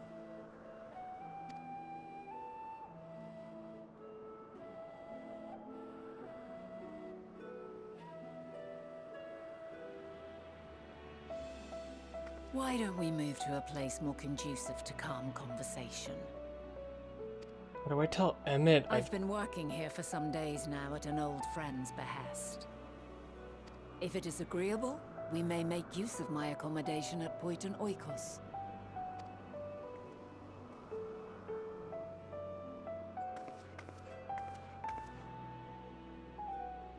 We were meant to meet. I am certain of it. Else I wouldn't have marked you so clearly, and sent you unto myself in the past. It's precisely the sort of mischief I would get up to, and quite inspired, if I do say so myself. What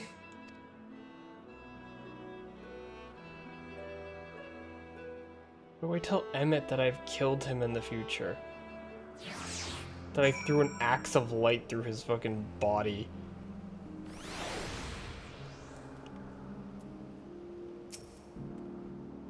I thought you were a harmless stray familiar. As far as I'm concerned, the nebulous talk of this future and this changing history, I can wait. First, I mean to find out exactly who and what you hope who you are and what you hope to achieve here. The future? Our future? I'm deathly curious to hear more. Okay, I'll be right with you. Immediately turns around and runs. Fucking can't catch me.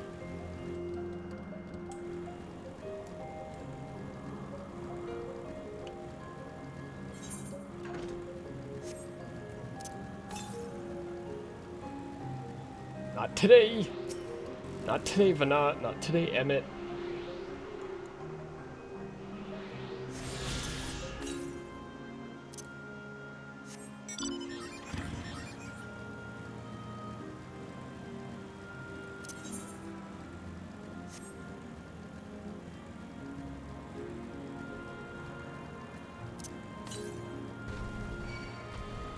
Ah.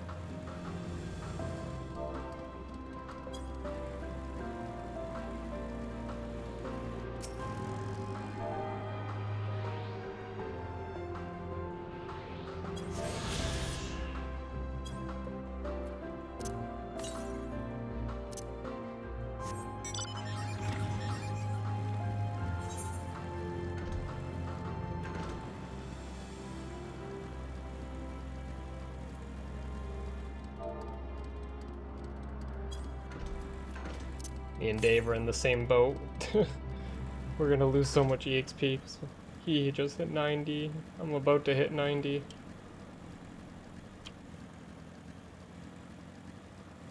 Unless I somehow manage to level another class up to 87 tomorrow morning.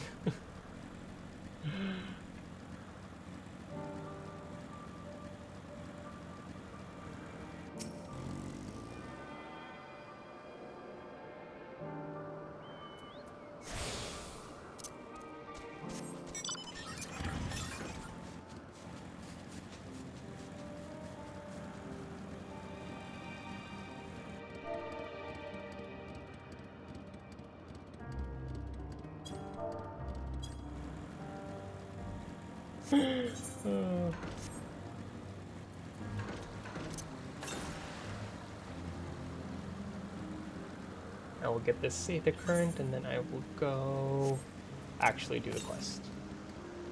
But, oh no. Oh no, is it up this hill? How do I get up this hill? Oh, here. There you are.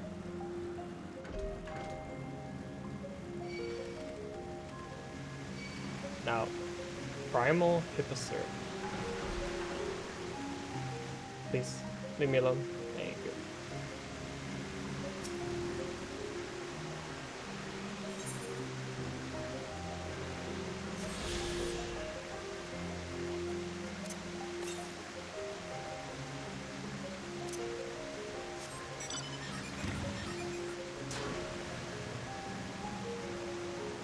Oh.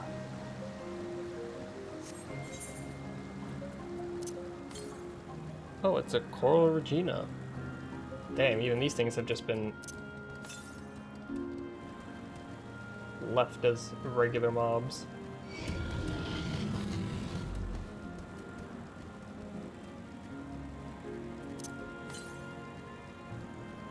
That thing used to be like the boss that spawned every couple days, like Ixion. And then was it the Dravanian Highlands or whatever? Hinterlands?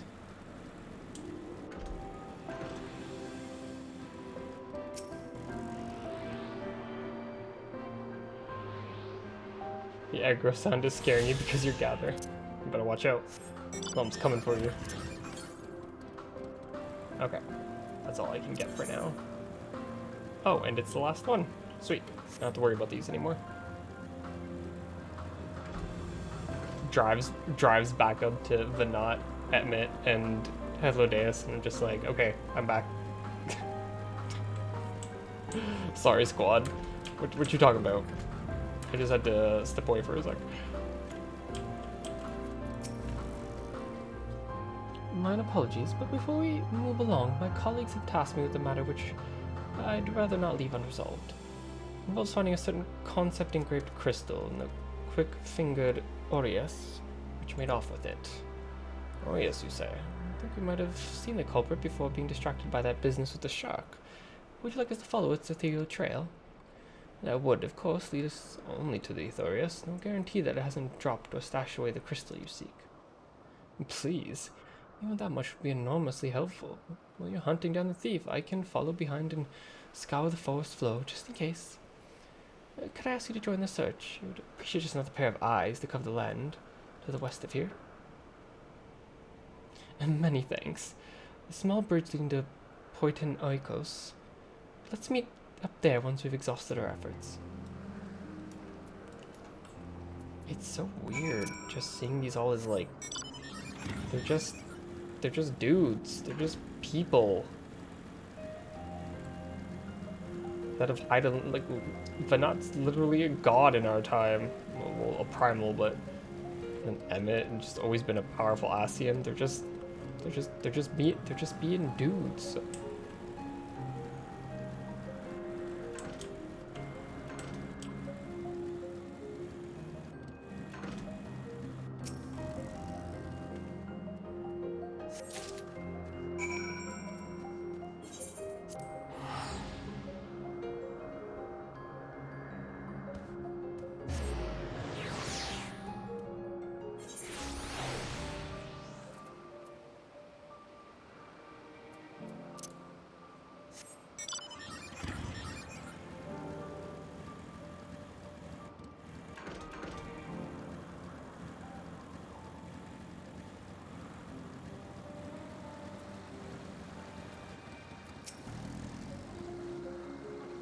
Yasms, both mentor and student, are forced to be reckoned with. I find them a delight, personally, but they have a habit of making Emmett Selk look as if he's bit down on a sour grape.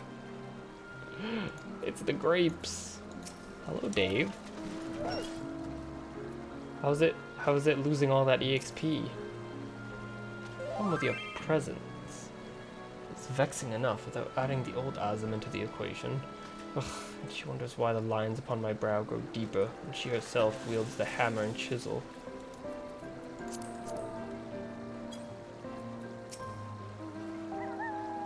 Alas, searcher in vain returns. I'm afraid the Aureus no longer had the crystal, nor was able to find it as I followed in its wake.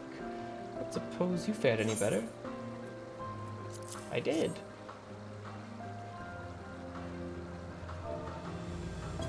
The crystal, well done. Wonderful, now I can focus on your tale without that missing concept nagging at my mind. Have you always had a knack for finding things? Oh, oof. Traveling and searching go hand in hand. You travel often then? It seems we have something in common.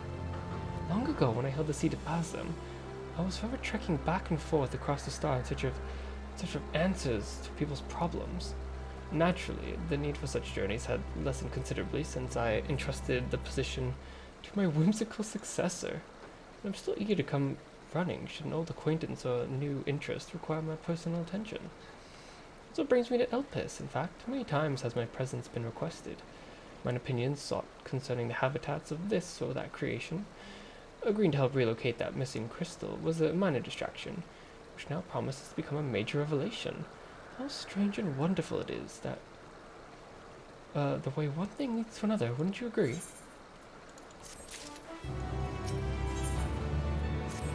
Well, that's in a cheerful mood. Thank you again for your timely help. Now then, 'tis time I return the stolen property. If you would go on ahead to my accommodation, I will join you as soon as I have attended to that task. Follow the path straight ahead to the building atop the slope. I have the entire place to myself, so we can speak without fear of being disturbed or overheard. This entire section is just like a mind fuck. This is so weird, but like cool at the same time.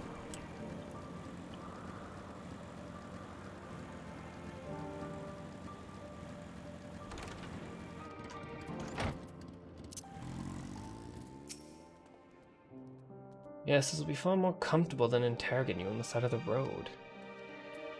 All good, Chicky. You needn't be nervous around Vanad. Those white robes mark her as one of the fair and impartial reasoning. Following the emissary, Elidibus, garb is worn by those who have stepped down from public office to serve as advisors. Whatever you have to say, she'll listen without judgment. Welcome to my temporary abode. Please make yourself at home while I put on some tea. Do you have chai tea? Has chai been invented yet?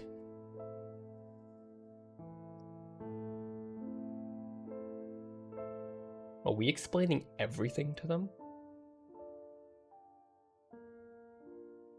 Ah, a wonderful aroma. I feel more relaxed already. Would that I had sweetmeats to offer, but I travel light out of habit. There's plenty of hot water though, so please have as much tea as you like. I travel light too. I just have 500 Spriggan chocolates from a Valentine's Day event like 2 years ago. Now then, will you tell us your tale?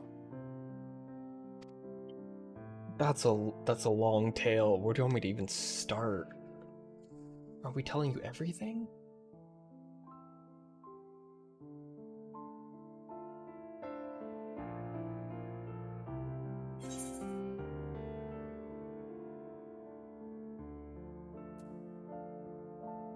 Can I ask all of these things? A calamity called the Final Days has befallen the world.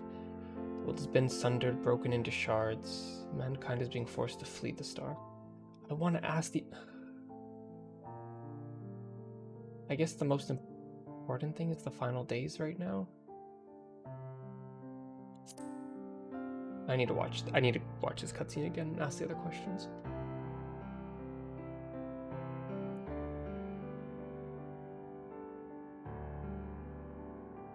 Why don't you start from the beginning? Beginning's technically your beginning, or your end, I guess.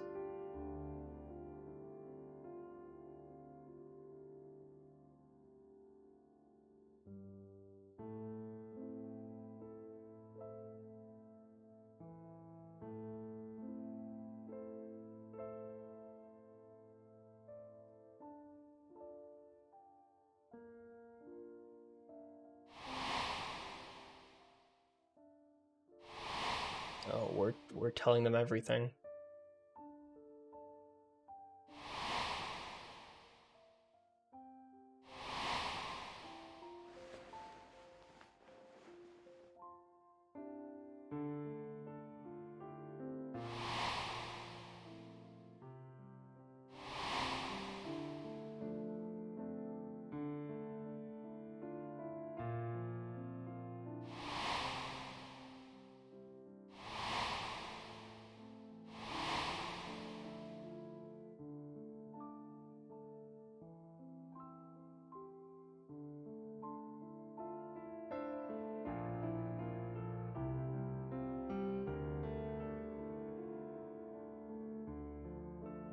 Preposterous.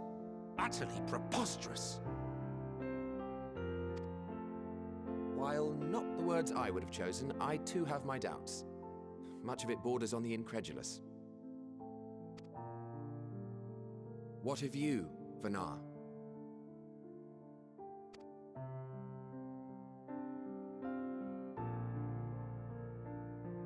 Not knowing the precise details of the first final days, it is difficult to determine the veracity of the tale. Supposing it is all true, I must ask myself why I would do what I did.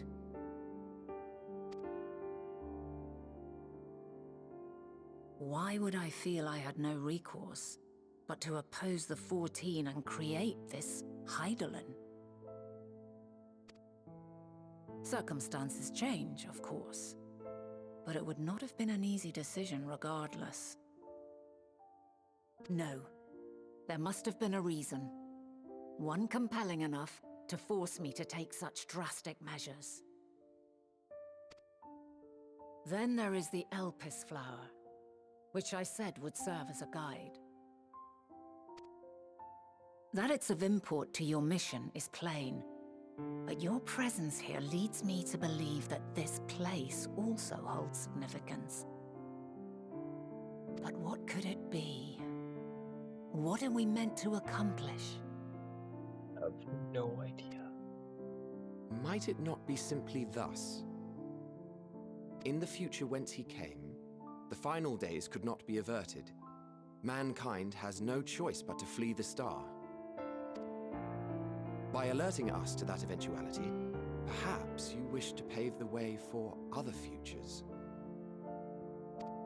Fair. Theoretically speaking, it is a possibility. Yet if that were my primary objective, I see no reason to guide our friend to Elpis specifically.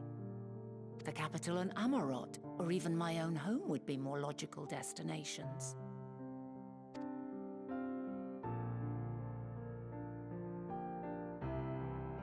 True, true. I note also that Hydaelyn did not specify a point in time to which he must return. By this, it may be inferred that it was not critical that we should meet. Alternately, she had reason to believe that our paths would converge, coincidental though it may seem. This is quite a puzzle, and we do not have all the pieces. Hardly any. But we do have one immutable fact. If the final days are indeed as described, they will bring death to all that I hold dear. Yet despite being afforded long years of preparation, the only provisions I could make were for flight. Nay, my first and foremost endeavor would be to find a way to forestall the coming doom. What changed your mind then, is the thing. Like, what changed that course of action? Given that even the 14 failed, mayhap you deemed it impossible. Nothing is impossible. This I have always believed. And if Hydaelyn is indeed me, she would believe the same.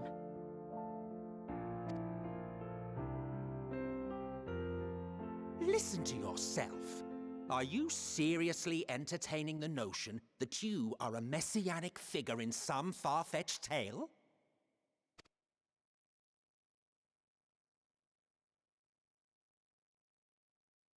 Well, I will not. I refuse to accept that our world could be undone by some unforeseen calamity. I also take offense to my portrayal as a megalomaniacal madman. To sacrifice oneself for the star is a noble act, and I would hold those who gave themselves to this zodiac in the highest esteem. No, it's hard to believe, but it's true, Emmett. Yet, you claim I recreated Amarot and populated it with phantoms of our people? A bizarre indulgence that would be insulting to their memory. Worse still, I even invited you there. Literally invited my own downfall. Why would I do something so idiotic and inexplicable? Because you were tired? You just wanted to be done at that point? I don't know.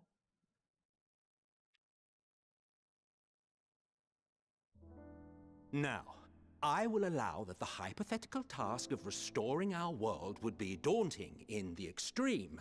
The thought of having to bear such a burden for 1,000 lives horrifies me.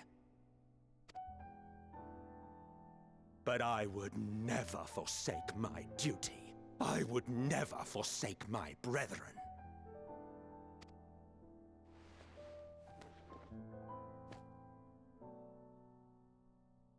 You do not know me. I've had my fill of your fiction. I will return to my duty, and you will not bother me again.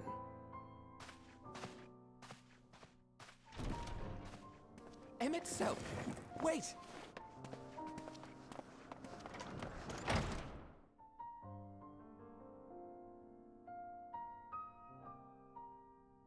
You've seen much of Elpis already.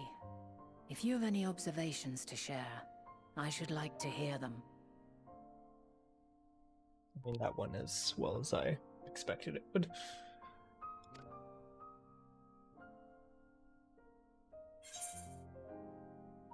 And this is the key to all this. Hermes and Midian are somehow involved. I think Dynamis is the key to it, but I think it's Midian's going to... I think she's somehow going to go on her journey like her sisters and somehow get the Dynamis power and bring it back in our future. Like she's going to make her return. I think that's going to happen. I think Dynamis is the key to all of this.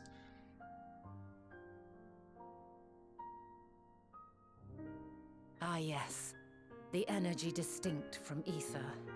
Though not my field, I have a basic understanding of Dynamis. And you say Hermes researched the phenomenon in the course of creating Meteon? Yes, I believe this warrants further investigation. With that settled, it is time for action. The missing pieces of the puzzle are here, I'm certain of it. And when you find them, the picture my future self has painted will be complete, and you will have your answer. Hope and so. Suffice it to say, I will aid you in your quest. Thank you, but not.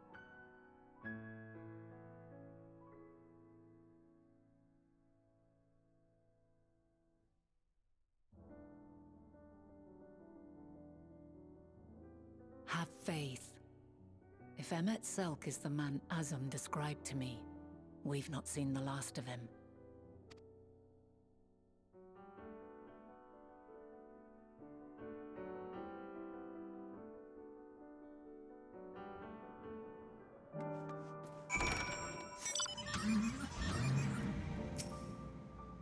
I'll begin our investigations then. I'm acquainted with Hermes, of course, but only as a visitor received by the chief overseer of Elpis. Of the man himself, I only know what is common knowledge. Thus I suggest we fall back on the thread and true method of conversing with the locals. The observers who live here can surely tell us more of Hermes and Meteon, and I have a good idea of where we might begin.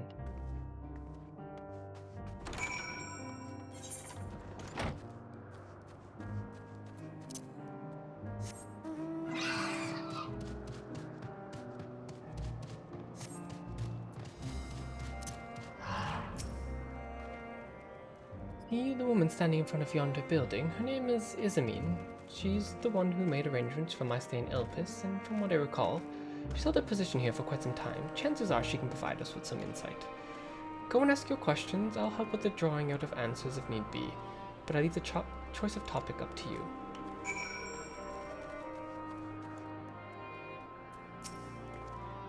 Questions for me? Well, I suppose I have no other pressing duties at the moment. Oh, okay. Oh, is it asking questions is a duty, okay?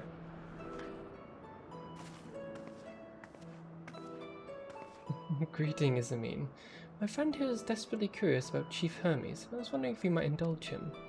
Oh, certainly, Mistress Vanat. Anything to be of service.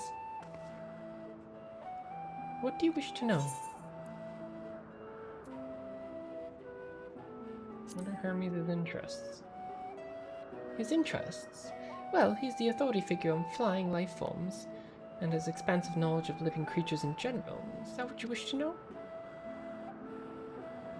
How would you describe him as a person? A colleague? Well, he's a quiet man, reserved, you might say, and occasionally somewhat poor with his choice of words. He's, recedent nature, however, does not prevent him from carrying out his duties as chief overseer. I hope that answers your question. Was there anything else?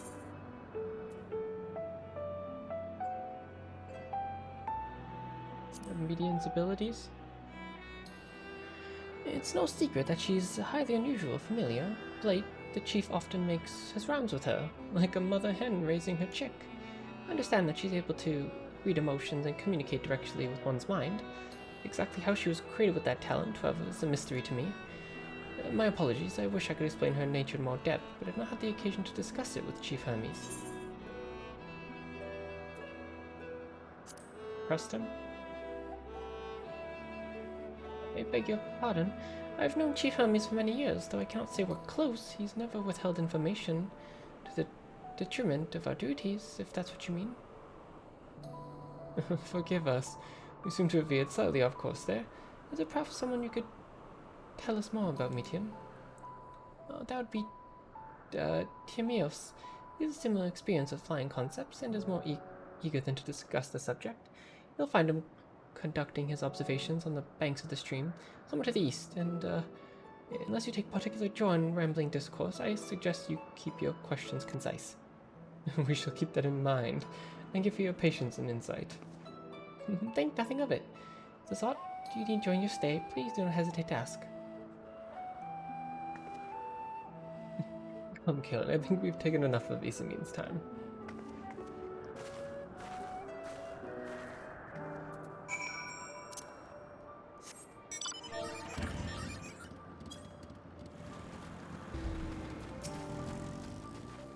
Investigation is off to a fine start, wouldn't you agree?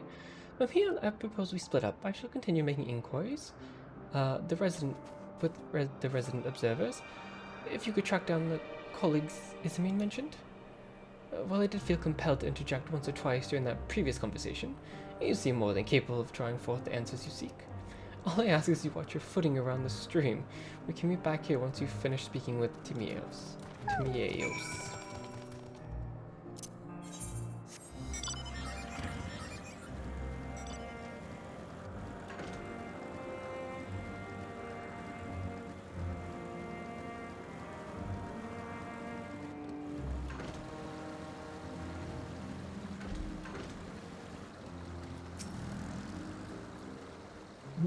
Yes, I'm Tiamios.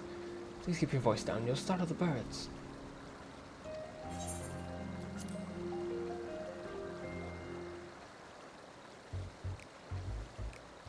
What is it you wish to speak of? What do you think of Chief Hermes' flying creations? Chief Hermes' work, a worthy subject indeed. Those beings which soar through the clouds, majestic and graceful, are ever a favorite of creators, even now with many varieties in existence. The flood of newly imagined concept continues unabated. What sets the chief creations apart, however, is how they benefit from his boundless knowledge of the celestial realm. Birds that climb so high they disappear from view, others which traverse the boundless sky in moments, all without riding the currents. I know none save he who can conceive such marvels. Even we who prize elegance of form above all else, dumbfounded by his genius. Medium is a marvel to them. My opinion on the marvel would be superficial at best. Despite my admiration for Midian as a concept, I never delved too deeply into the metal workings of her nature. She has a gift for communicating via emotions, but otherwise her abilities are a mystery to me. Chief Hermes should choose to submit Midian's concept to the Bureau of Architect. And will the design be registered to public scrutiny? Analyzing a colleague's creation before that step is frowned upon, to say the least. Of course, if he came to me, a fellow artisan, looking for advice, then it would be an entirely different story. Know of Dynamis and Enteleches? Dynamis and Enteleches? Those terms do sound vaguely familiar. Was there not a flower made here in Elpis, who once exhibited properties of one or the other? Must have been a century since I heard anyone speak of such things. Has there been a resurgence in interest? Then why bring up the subject? I'm flattered that you saw my insight, but I cannot afford to neglect my duties for the sake of idle chatter. I really must attend to my observations. Surely you have your own tasks to attend to.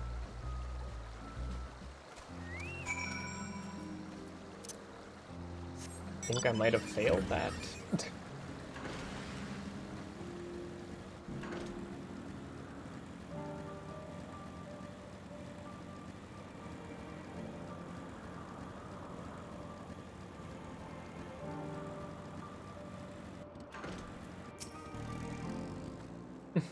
Back already? That was quick work. You're obviously clever enough to cut off any of that rambling Isame mentioned. So have you new findings to share? I see. Even an expert in the field had little understanding of Median's capabilities, let alone an awareness of Dynamis. My questions resulted in much the same answers. Hermes' colleagues view Median as a personal project and could provide no details beyond what you just told me, which leads me to believe that the only person with any significance of knowledge of Dynamis is Hermes himself. Yes, we've made some progress here, but more information is needed if we are able to reach definitive conclusions.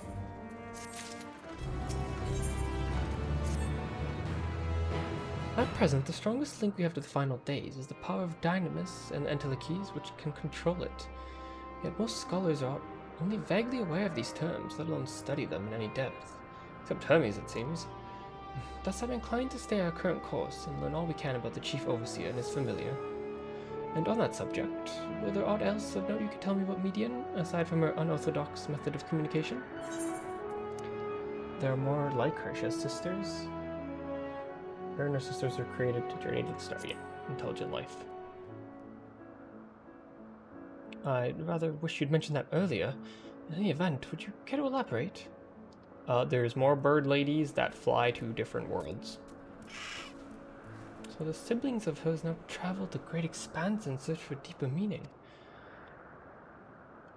Thank you. Though mystery at hand remains unresolved, I feel you've touched upon a vital clue, one which you should keep in mind as we continue. Next, I propose we take ourselves to Repedia Crystalline, not far from here. Just follow the path to the west.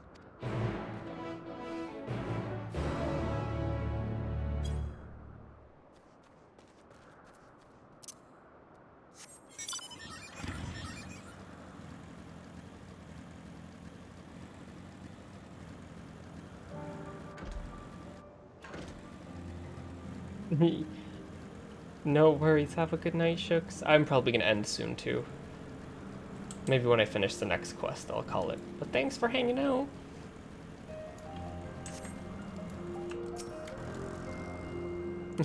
Thank you. This tower and one further along the road are both part of Perpetua Crystalline, the facility where they achieve all of Elpis' observational and testing records. Good night. Despite how they appear from the outside, the interior is actually a vast area of magically interconnected spaces, which, while fascinating, is not the reason we're here, is it? I shall cut my architectural lesson short and see what those two archivists have to share. If you find someone to speak to over at the tower, I shall join you there anon.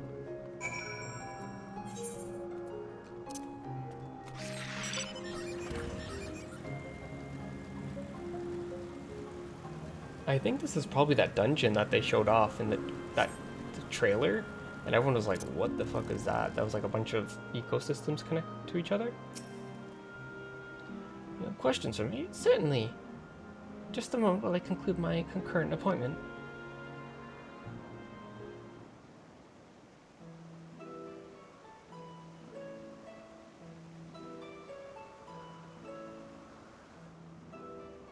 Indeed, so if you provide a comprehensive log of those behaviors, we should have the sufficient data for our official records.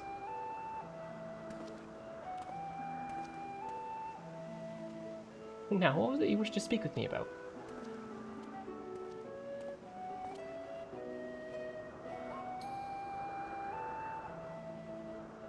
The Chief Overseer's personal research project, and by that I assume you mean Median?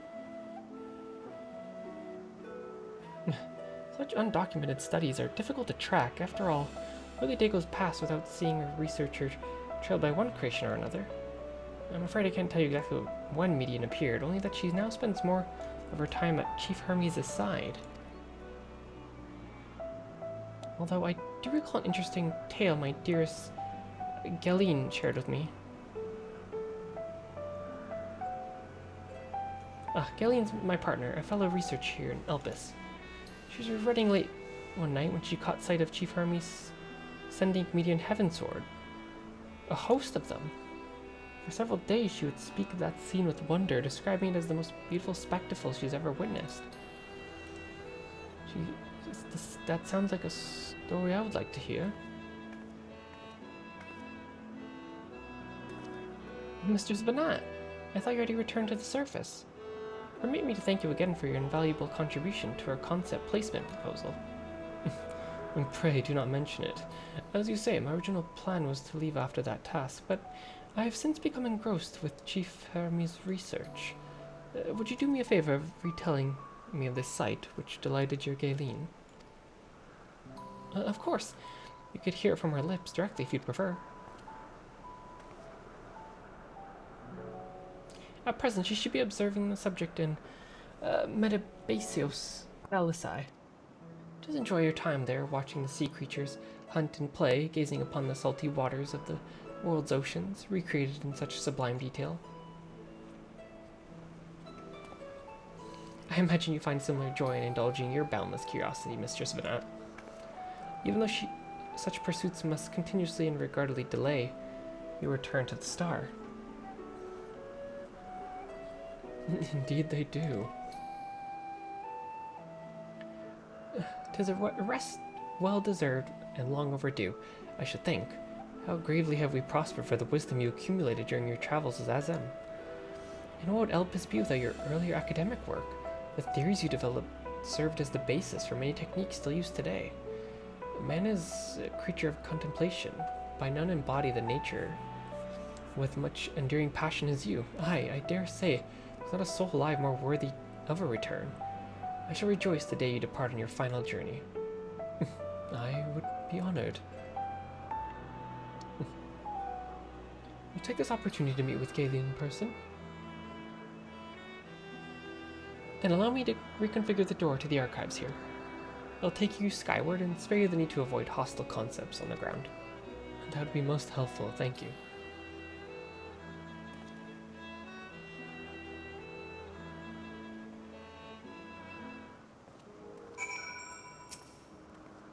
The other archivist said not, when already heard, but this story of Galen sounds promising.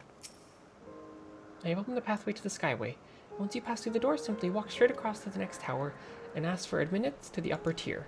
Upon arrival at the upper tier, walk straight across the Skyway, and you'll find the entrance at the Metabasios Thalassai. Galen will be eager to share your tale with you, I'm sure.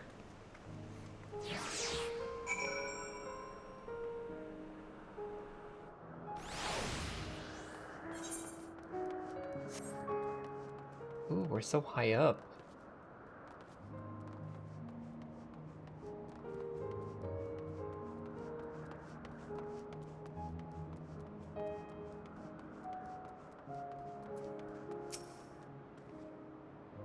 The tower head is still part of Perpetua Crystalline. We need to ask for passage to this upper tier. Mistress Venat, just passing through. Allow me to prepare the path. If you need further assistance, there's always an observer or two on the upper Skyway. Venat, you famous. You famous here, Venat.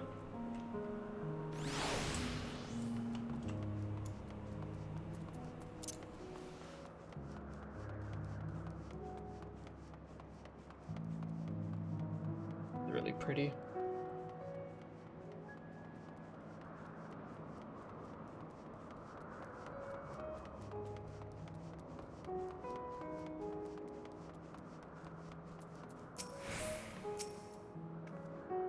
The store leads to Thalassai, but perhaps we can trouble this person for assistance with finding Galen. Mistress Venat, I was not told to expect. We would have prepared an official welcome. Please, there's no need for fanfare. I only wish to speak with Galen, if that might be arranged. Yes, Galen. Of course, I'll inform her immediately. But she may be engaged in a testing phase.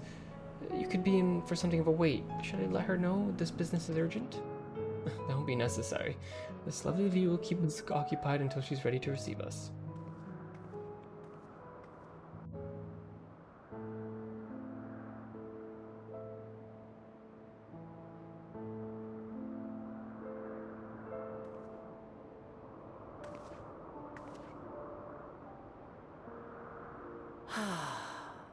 A delightful breeze and a breathtaking view.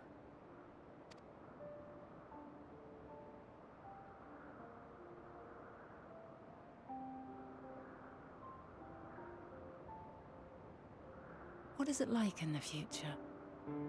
Is the world still a beautiful place? Not under current circumstances. Beautiful as ever.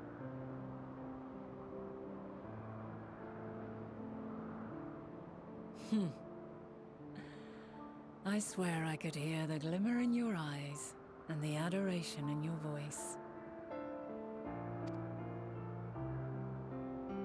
While we wait, will you not tell me about your adventures? Well, not the portentous events which led you here, but the simple delights all your own. By learning about the future world, I may gain insight into future me's plans. But more than that, I have an interest simply as a fellow traveler. Short of going somewhere oneself, there's naught more stirring than hearing another's account.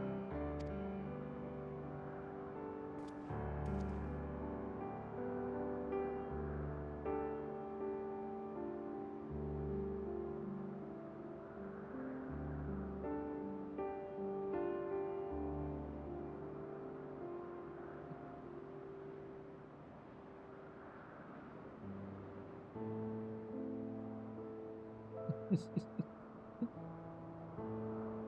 think I've ever seen the warrior like talk so much.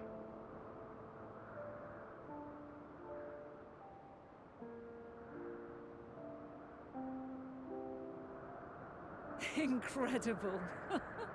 Would that I could have been there to see it.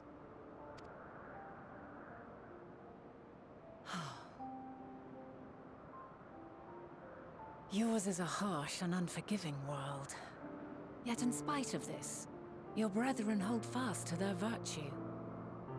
To know that the light of mankind's potential still shines, even in that faraway place, it gives me heart.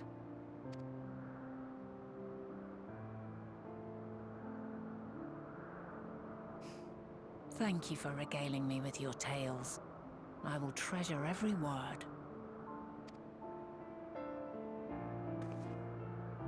As you know, I was once a scholar. And among other things, I sought to understand the workings of the world. What exactly is ether?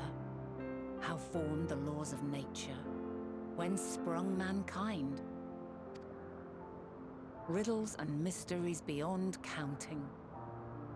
Over the years, I have managed to find answers to some few of them. Yet rather than attain a sense of mastery, the more I understood, the more I came to hold the world and its miracles in awe. We too are miracles, each and every one of us, born of the warm breath of life that traverses the heavens, swirling through eternity.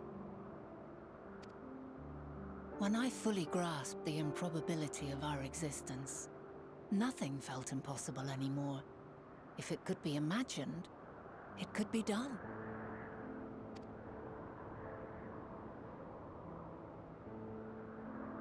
A passion swelled within me, an epiphany dispelling all preconceptions of what was natural and true, and a presence without, immense yet intimate. Fate, perhaps, holding us in its tender embrace. As reassuring as it was intimidating, how keenly aware I became of creation's fragility, built as it is upon precarious happenstance. I was overcome with an irrepressible urge to know the world more intimately, to hear its voice, feel its breath.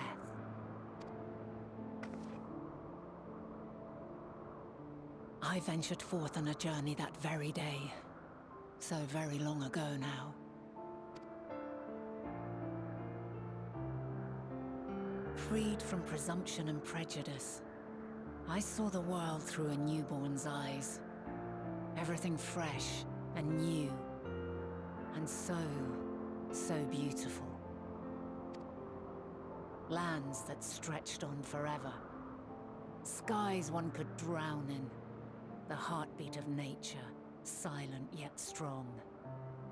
And amidst it all a people, beacons of light and life, laughter that warmed my heart like naught else before. They are my meaning, and my purpose, my love. And so long as they need help, I cannot return to the star. Perhaps my future self is still waiting for it. A moment she can let go and walk unto the end. Safe in the knowledge that man will find his own way.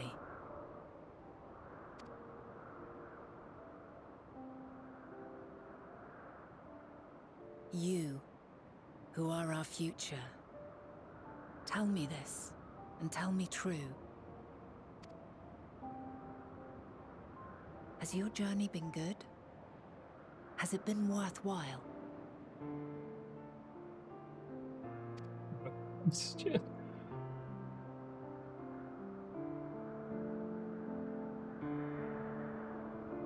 Every minute.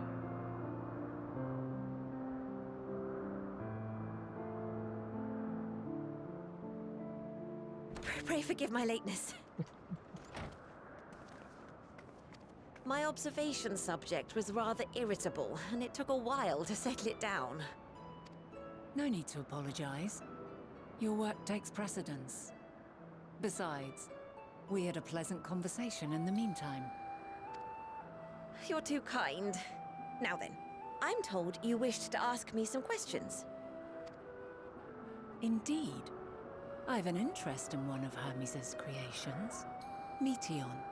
You witnessed a host of them take flight, yes? Oh, that! Yes, I did. It was in the dark of the morn. I'd left the Thalassai after nocturnal observation. As I walked along, I spied a bright light climbing high into the southeastern skies. Then, in an instant, it was gone. Like a shooting star, only rising rather than falling. But then another shot up, then another, and another. Intrigued, I made my way to the edge to investigate. And who should I spy on an isle to the south but Hermes and Meteon, the Matea, rather. There were lots of them, and I realized they must be the shooting stars that I'd seen. A dazzling spectacle indeed. Have you spoken with Hermes about this? Oh, yes. The sight left such an impression on me that I approached him about his mystery project the very next day.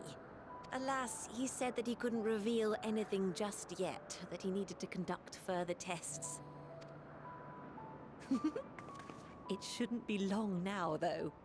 He often returns to that isle, and I have a feeling he's nearing a breakthrough.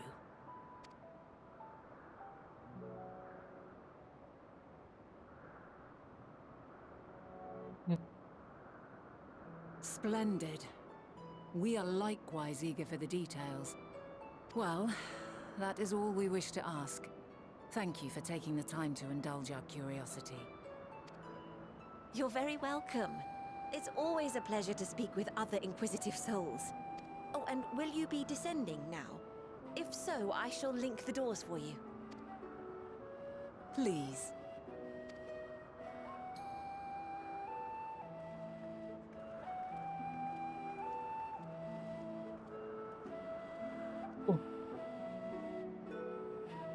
Oh boy.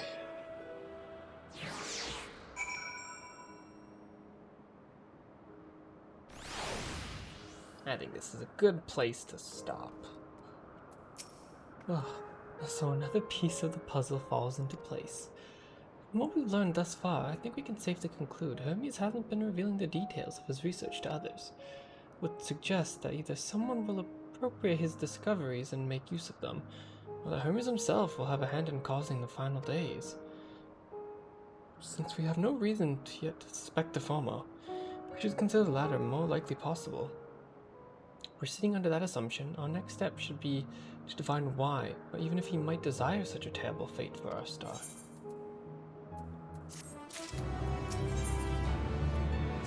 This is where we're going to stop. Alright. good place to stop here. So I'm gonna go for the night. Thank you to everyone for hanging out, but I'll continue the MSQ tomorrow. I'll see you guys later.